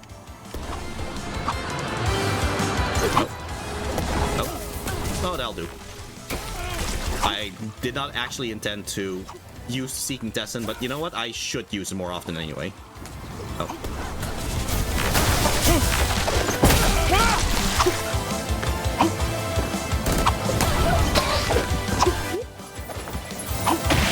Ah, gotcha.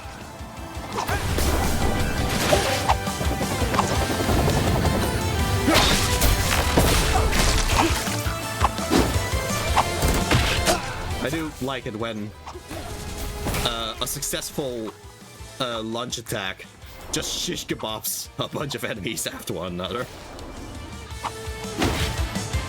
Well, bye.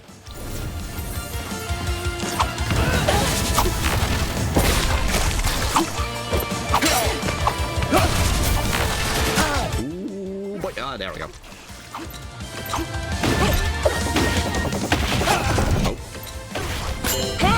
Guilty moves. Nice. Oh, it's no longer the remix of the NES Ninja Gaiden anymore. That changed the moment we got on the train, really. I just thought it was nice to hear that song again. There's going to be another song that's also a remix of. Yeah, there's also a remix of the NES Ninja Gaiden.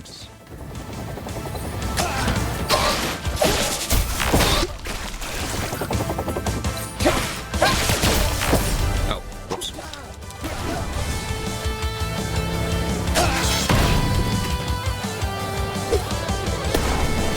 All right, here's the speed train.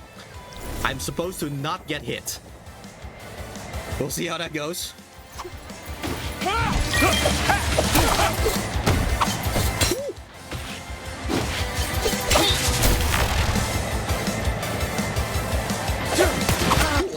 Dang, oh well. Yeah, the issue is I keep going back to get the collectible, but as a result, there's just more chance to get hit as a result.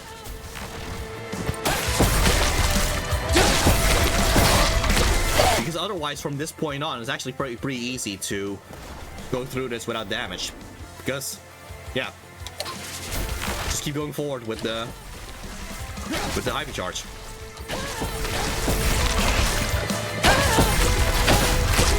There, it is pretty much set up like that, so you can get through that. But yeah, I keep messing up because I keep going back so I can get the collectible. Speaking of collectibles.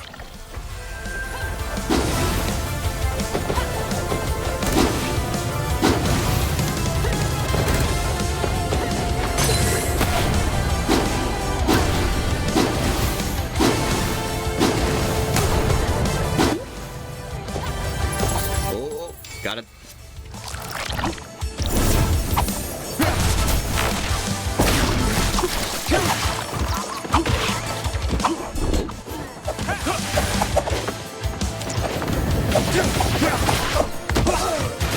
Like, I could have waited for the hypercharge, but yeah, if you're impatient, you can also just button mash your way through an enemy's health like this.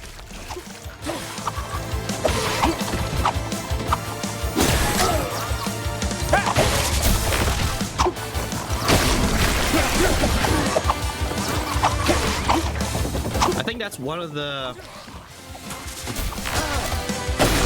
good things about the design of these hypercharged things is it's never mandatory to stick to the planned path of how to attack a sequence of enemies. So if you mistime something or whatever, nothing's stopping you from just killing an enemy just by doing multiple slashes.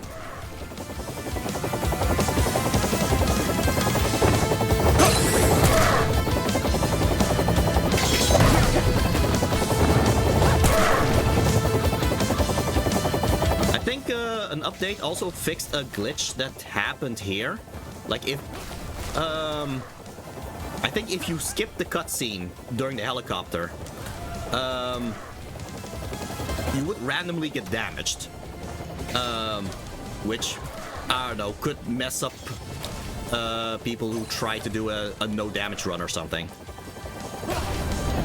They fixed that in the meantime. I like seeing Mount Fuji in the background there. Oh.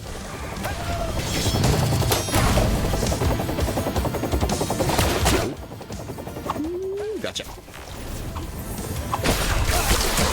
Oh. Still have to make sure not to fall into pits.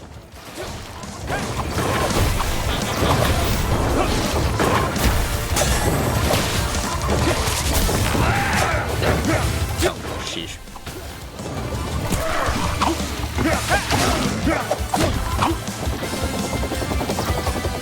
Shish kebab, like I said.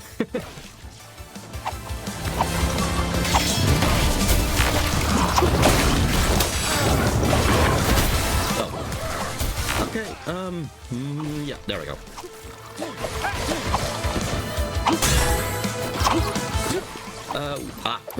Just blocked. That's actually kind of cool of him, actually.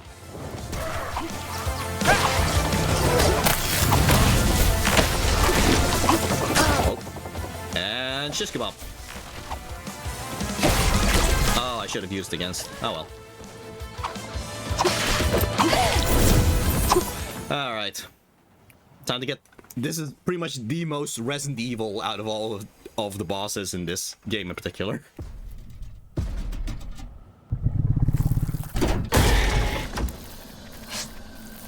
Granted, the fact that it flies is probably the one thing that makes it not Resident Evil. Resident Evil usually doesn't make it so that an enemy flies because of their mutations or...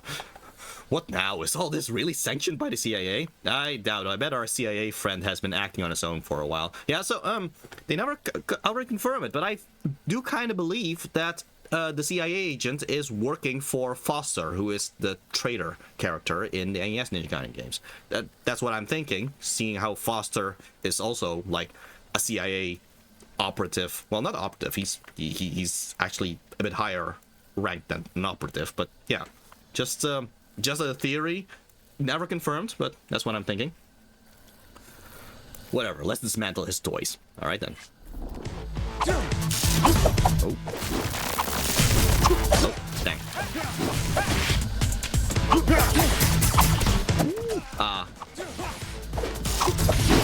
Ooh. Oh boy. Yeah, this enemy does a lot of damage. So...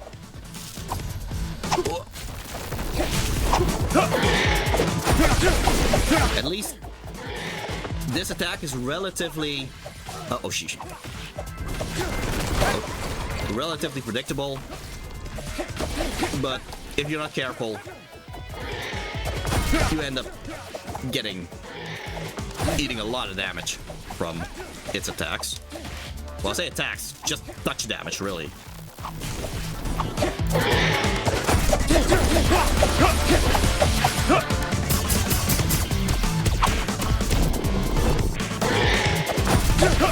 Also, it's flying, I don't know, by spinning its tendrils.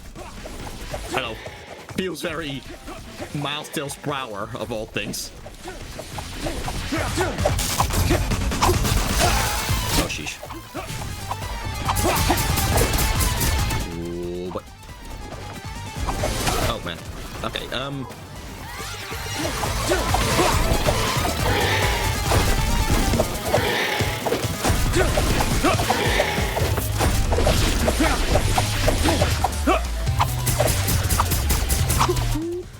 all right. Oh.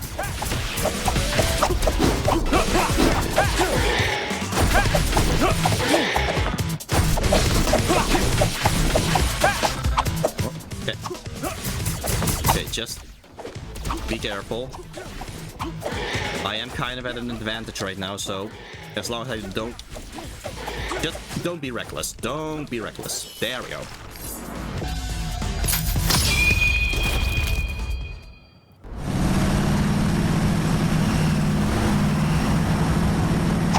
And we are about to reach the final stage, or at least the final stage of normal mode. I will kind of talk about hard mode after this.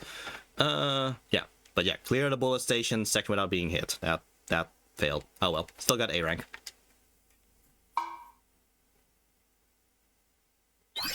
Yeah. Into the shadows. A high-speed pursuit drives Kenji and Komori back to Mount Fuji in a determined effort to stop the mad agent from opening the veil again.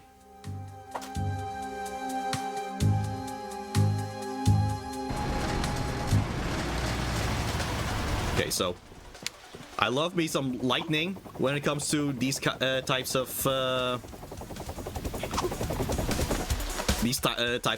climactic moments.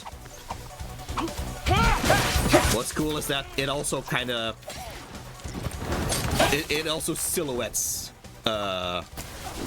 Kenji, which is just so cool.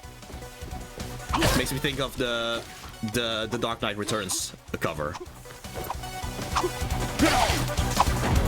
There we go. Okay, the music, it's not a remix of an older Ninja Gaiden theme. This is the music of the Kunotani, the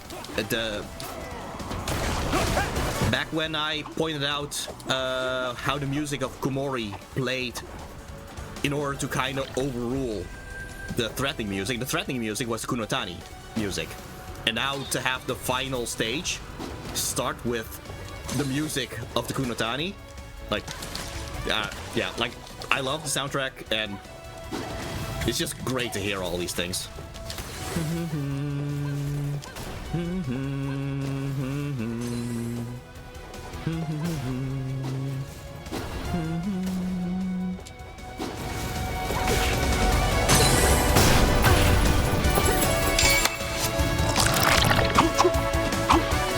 So that was all extra just to get the crystal skull. You could have just immediately went forward if you wanted to.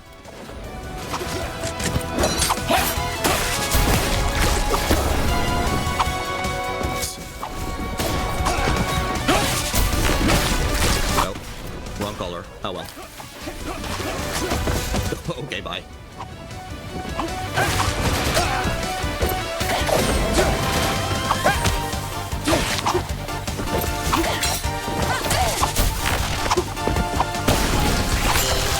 Right, okay. Airborne, avoid falling into pits. Okay, good thing I was able... Okay, and kill boss in less than 4 minutes.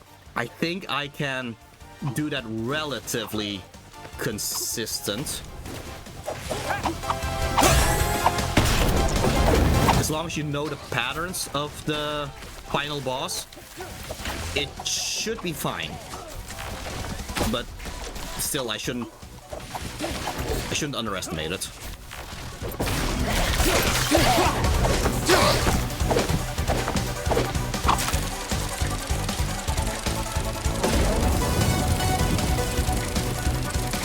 At the game kitchen and .emu. It's funny how they apparently exist in universe. So did they make this game in the universe?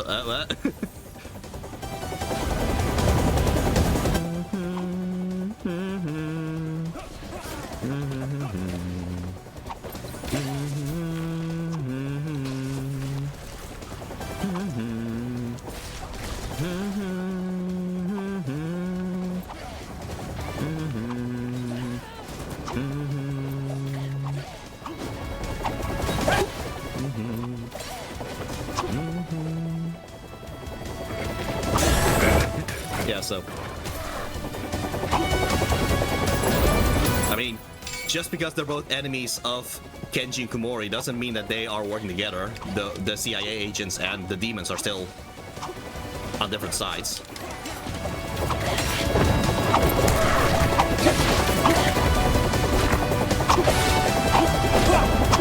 I just like seeing stuff like that because Devil May Cry 4 does that as well, where different types of demons actually fight against one another, and Ninja Gaiden 4 also does that. There are demons and there are fiends, and they are separate types of creatures, and that's weird.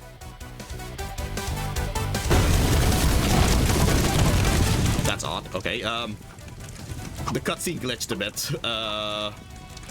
Yeah, so all the cars, they went in and then fire would have happened. I wonder if can I restart from this checkpoint? Ah. Well, that's unfortunate. Ah, well.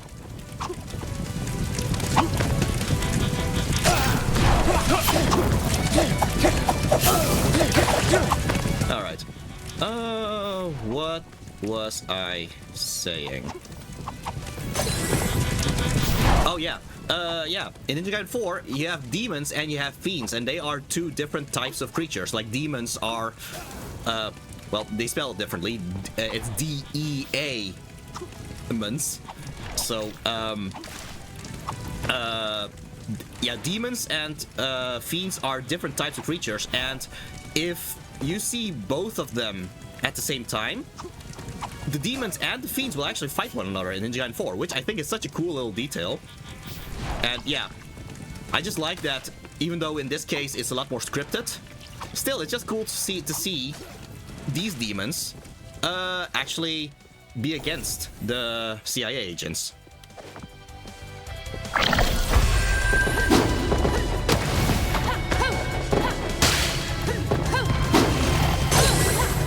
Oh, there we go.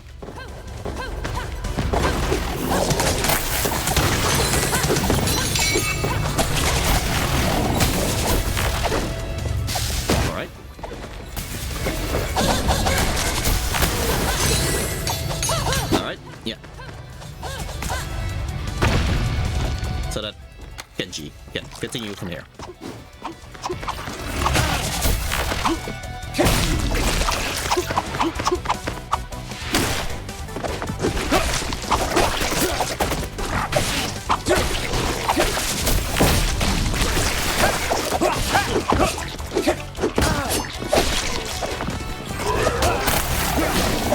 All right. Wrong color. Oh well.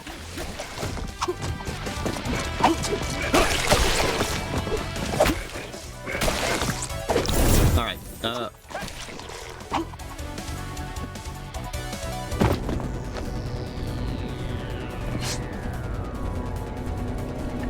Stop! What are you doing? Did you activate the gate? Why? Stay back. You're too late. Everything is going to be alright. I promise.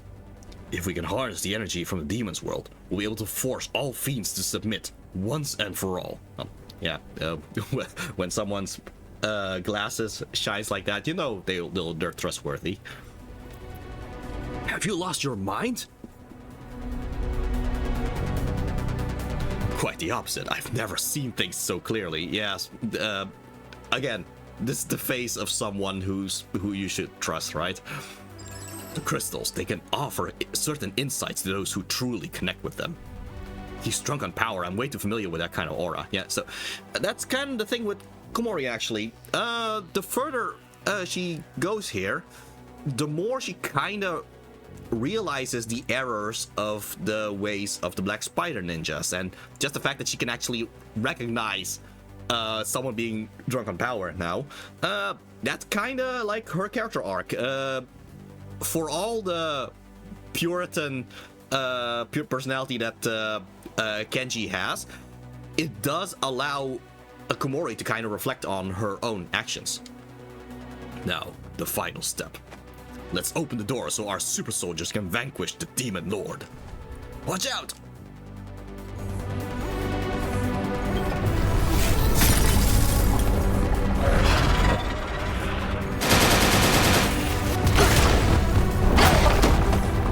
And this is why the CIA agent doesn't have a name, because clearly he's not important enough, all things considered, or at least not important in the grand scheme of things. Yeah. You can always count on humans' imbecility to make a plan come together. Make way, your world is mine now. Not a chance. What do you say, Kenji? Up to kick some demon lord ass? I was born to. Let's go. Alright.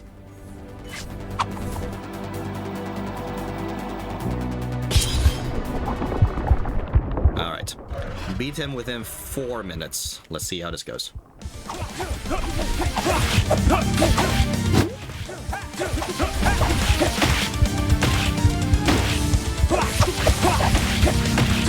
Oh, sheesh.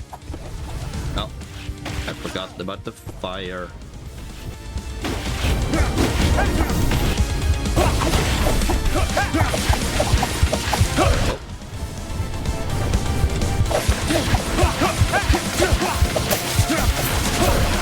Yeah. If you're just in the right position, just keep mashing at this point. Okay, yeah.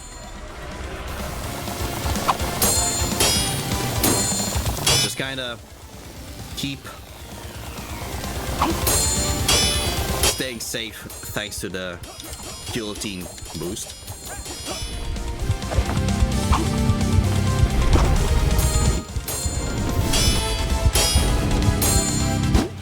All right.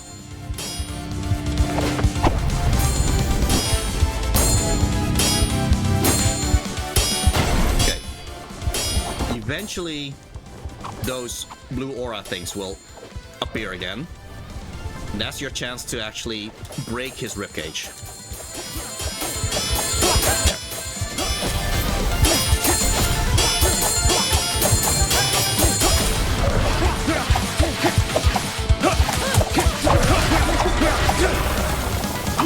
Alright.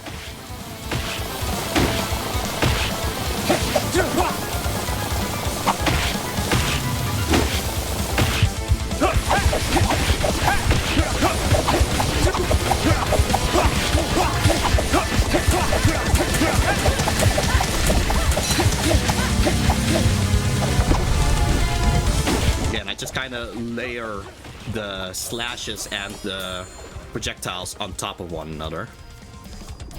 Anyway, his tail ends up becoming this. Okay, so I guess all this time, I don't know if that's what we're supposed to take from that, but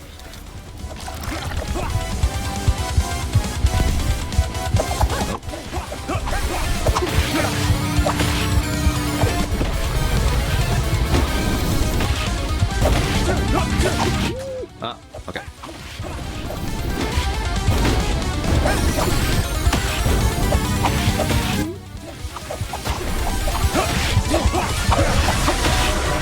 Three of them.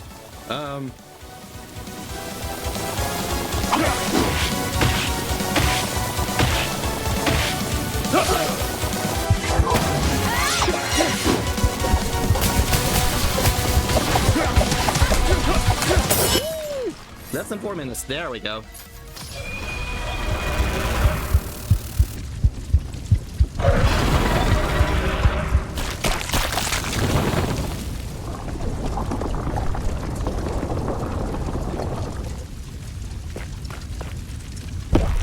Oh.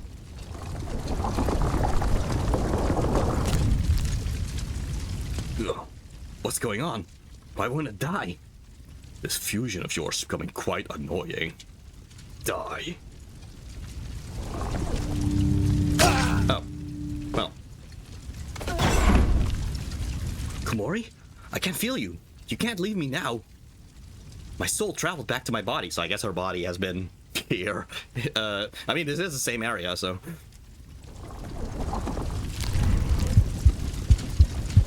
You fools. This is my domain. You can't stop me here. Prepare to suffer my true might.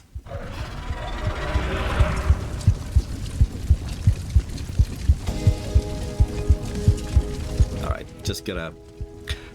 This music, this is called Requiem.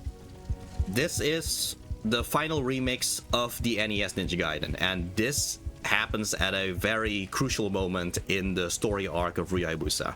To have the same song be used as this sacrificial moment, yeah, it really touched me when I heard this song remixed here in this game. Which, yeah, I'm just so happy about this game. I'm very happy about Ninja Gaiden in general right now. So, yeah, I really hope we are getting more Ninja Gaiden games, because, yeah, I gave up on Ninja Gaiden for a while. I genuinely thought, okay, Yaiba Ninja Gaiden Z, that's just the last we will ever get. Then the announcement came of Ninja Gaiden 4, of Ninja Gaiden 2 Black, and Ninja Gaiden Ragebound. All those things coming together, and I hope this is the proper revival that the Ninja Gaiden franchise actually needed. So yeah, just happy all around. And this song really gets all the emotions in me. We can't beat him. We need to seal the door. Get out and destroy the crystals, Kenji. I'm not leaving you here with that beast. What's this? Pity for a Black Spider Clan ninja? One of us needs to stay here to keep this monster from crossing into our world. Let me do it.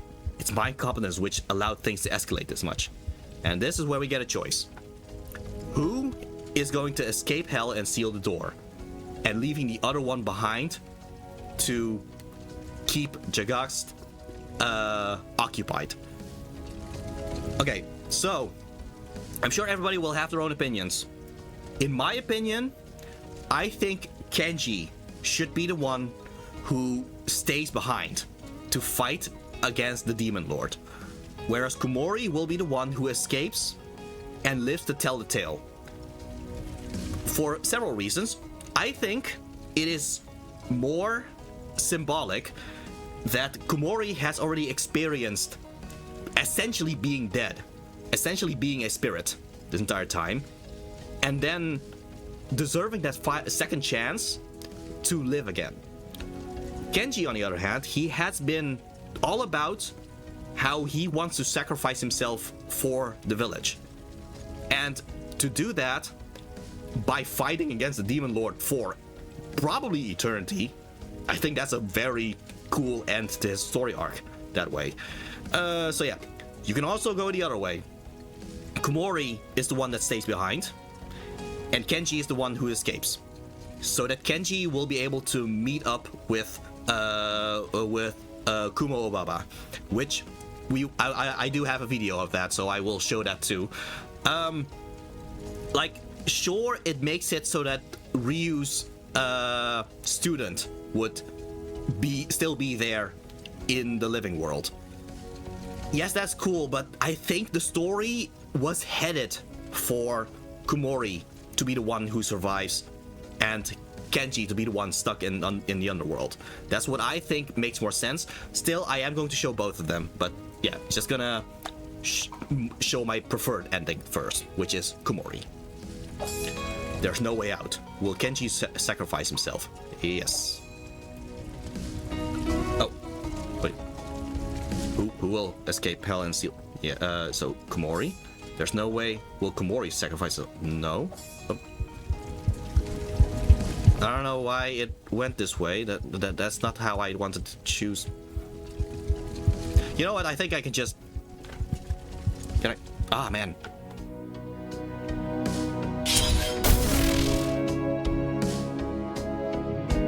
Man, okay. You know what?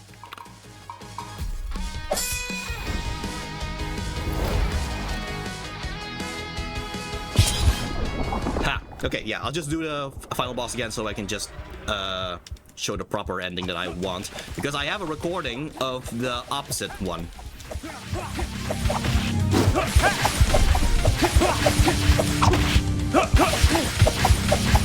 Because I guess that's technically a good representation of how whoever is staying behind is going to spend the rest of their life just fighting against the Demon Lord. Oh, jeez, forgot.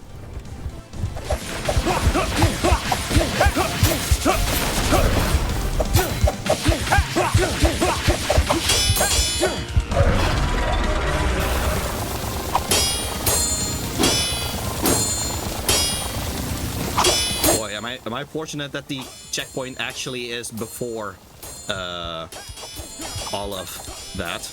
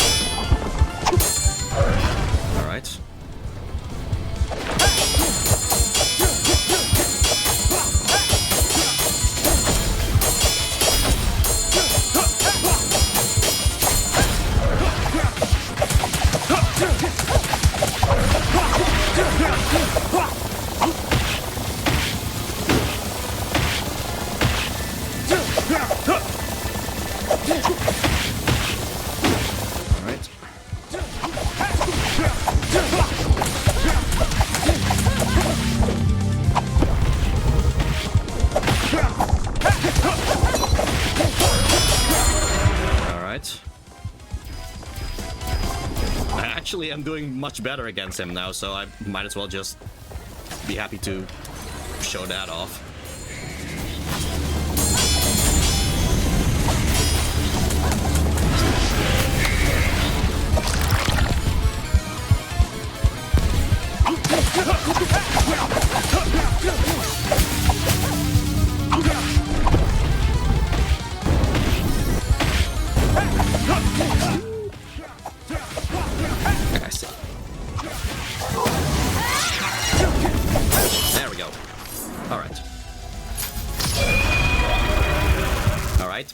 Take two.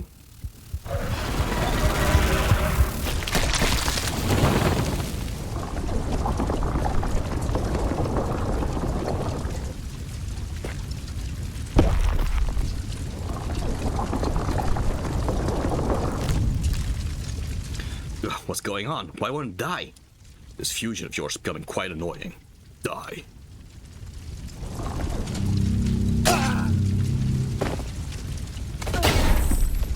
Kunoichi? I can't feel you. You can't leave me now. My soul traveled back to my body. You fools. This is my domain. You can't stop me here. Prepare to suffer my true might.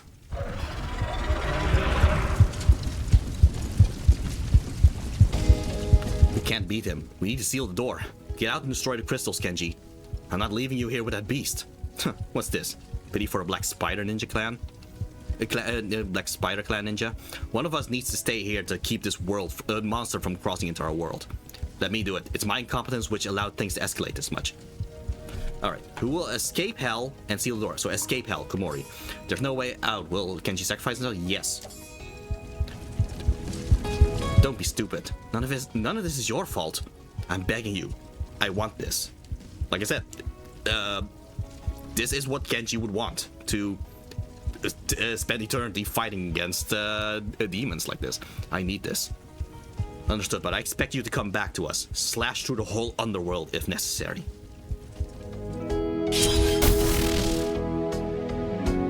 Huh. Sure. I'll bring you a souvenir. Now go. Seal the door.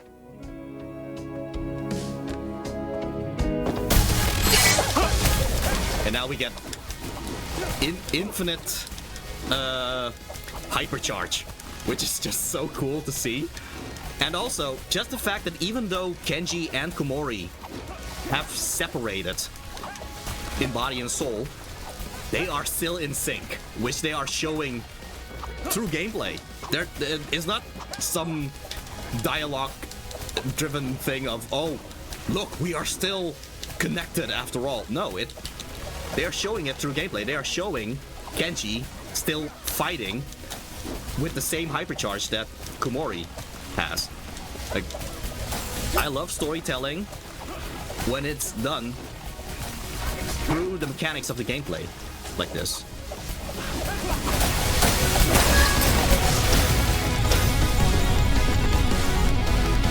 And just this final line between them. Thank you. What I love about it is that because there is no voice acting, or at least not proper voice acting, you don't know who's the one who's actually saying thank you. Epilogue, Sutemi, put your life on line, give everything you have. Yeah, so you don't know who was the one who actually said thank you. It could just be both. But yeah, that it kind of gets that ambiguity, which I kind of like. Anyway. Time for Komori to spread the news about Kenji, and of course have an awesome credit sequence here. Game direction production, David Yamandrew. Game design, Oriol Tartarin, Kevin Sarda, Andre Rodero. Level design, Miguel Morat, Virginia Martin, Miguel Moreno. You know what? Usually I would not go read all of the credits, but in this case, I just want to give the proper credits to all these people who worked there, so yeah. Art direction, Jesus Campos Nerkin. Environment art, Jesus Campos Nerkin again, Joseph Paul Silipo Hex Mode, Lewis Cross Lapper, Lucas Frasek, both pixel artist. All right then. Level dressing, Paula Garrido, Esther Garrido, Ariste. So I guess level dressing would be how it looks, whereas level design would be how it's built up. Animation direction, Raul Rivar, Roll Bayushi. Animation sprite work. Yeah, okay. These guys, they are the biggest heroes to me. Raul Rivar, Roll Bayushi again. Juan Jesus Ligero, JJ Hager, and Oscar Mardones Darren. Marty Pinos, Ignacio Carretero, Mario Huertas, Hunter Russell. And concept art, Maria Lozano, Maiku. Cutscene art, Adolfo Felipe, Geisbuller, Kirsi, Maria Lozano, Maiku. UI and iconography, Paula Garrido. Lead programming, Santiago Garcia. Programming, Daniel Marquez, Enrique Culabert, Nidia Lopez, Jose Arias, Fran Parreno. Yeah. Music. These guys are also the big heroes here. Sergio De Prado, Ryuichi Nieta, Kaori Nakabai, Keiji Yamagishi. Sound design, Sergio De Prado again, Daniel Parejo, and Sarah Martinez. Music mixing and mastering, Leo Pena. Original story and characters, David Yamandro, Jordi DePaco, and Kevin Sarda. Also, in case anyone hasn't noticed yet, this is the same way that Kenji used in order to get to the Mount Fuji. Writing narrative design, Jordi DePaco. Text editing, Jay Costello. Additional support, Enrique Cabeza, Miguel Ortega, Enrique Colnay, David Erosa, and Alberto Navarro.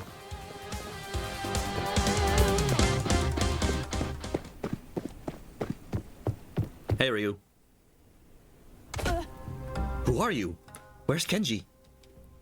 This is Kumori from the Black Spider Clan. You better leave our grounds, now. She's been helping Kenji all this time. I can't feel the presence of the Demon Lord anymore. Does that mean... Kenji sacrificed himself to keep the Demon Lord inside the Kunotani. The crystals are no more. I destroyed them, trapping the demons forever. I'm sorry. Don't be. Any of us in the Hayabusa clan would have done the same. If anything, we're proud Kenji's the one who protected us all.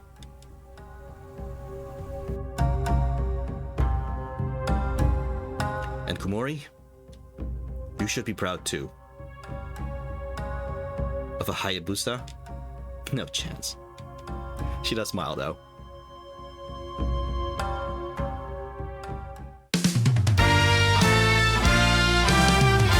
Alright. It's oddly happy after all that, but hey, I don't mind. I still like it.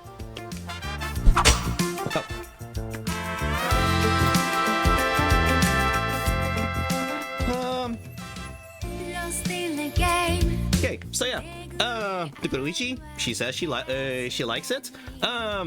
She's very happy that such respect has been given to the original NES Ninja Gaiden, because lots of people kind of forgot about the NES Ninja Gaidens and instead just think about the modern Ninja Gaiden games. So yeah, happy you think so, Kunoichi.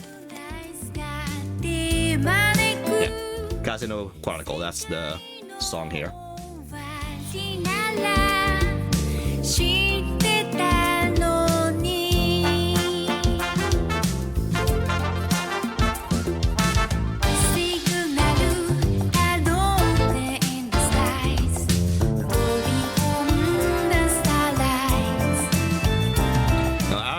Actually should just let the music play. For all I know, that this ends up copyrighted or something. So yeah, I think it's about to reach the end anyway, so here's the thank you for playing thing. Usually that would be the end of...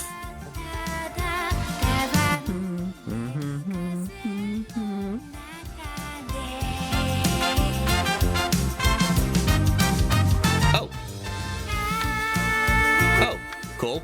You can actually use a control stick to control the speed of the credits. That's funny. She's new. Okay. All right. All right then. Yeah. So I did say that I did have a recording of. Oh, game clear. All right. I think it's mostly A's and S's, I believe, if I remember. Oh yeah, the S1, S2, those are the secret missions, which I chose not to do, which is why they're all E at this point. Okay, so let's see if I can show the recording that I had of the. Let's see.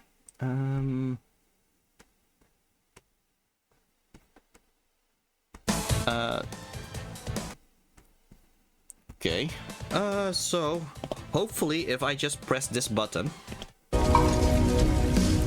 we go. Yeah. So here's Kumori sacrificing herself instead. No, it's the Black Spider Clan that has much to atone for. We never should have messed with him. But that's not on you, Kumori, but it is. I'm bound by my duty. Okay, but Kumori, don't let him turn you into a fiend, please. What are you? What? Are you afraid I might come back to haunt you?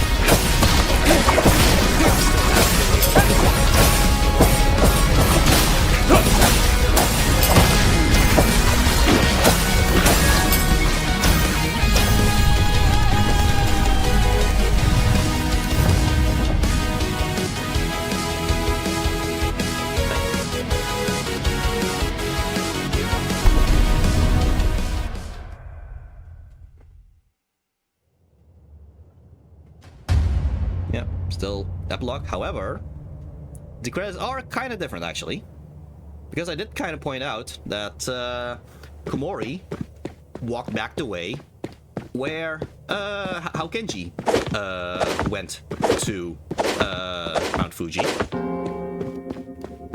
Kenji, however, goes through the path that Komori went to Mount Fuji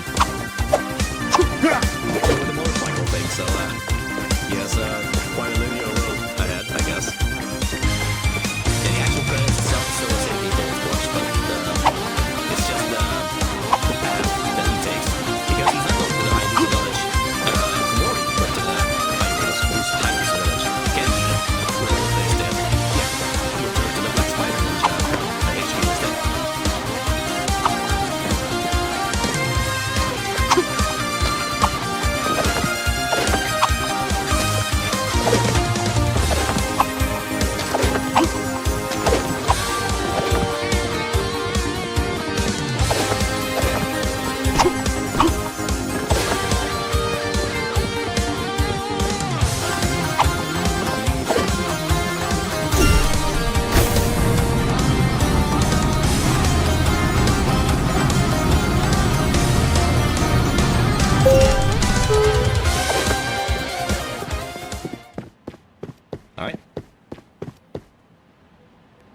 Alright, the voices. Okay.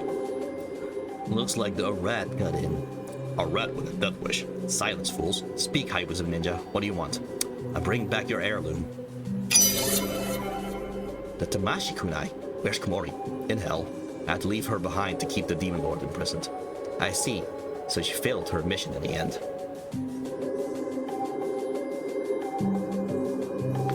Black Spider Clan Ninja are no strangers to hell. I'm sure Komori is clawing her way back out as we speak. She'll come after you one day. Huh. Is that right? You Black Spider Clan Ninjas are truly pests. Again, he smiles as he says that. Yeah, and then same thing. Okay, but I did say something about hard mode. Yeah, so, let's see. Yeah, so in hard mode, there is one extra thing, which is end the struggle. Defy the Demon Lord's offspring in a desperate attempt to escape the underworld. You will simply see what's going on with the character who actually stayed in hell. That said, I'm tired right now. I don't want to do all that effort, and I might as well just show off this the assist mode. So anyway, yeah, here it is. No damage.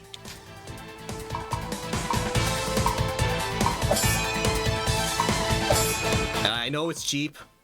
I know there are people who are able to do this just legit and all that. I just want to show the story at this point. Like, I've just gone through all of the main story and all that. Just let me do this. Okay, so endless struggle. Okay, let's start with Kenji, because again, I think canonically it would make the most sense for Kenji to be the one in the underworld. So let's just go with Kenji.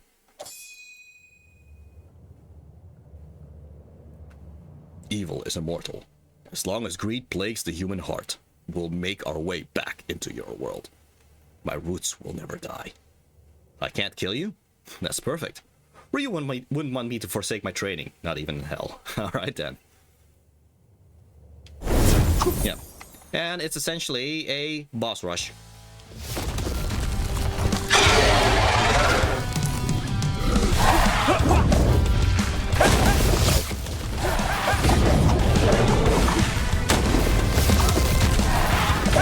Yeah, I would probably be dead at this point with hard mode.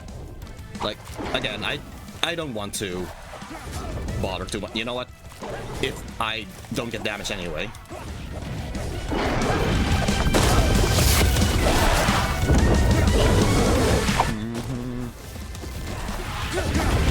Like, there is a trick to this version of Gortka. You just need to go from one platform to the other. Again, I don't want to do too much effort at this point.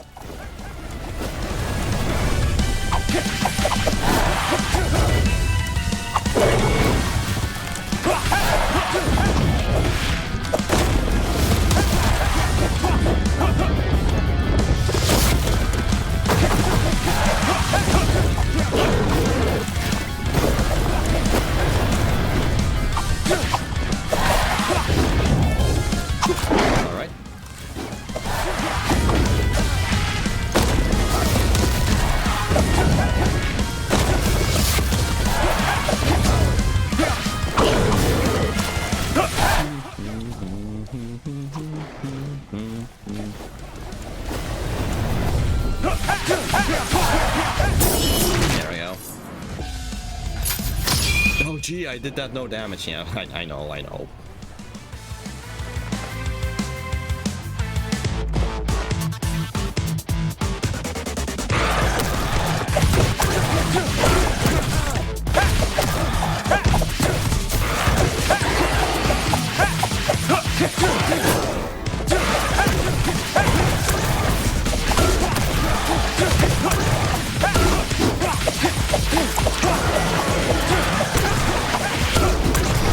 Think of it, what were the challenges again? Let's see. Finish that without dying. Yeah, I would not have been able to do that right now. And kill boss with a hypercharged attack and kill boss without being hit. All right. Well, I don't think I'm even gonna get the without getting hit. Yeah, because even though I did not get damaged, I did essentially get hit. So.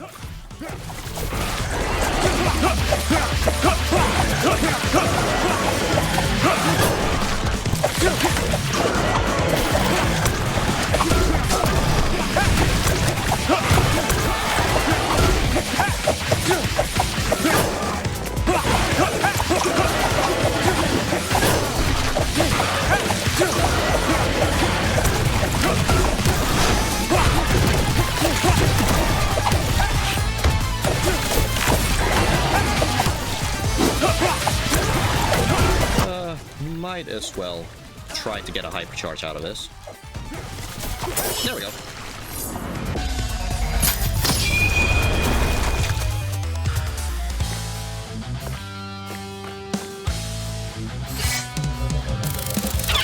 All right.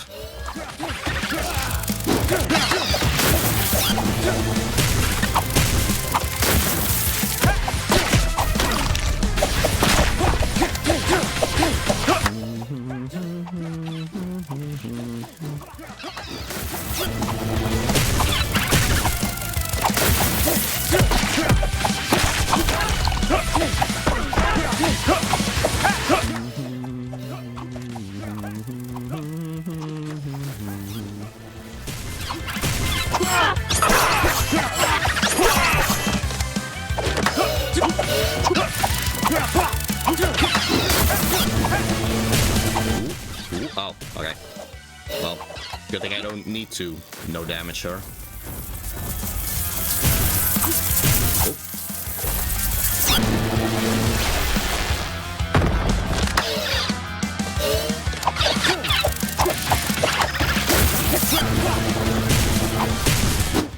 Okay.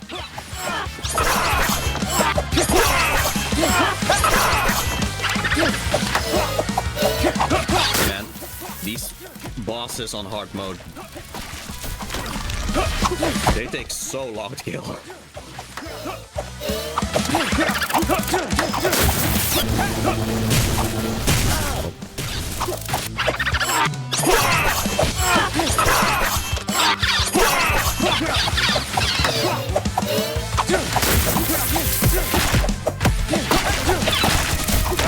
You know, in terms of the order of all these bosses in this boss rush, I am kind of curious why Ravashi is not the last one, actually.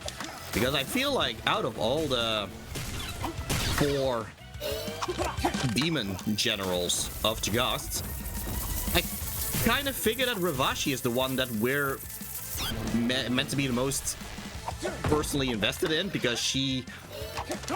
because Komori has such a hatred against her, and like there was some kind of rivalry there. But no, instead Daikrag is the one who we will face last. And sure, he's the one that made Kenji respect the demons a little bit. Still, felt like it would have made more sense for Ravashi to actually be the one you fight last.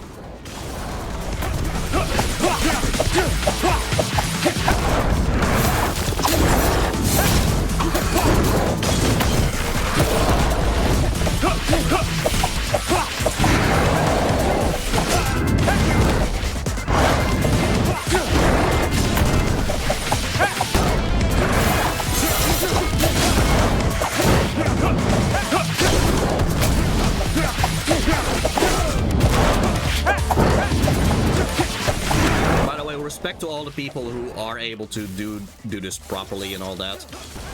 Like, I'm sure with enough time and practice, I probably would be able to do this. But at this point, I'm just in too much of an impatient mood. I kind of decided on this just on the whim that, you know what, let's not stress about this. I just want to show the ending. Especially considering that I'm gonna have to do this twice. Because I also want to show Komori's version of this. There we go.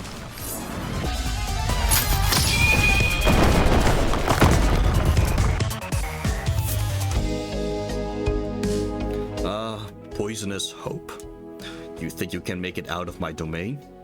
Even if your body were to leave, you will never get rid of me. Your soul is tainted now. Your fate is mine. Yeah, so whoever is meant to be in the underworld, their soul will forever be tainted by the Demon Lord. So yeah, if they go with my idea that Kenji should canonically be the one who stays here, just imagine there's more story to tell there. Just Kenji being the student of Ryu Hayabusa, but Kenji is tainted by the Demon Lord. I feel like that's a lot more interesting than Komori being a Black Spider ninja who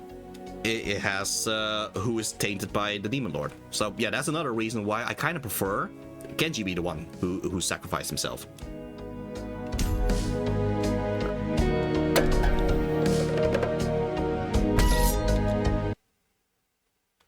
Oh, yeah, okay. In this save file, I did get S ranks and all that. Alright, yeah.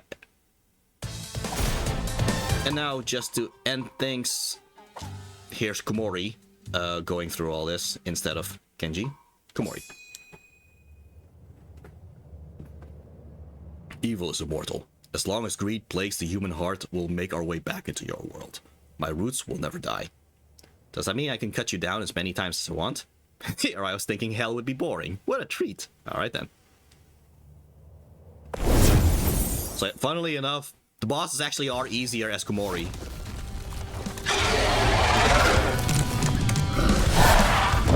Because most of them are made with the idea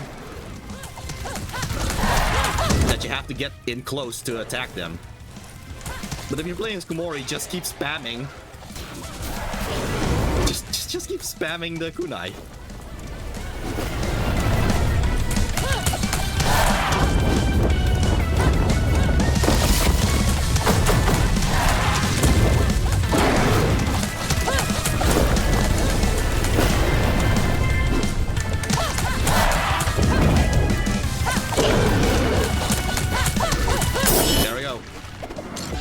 Pretty sure even without the accessibility settings, I would have completed this.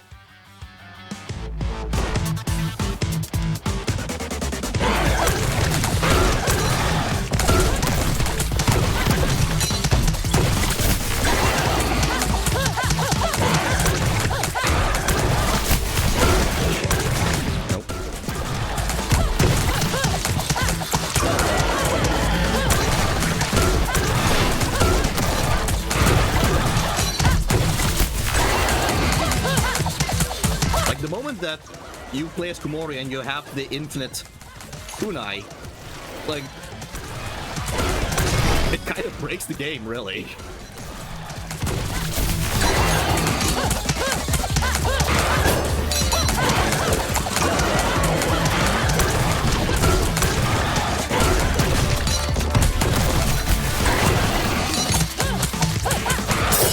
Alright.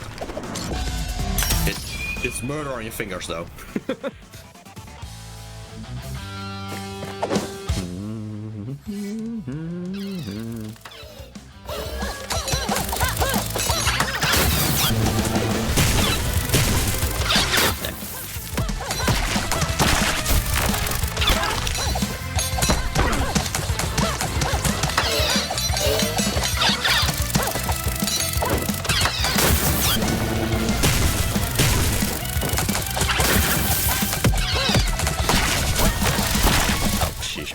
Wrong one.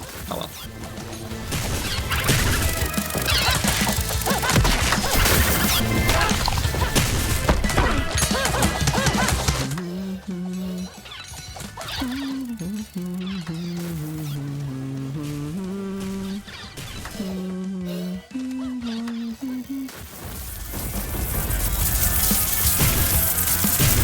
Oh, okay. Oh, wow. Okay.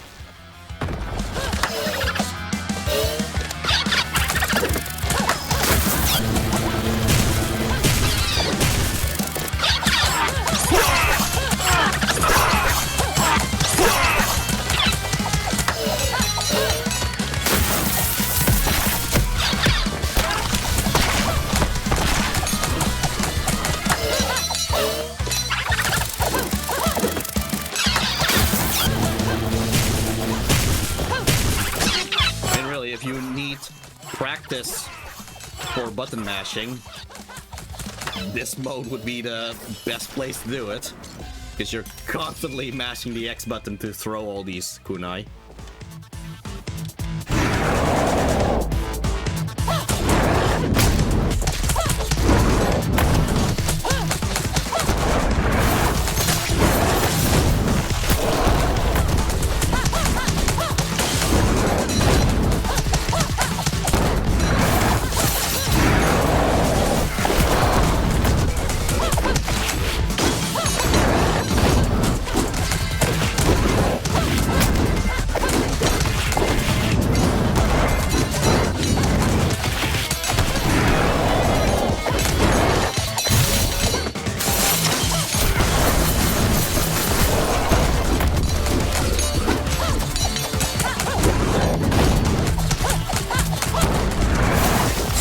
Get there eventually.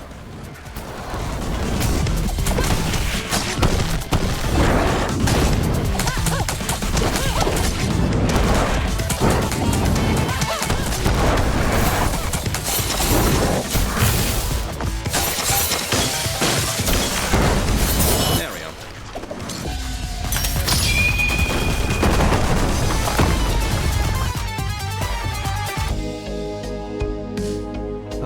Poisonous hope. You think you can make it out of my domain? Even if your body were to leave, you will never get rid of me. Your soul is tainted now. Your fate is mine. So yeah, we'll see if they ever do a follow-up on Ninja Gaiden Ragebound. At the very least, I really do like this game, and yeah, as murder as it was on the fingers to just go through this, just spamming the kunai and all that.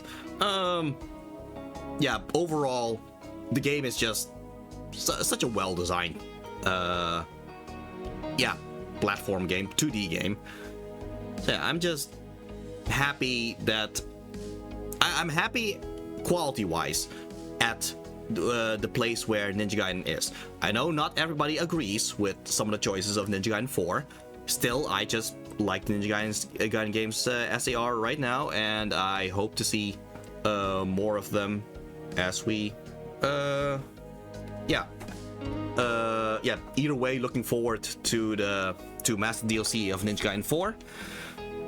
We'll see if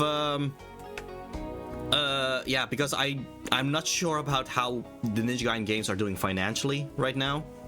I'm just hoping, really hoping for more Ninja Gaiden games at this point. But yeah, I think we can just return back to the just chatting thing. Yeah. Anyway, yeah, just closing game. Yeah.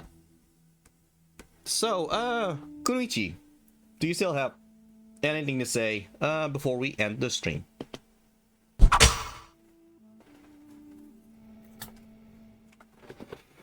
Alright. Well, just hoping for the best, and in the meantime, she's just going to get used to living in the attic with Yumina. She's never had a Japanese ghost as a roommate before. Alright, well, yeah, I do indeed hope for the best for you, Kunoichi.